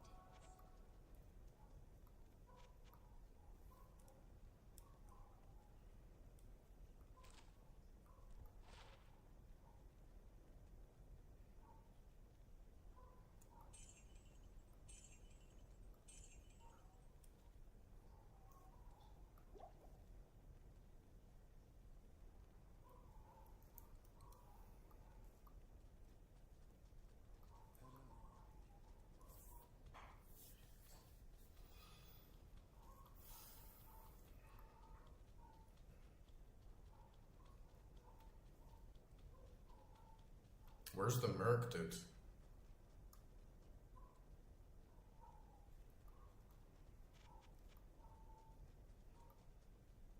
No merc in Act 4?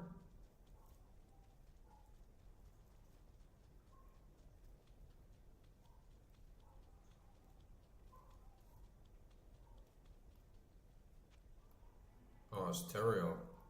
Resin. Man, it's so hot here.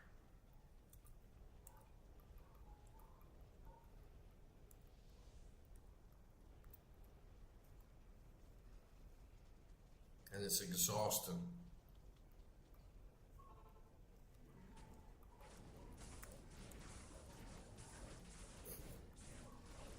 It's pretty humid here as well, actually. And we get like crazy thunderstorms. Which I actually appreciate, because when it starts raining like crazy and you get a big windy storm and a lot of rain, it feels good that the place is cooling down. But man, it's so hot.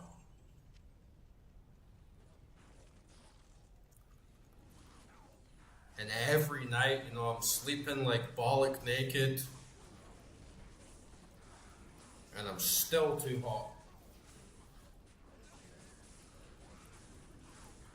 And then you open the window at night to try and cool down. It's just like clammy hot air. Can't cool down at all.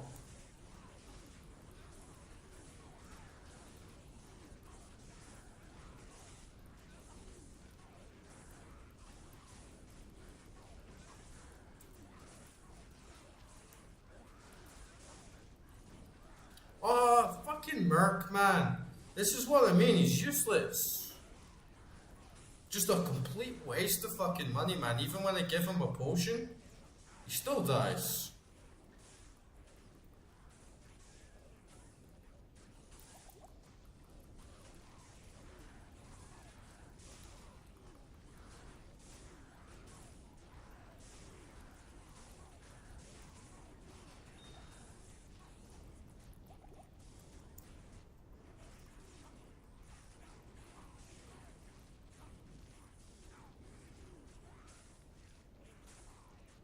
guy's a fucking idiot, man.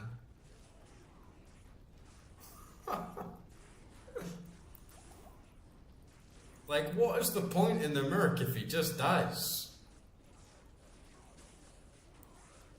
I suppose, like you're saying, Corey, it probably does need an upgrade. Like to his chest plate, but even still.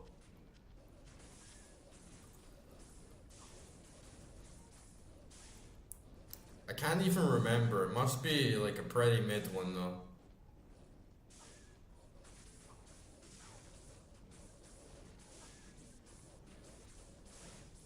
I give him a better armor.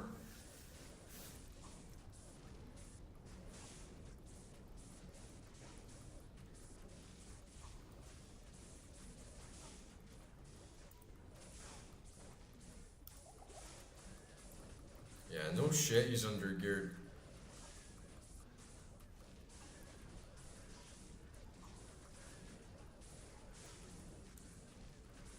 Well, we got some good armors in the stash, so. And I have all these extra gold charms, but the enemies are hardly dropping any gold at all.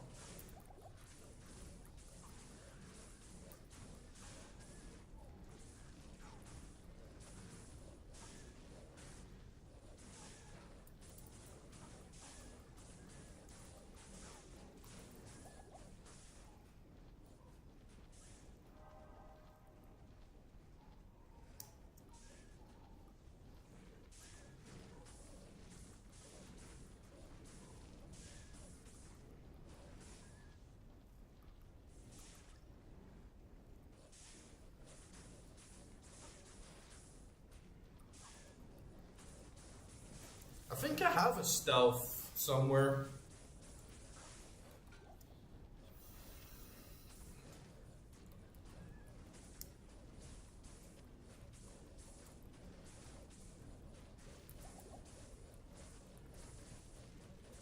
But yeah, I think I better change my own gear as well.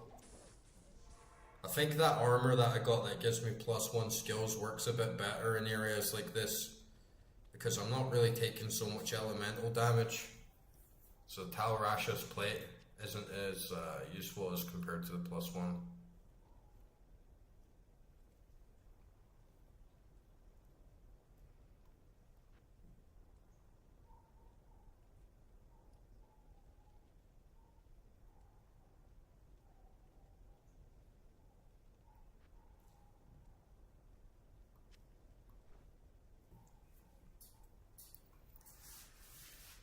I have most runes, so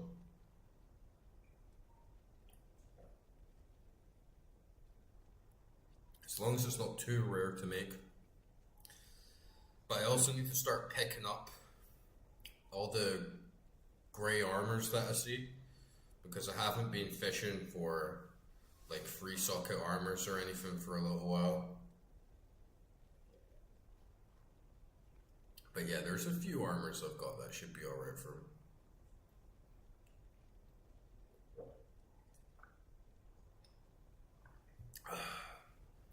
Man, I swear I just took like a big drink of water and it sounded exactly the same as the sound effect for drinking a potion.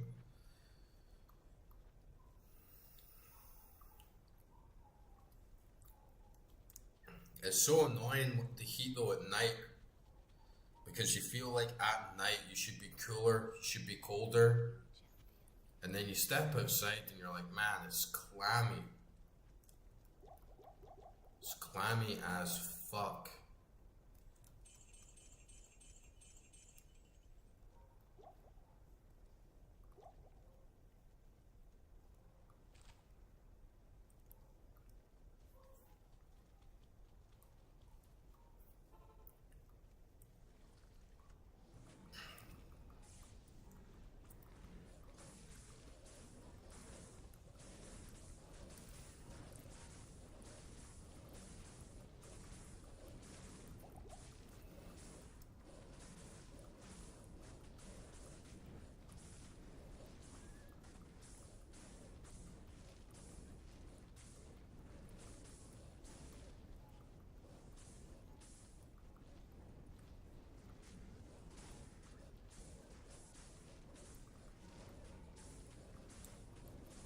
Can't afford the Merc.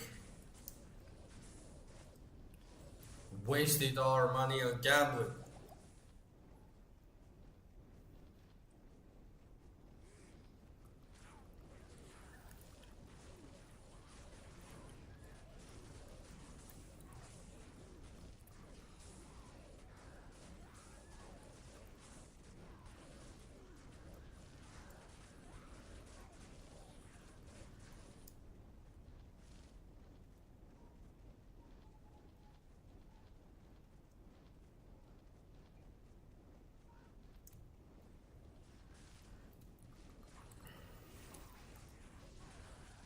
Yeah, I was running Lower Curast all morning, and I was picking up crazy gold.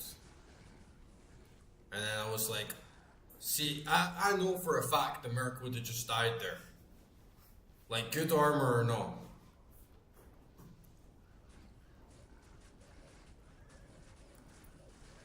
He's just a waste of money.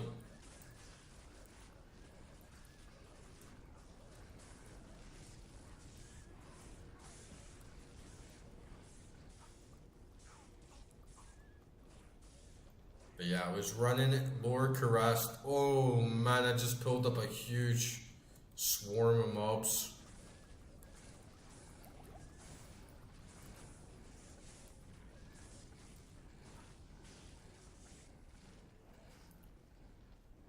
And I was grinding gold all day today.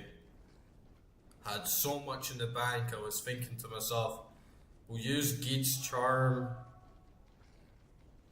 and we'll gamble for Amis and rings, and then went through so much money so fast. Got absolutely nothing from it.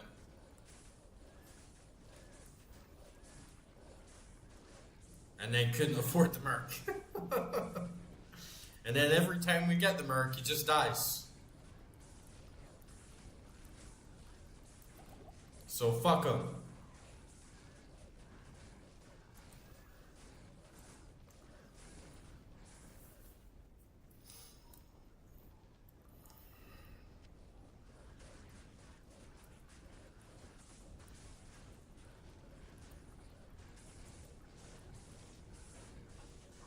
This is gonna be nasty, man. This is gonna be rough as fuck.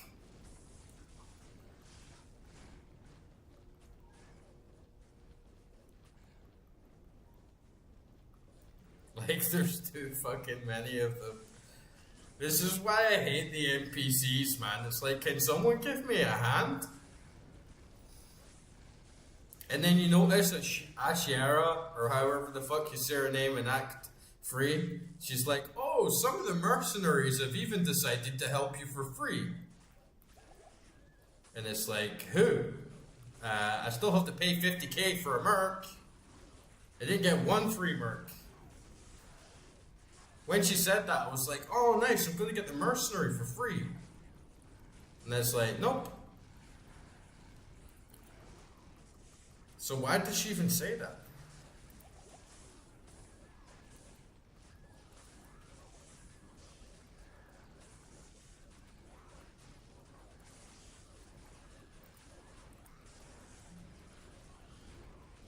I know, the NPCs are fucking bums, man.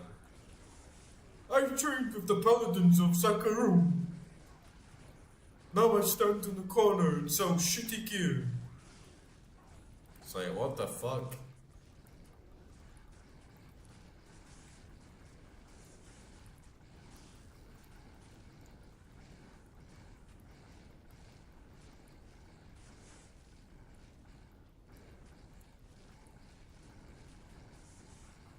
And these are all fire immune as well. Like,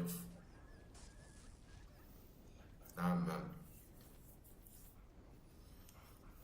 Fire immune, fire immune, fire immune, fire immune.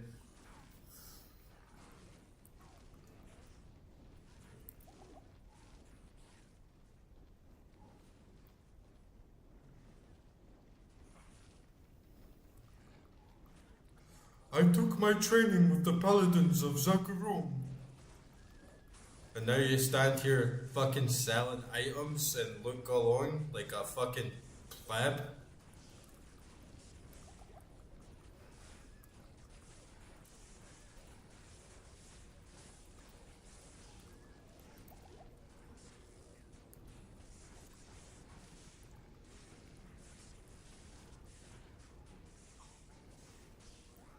I'm reading some of the. Well, I got the audiobook for one of the Diablo stories, and it's really good. Like, it's pulpy, stupid fantasy. But yeah, I quite like it. It's nice to fall asleep to when it's roasting hot and you just want to turn your brain off.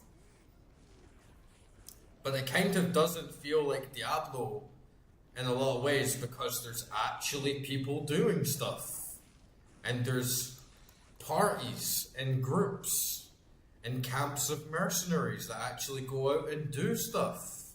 And the people in the world are actually active in doing things. And it's like, yeah, this is strange because in the game it's just one man against the entire universe. And even all the gods and all the archangels and everyone else is just stands there and talks shit.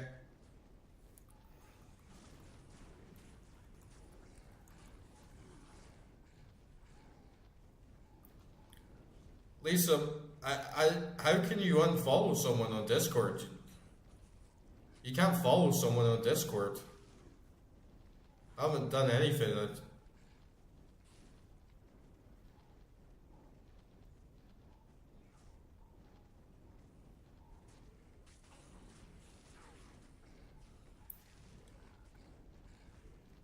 Yeah, yeah. Still gonna try PD2. I'm running around like a headless asshole here.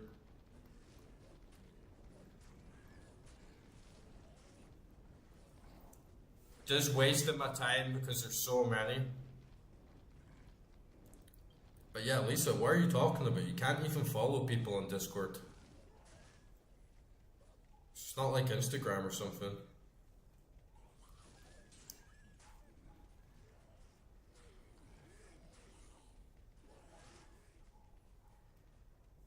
Ooh.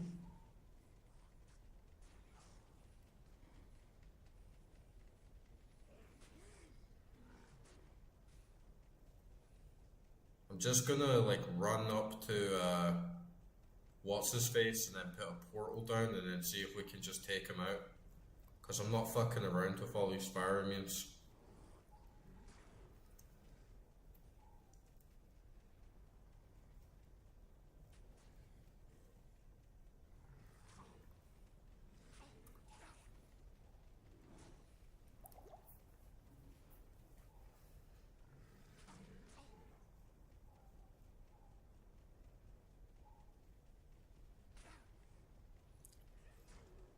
Well, OG Diablo 2 is good.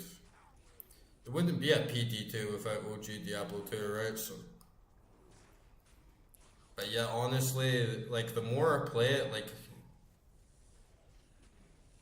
the more I do think I would very much like to play PD2. And like one of like I keep saying it, one of the big things is the stash.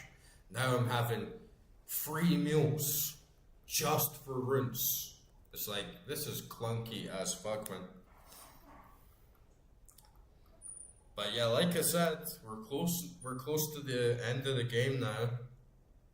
And hell is hellish. I'm not gonna lie, like hell has been a big challenge. Especially when you get into this mess with all the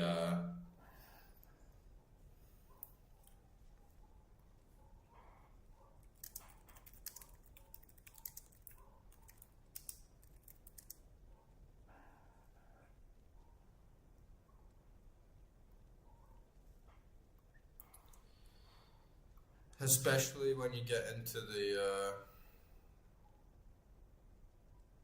fire immunity shit.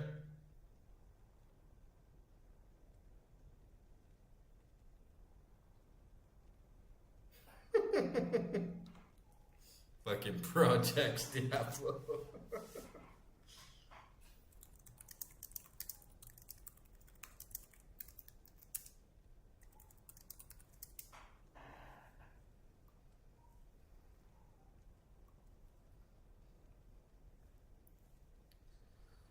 Let's see.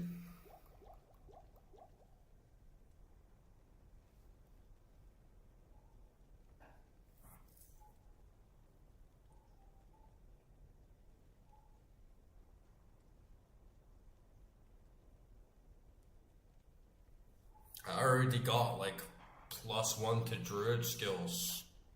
Regenerate 6% mana plus dwarf star ring, nago ring, like fusing 3 random ammies and rings will not get as good as that. You can get very, very lucky on some of them, but mostly it's a waste of time. I just started selling a lot of my rings because I just pick up a lot of rares and uniques that kind of outweigh them. And then if I want a really good one, I think the best way to go is to gamble for it. I still can't afford the Merc because can't even kill most of these enemies because they're all fire immune.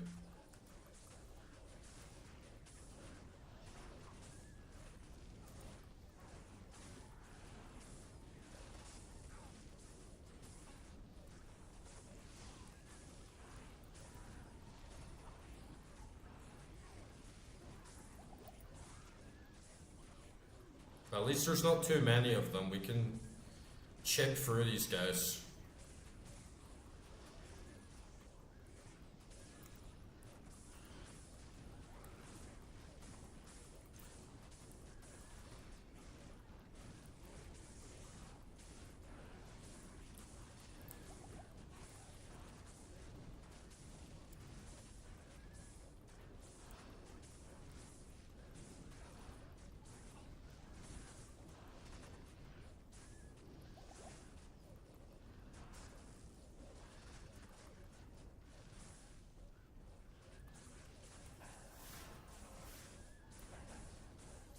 Project Diablo 2. Down in the motherfucking Project Diablo 2 and shit.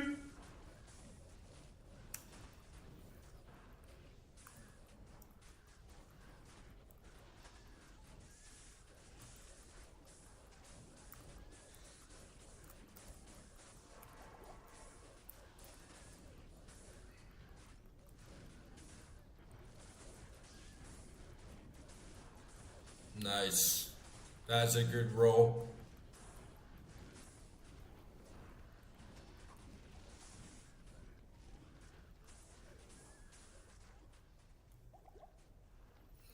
For some reason, I don't know if it's luck or if necro items just have way higher chance of having plus skills, but yeah, I got lots of plus skill items. Plus skill ammies, plus skill rings, plus skill tiaras. Like, a lot for my necro, but I get it way more for necro than any other character.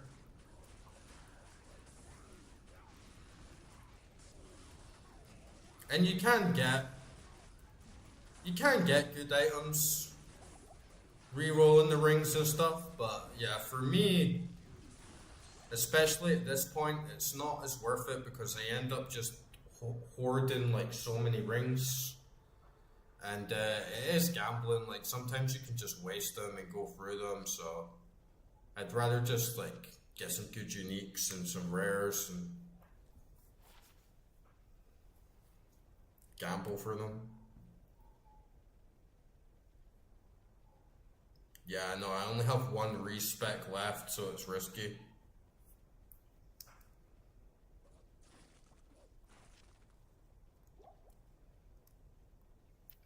Tyrion was a fool to trust me. Tyrion was a fool to have trusted me. It was I who told Diablo. Oblivion is his reward. What a fucking dick.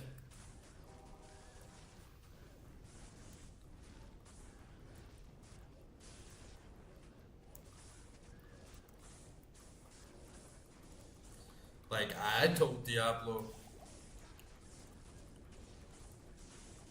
It's like, why?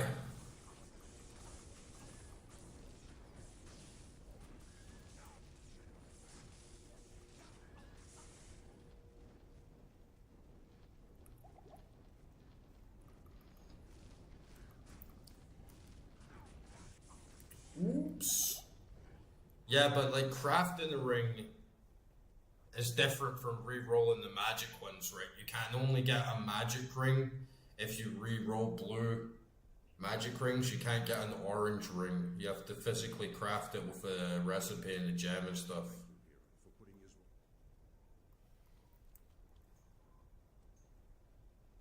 But yeah, crafting rings and amis, that's worth it. What do you need?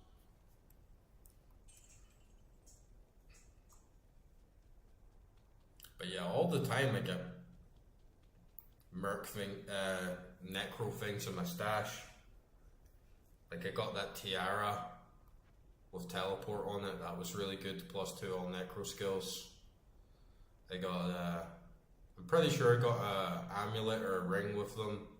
I get really nice heads with plus necro skills on them all the time, and then daggers with like plus skills on them. But my necro is like it's my least favorite class. I don't know what it is. I just don't really enjoy playing it. See, there's a good wand right there. +1 to all summoning skills. +1 to fire golem. +1 to summon resist. +2 to bone spear. That's a pretty good item for necro. Maybe it's just me, but whenever I play my necro, he always feels really weak, and I must not be building him properly.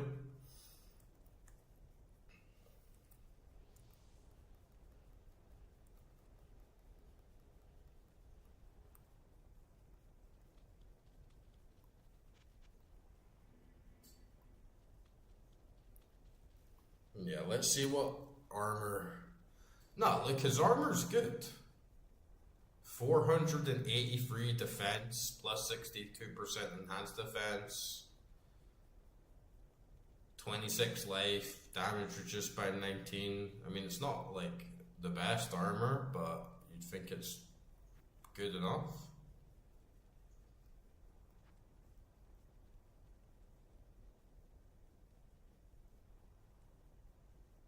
It's probably the best other armor that I've got, honestly, apart from Talrasha's plate. I guess you give him, but then it's losing the magic thing. I'd rather keep that for myself in case I die.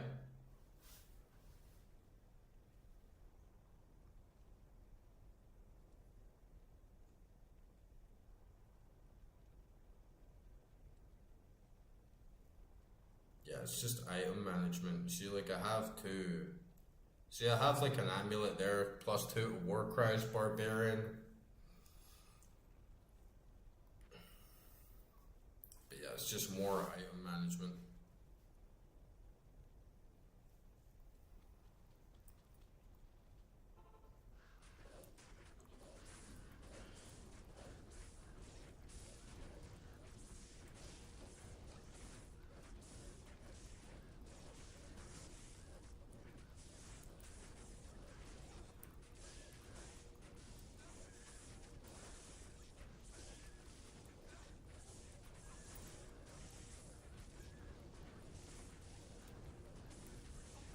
And you have to roll a lot to get a rare. I feel like 19 times out of 20 I'm not getting a good roll.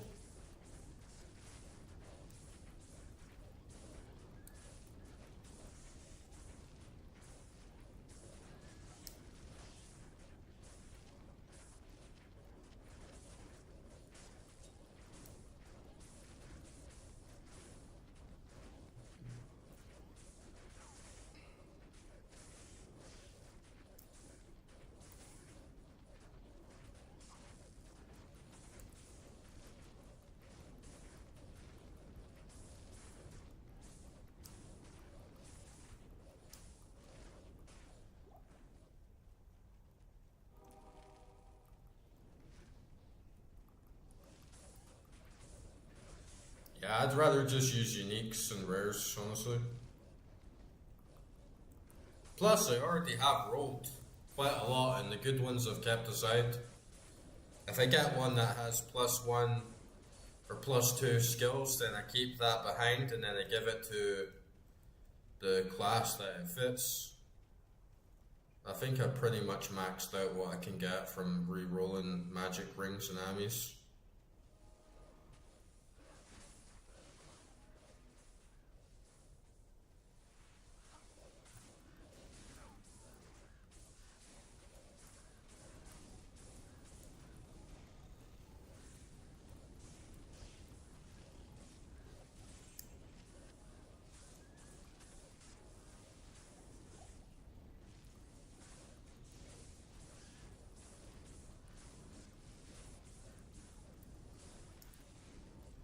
Yeah, I need more Larzuks.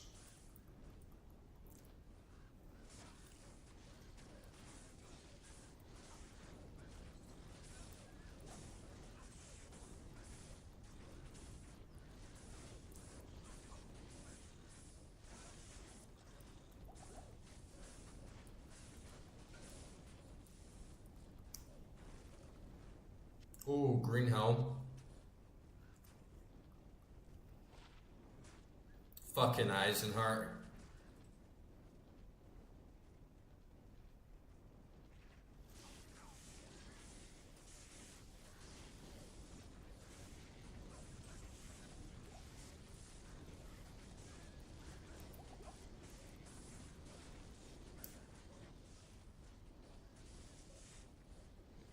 Yeah, but what I'm saying is I think I've already maxed out everything I can get from the rolls.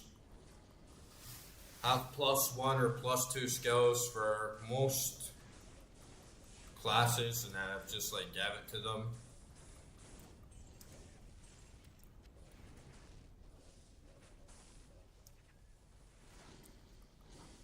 Oh man, they just took me out in an instant. Oh well, goodbye gold. Goodbye Merc once again. Fucking hell.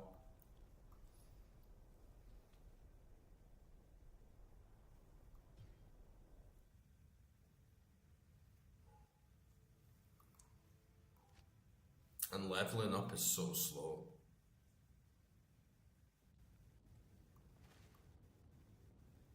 Well, there's a max of what you can get from rerolling magic rings and armies. You're not going to get like +10 skills, you know? You're not going to get like +10 to all skills. There's like a max of what you can actually get from them.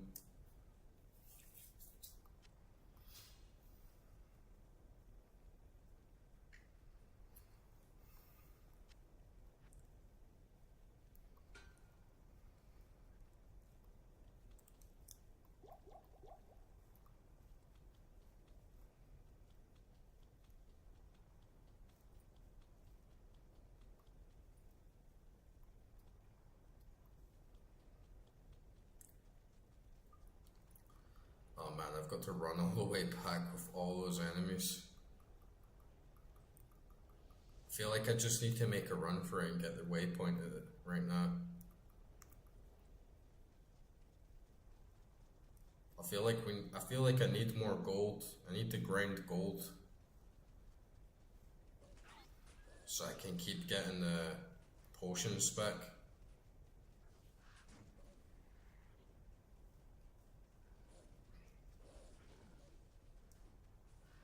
Yeah, and then I've got to go through hell, like the Hell Forge, and then Diablo. It's gonna be difficult to do just right now. I feel like I need a little bit more.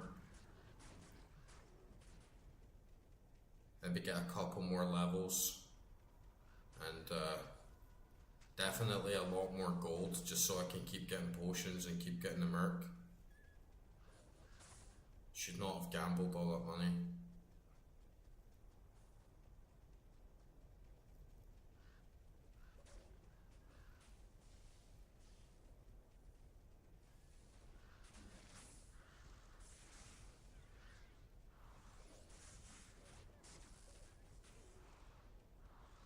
No, that's not what I'm saying, somebody. I'm saying that there's a max to what you can get, as in, you cannot get better than a set amount. And if I've already rolled everything to the point where I'm comfortable of having +2 on this skill, +2 on that skill, and giving it to the relevant characters, there's really like not much more I can do or get out of them. It's not worth, I personally don't feel it's worth my time to keep picking up rings and amulets for like random rolls, but I understand what you're saying. And I'm level 83 and I can't even get up these fucking stairs.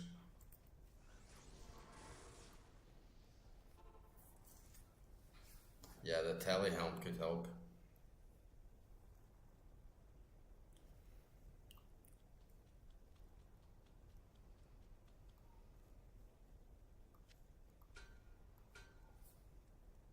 It's only got one charge. And we've got no money.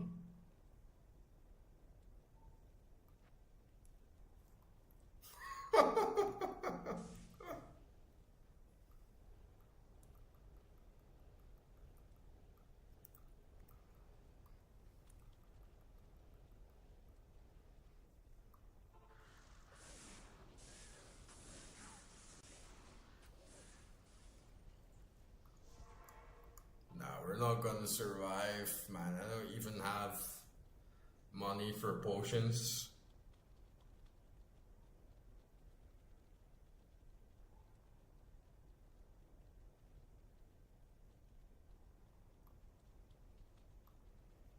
Yeah, I have a row. Somewhere.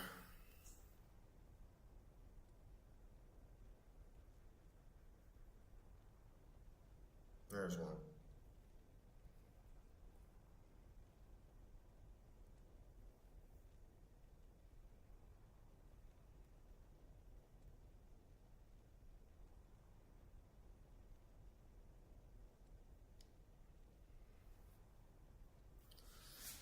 Yeah, I can recharge.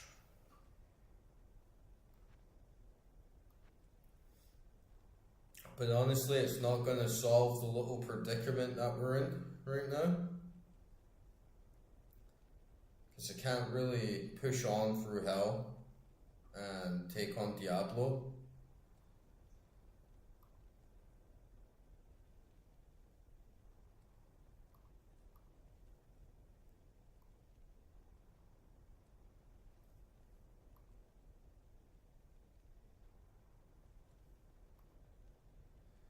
Without having a decent amount of potions.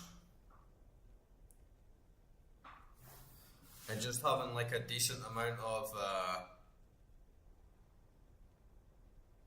just having a decent amount of like money and cash flow so we can keep buying the merc at times and keep having potions. I'm gonna need to go back and grind.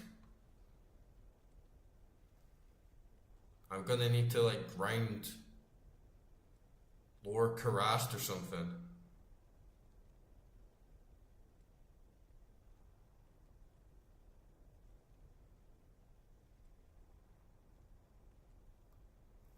Yo, easy stuffing.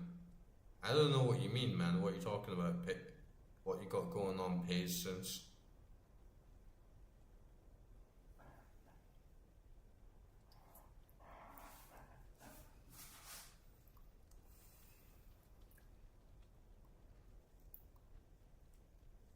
I'm gonna need to go back to Upper Karast.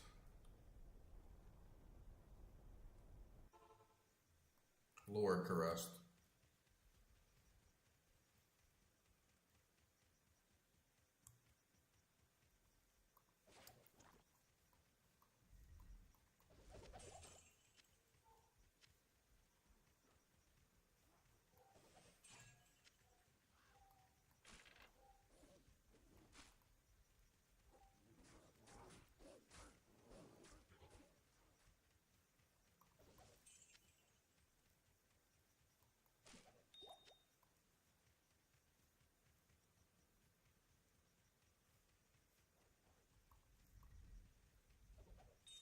We can like double up a little bit. We can like possibly get some runes. Oh, it's like reset my map though. because I went back into Nightmare. That fucking sucks. I had a really good Lord Karast, man. But this might actually be a bit better, actually, if that was the super chest.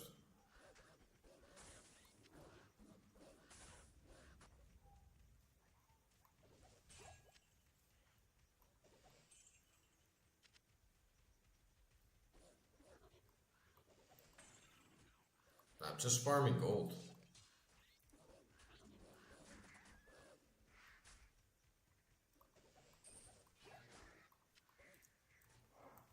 See, I got 10k already.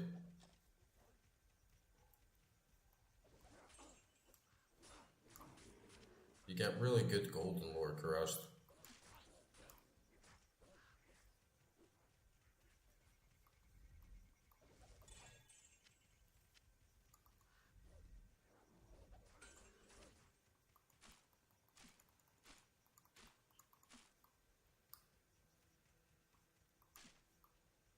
But yeah, I'm level 82.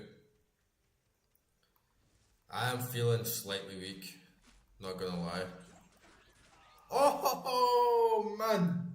Dirty bastards.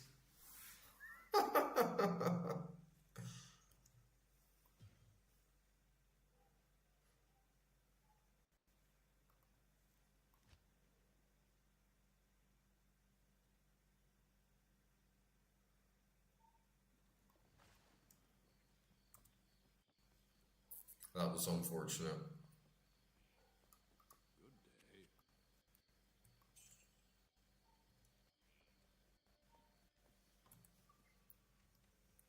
Brutal.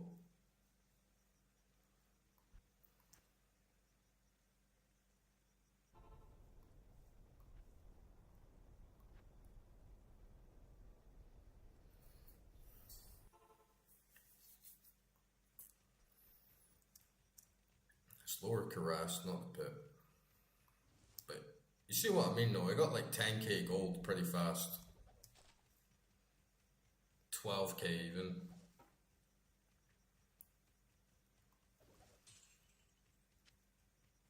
I was doing this for like an hour and a half, 2 hours this morning, and I had about 1,000,000 gold by the end of it. I'm right next to the super chest there as well, so we do have a chance for some nice runes.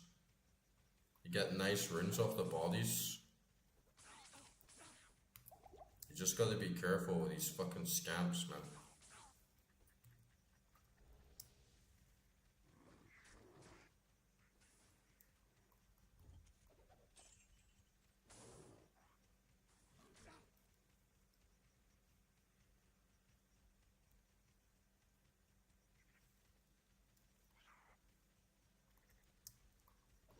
Yeah, I think fire immunity. I think being fire based is one of the worst you can have. I kinda wish I had more wind based spells because I never see wind immunity. I barely ever see wind immunity. But I see fire immunity like constantly. Oh man, fuck off, man. That's fucking annoying.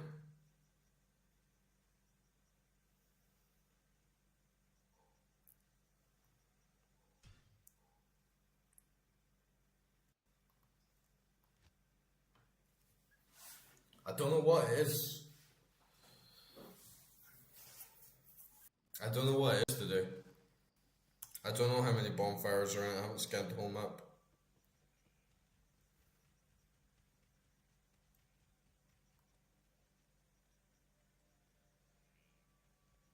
Yeah, that's what I was doing earlier. I was picking up all the grand charms and like trying to get something, but yeah.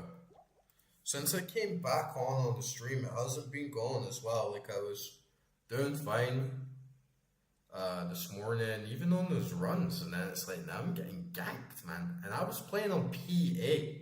I was playing on PA all this morning, and now I'm playing on P3, and I'm just getting ganked like so fast, man. I think I'm gonna call it a night and just like come back on tomorrow. I'll try and get a good grind in tomorrow when I'm off stream. and just build up a bunch of gold and maybe grind somewhere else and get like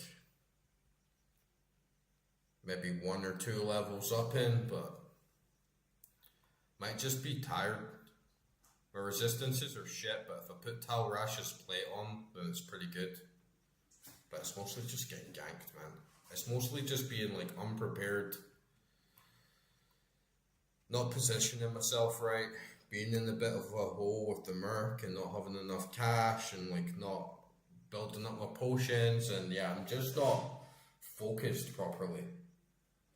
When I left last stream, I was very sharp.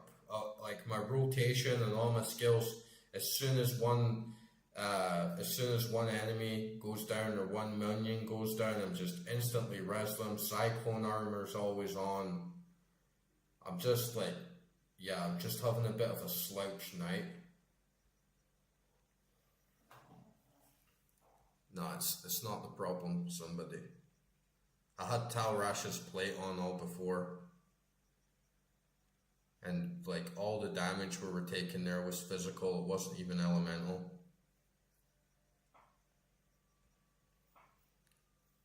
I'm just tired and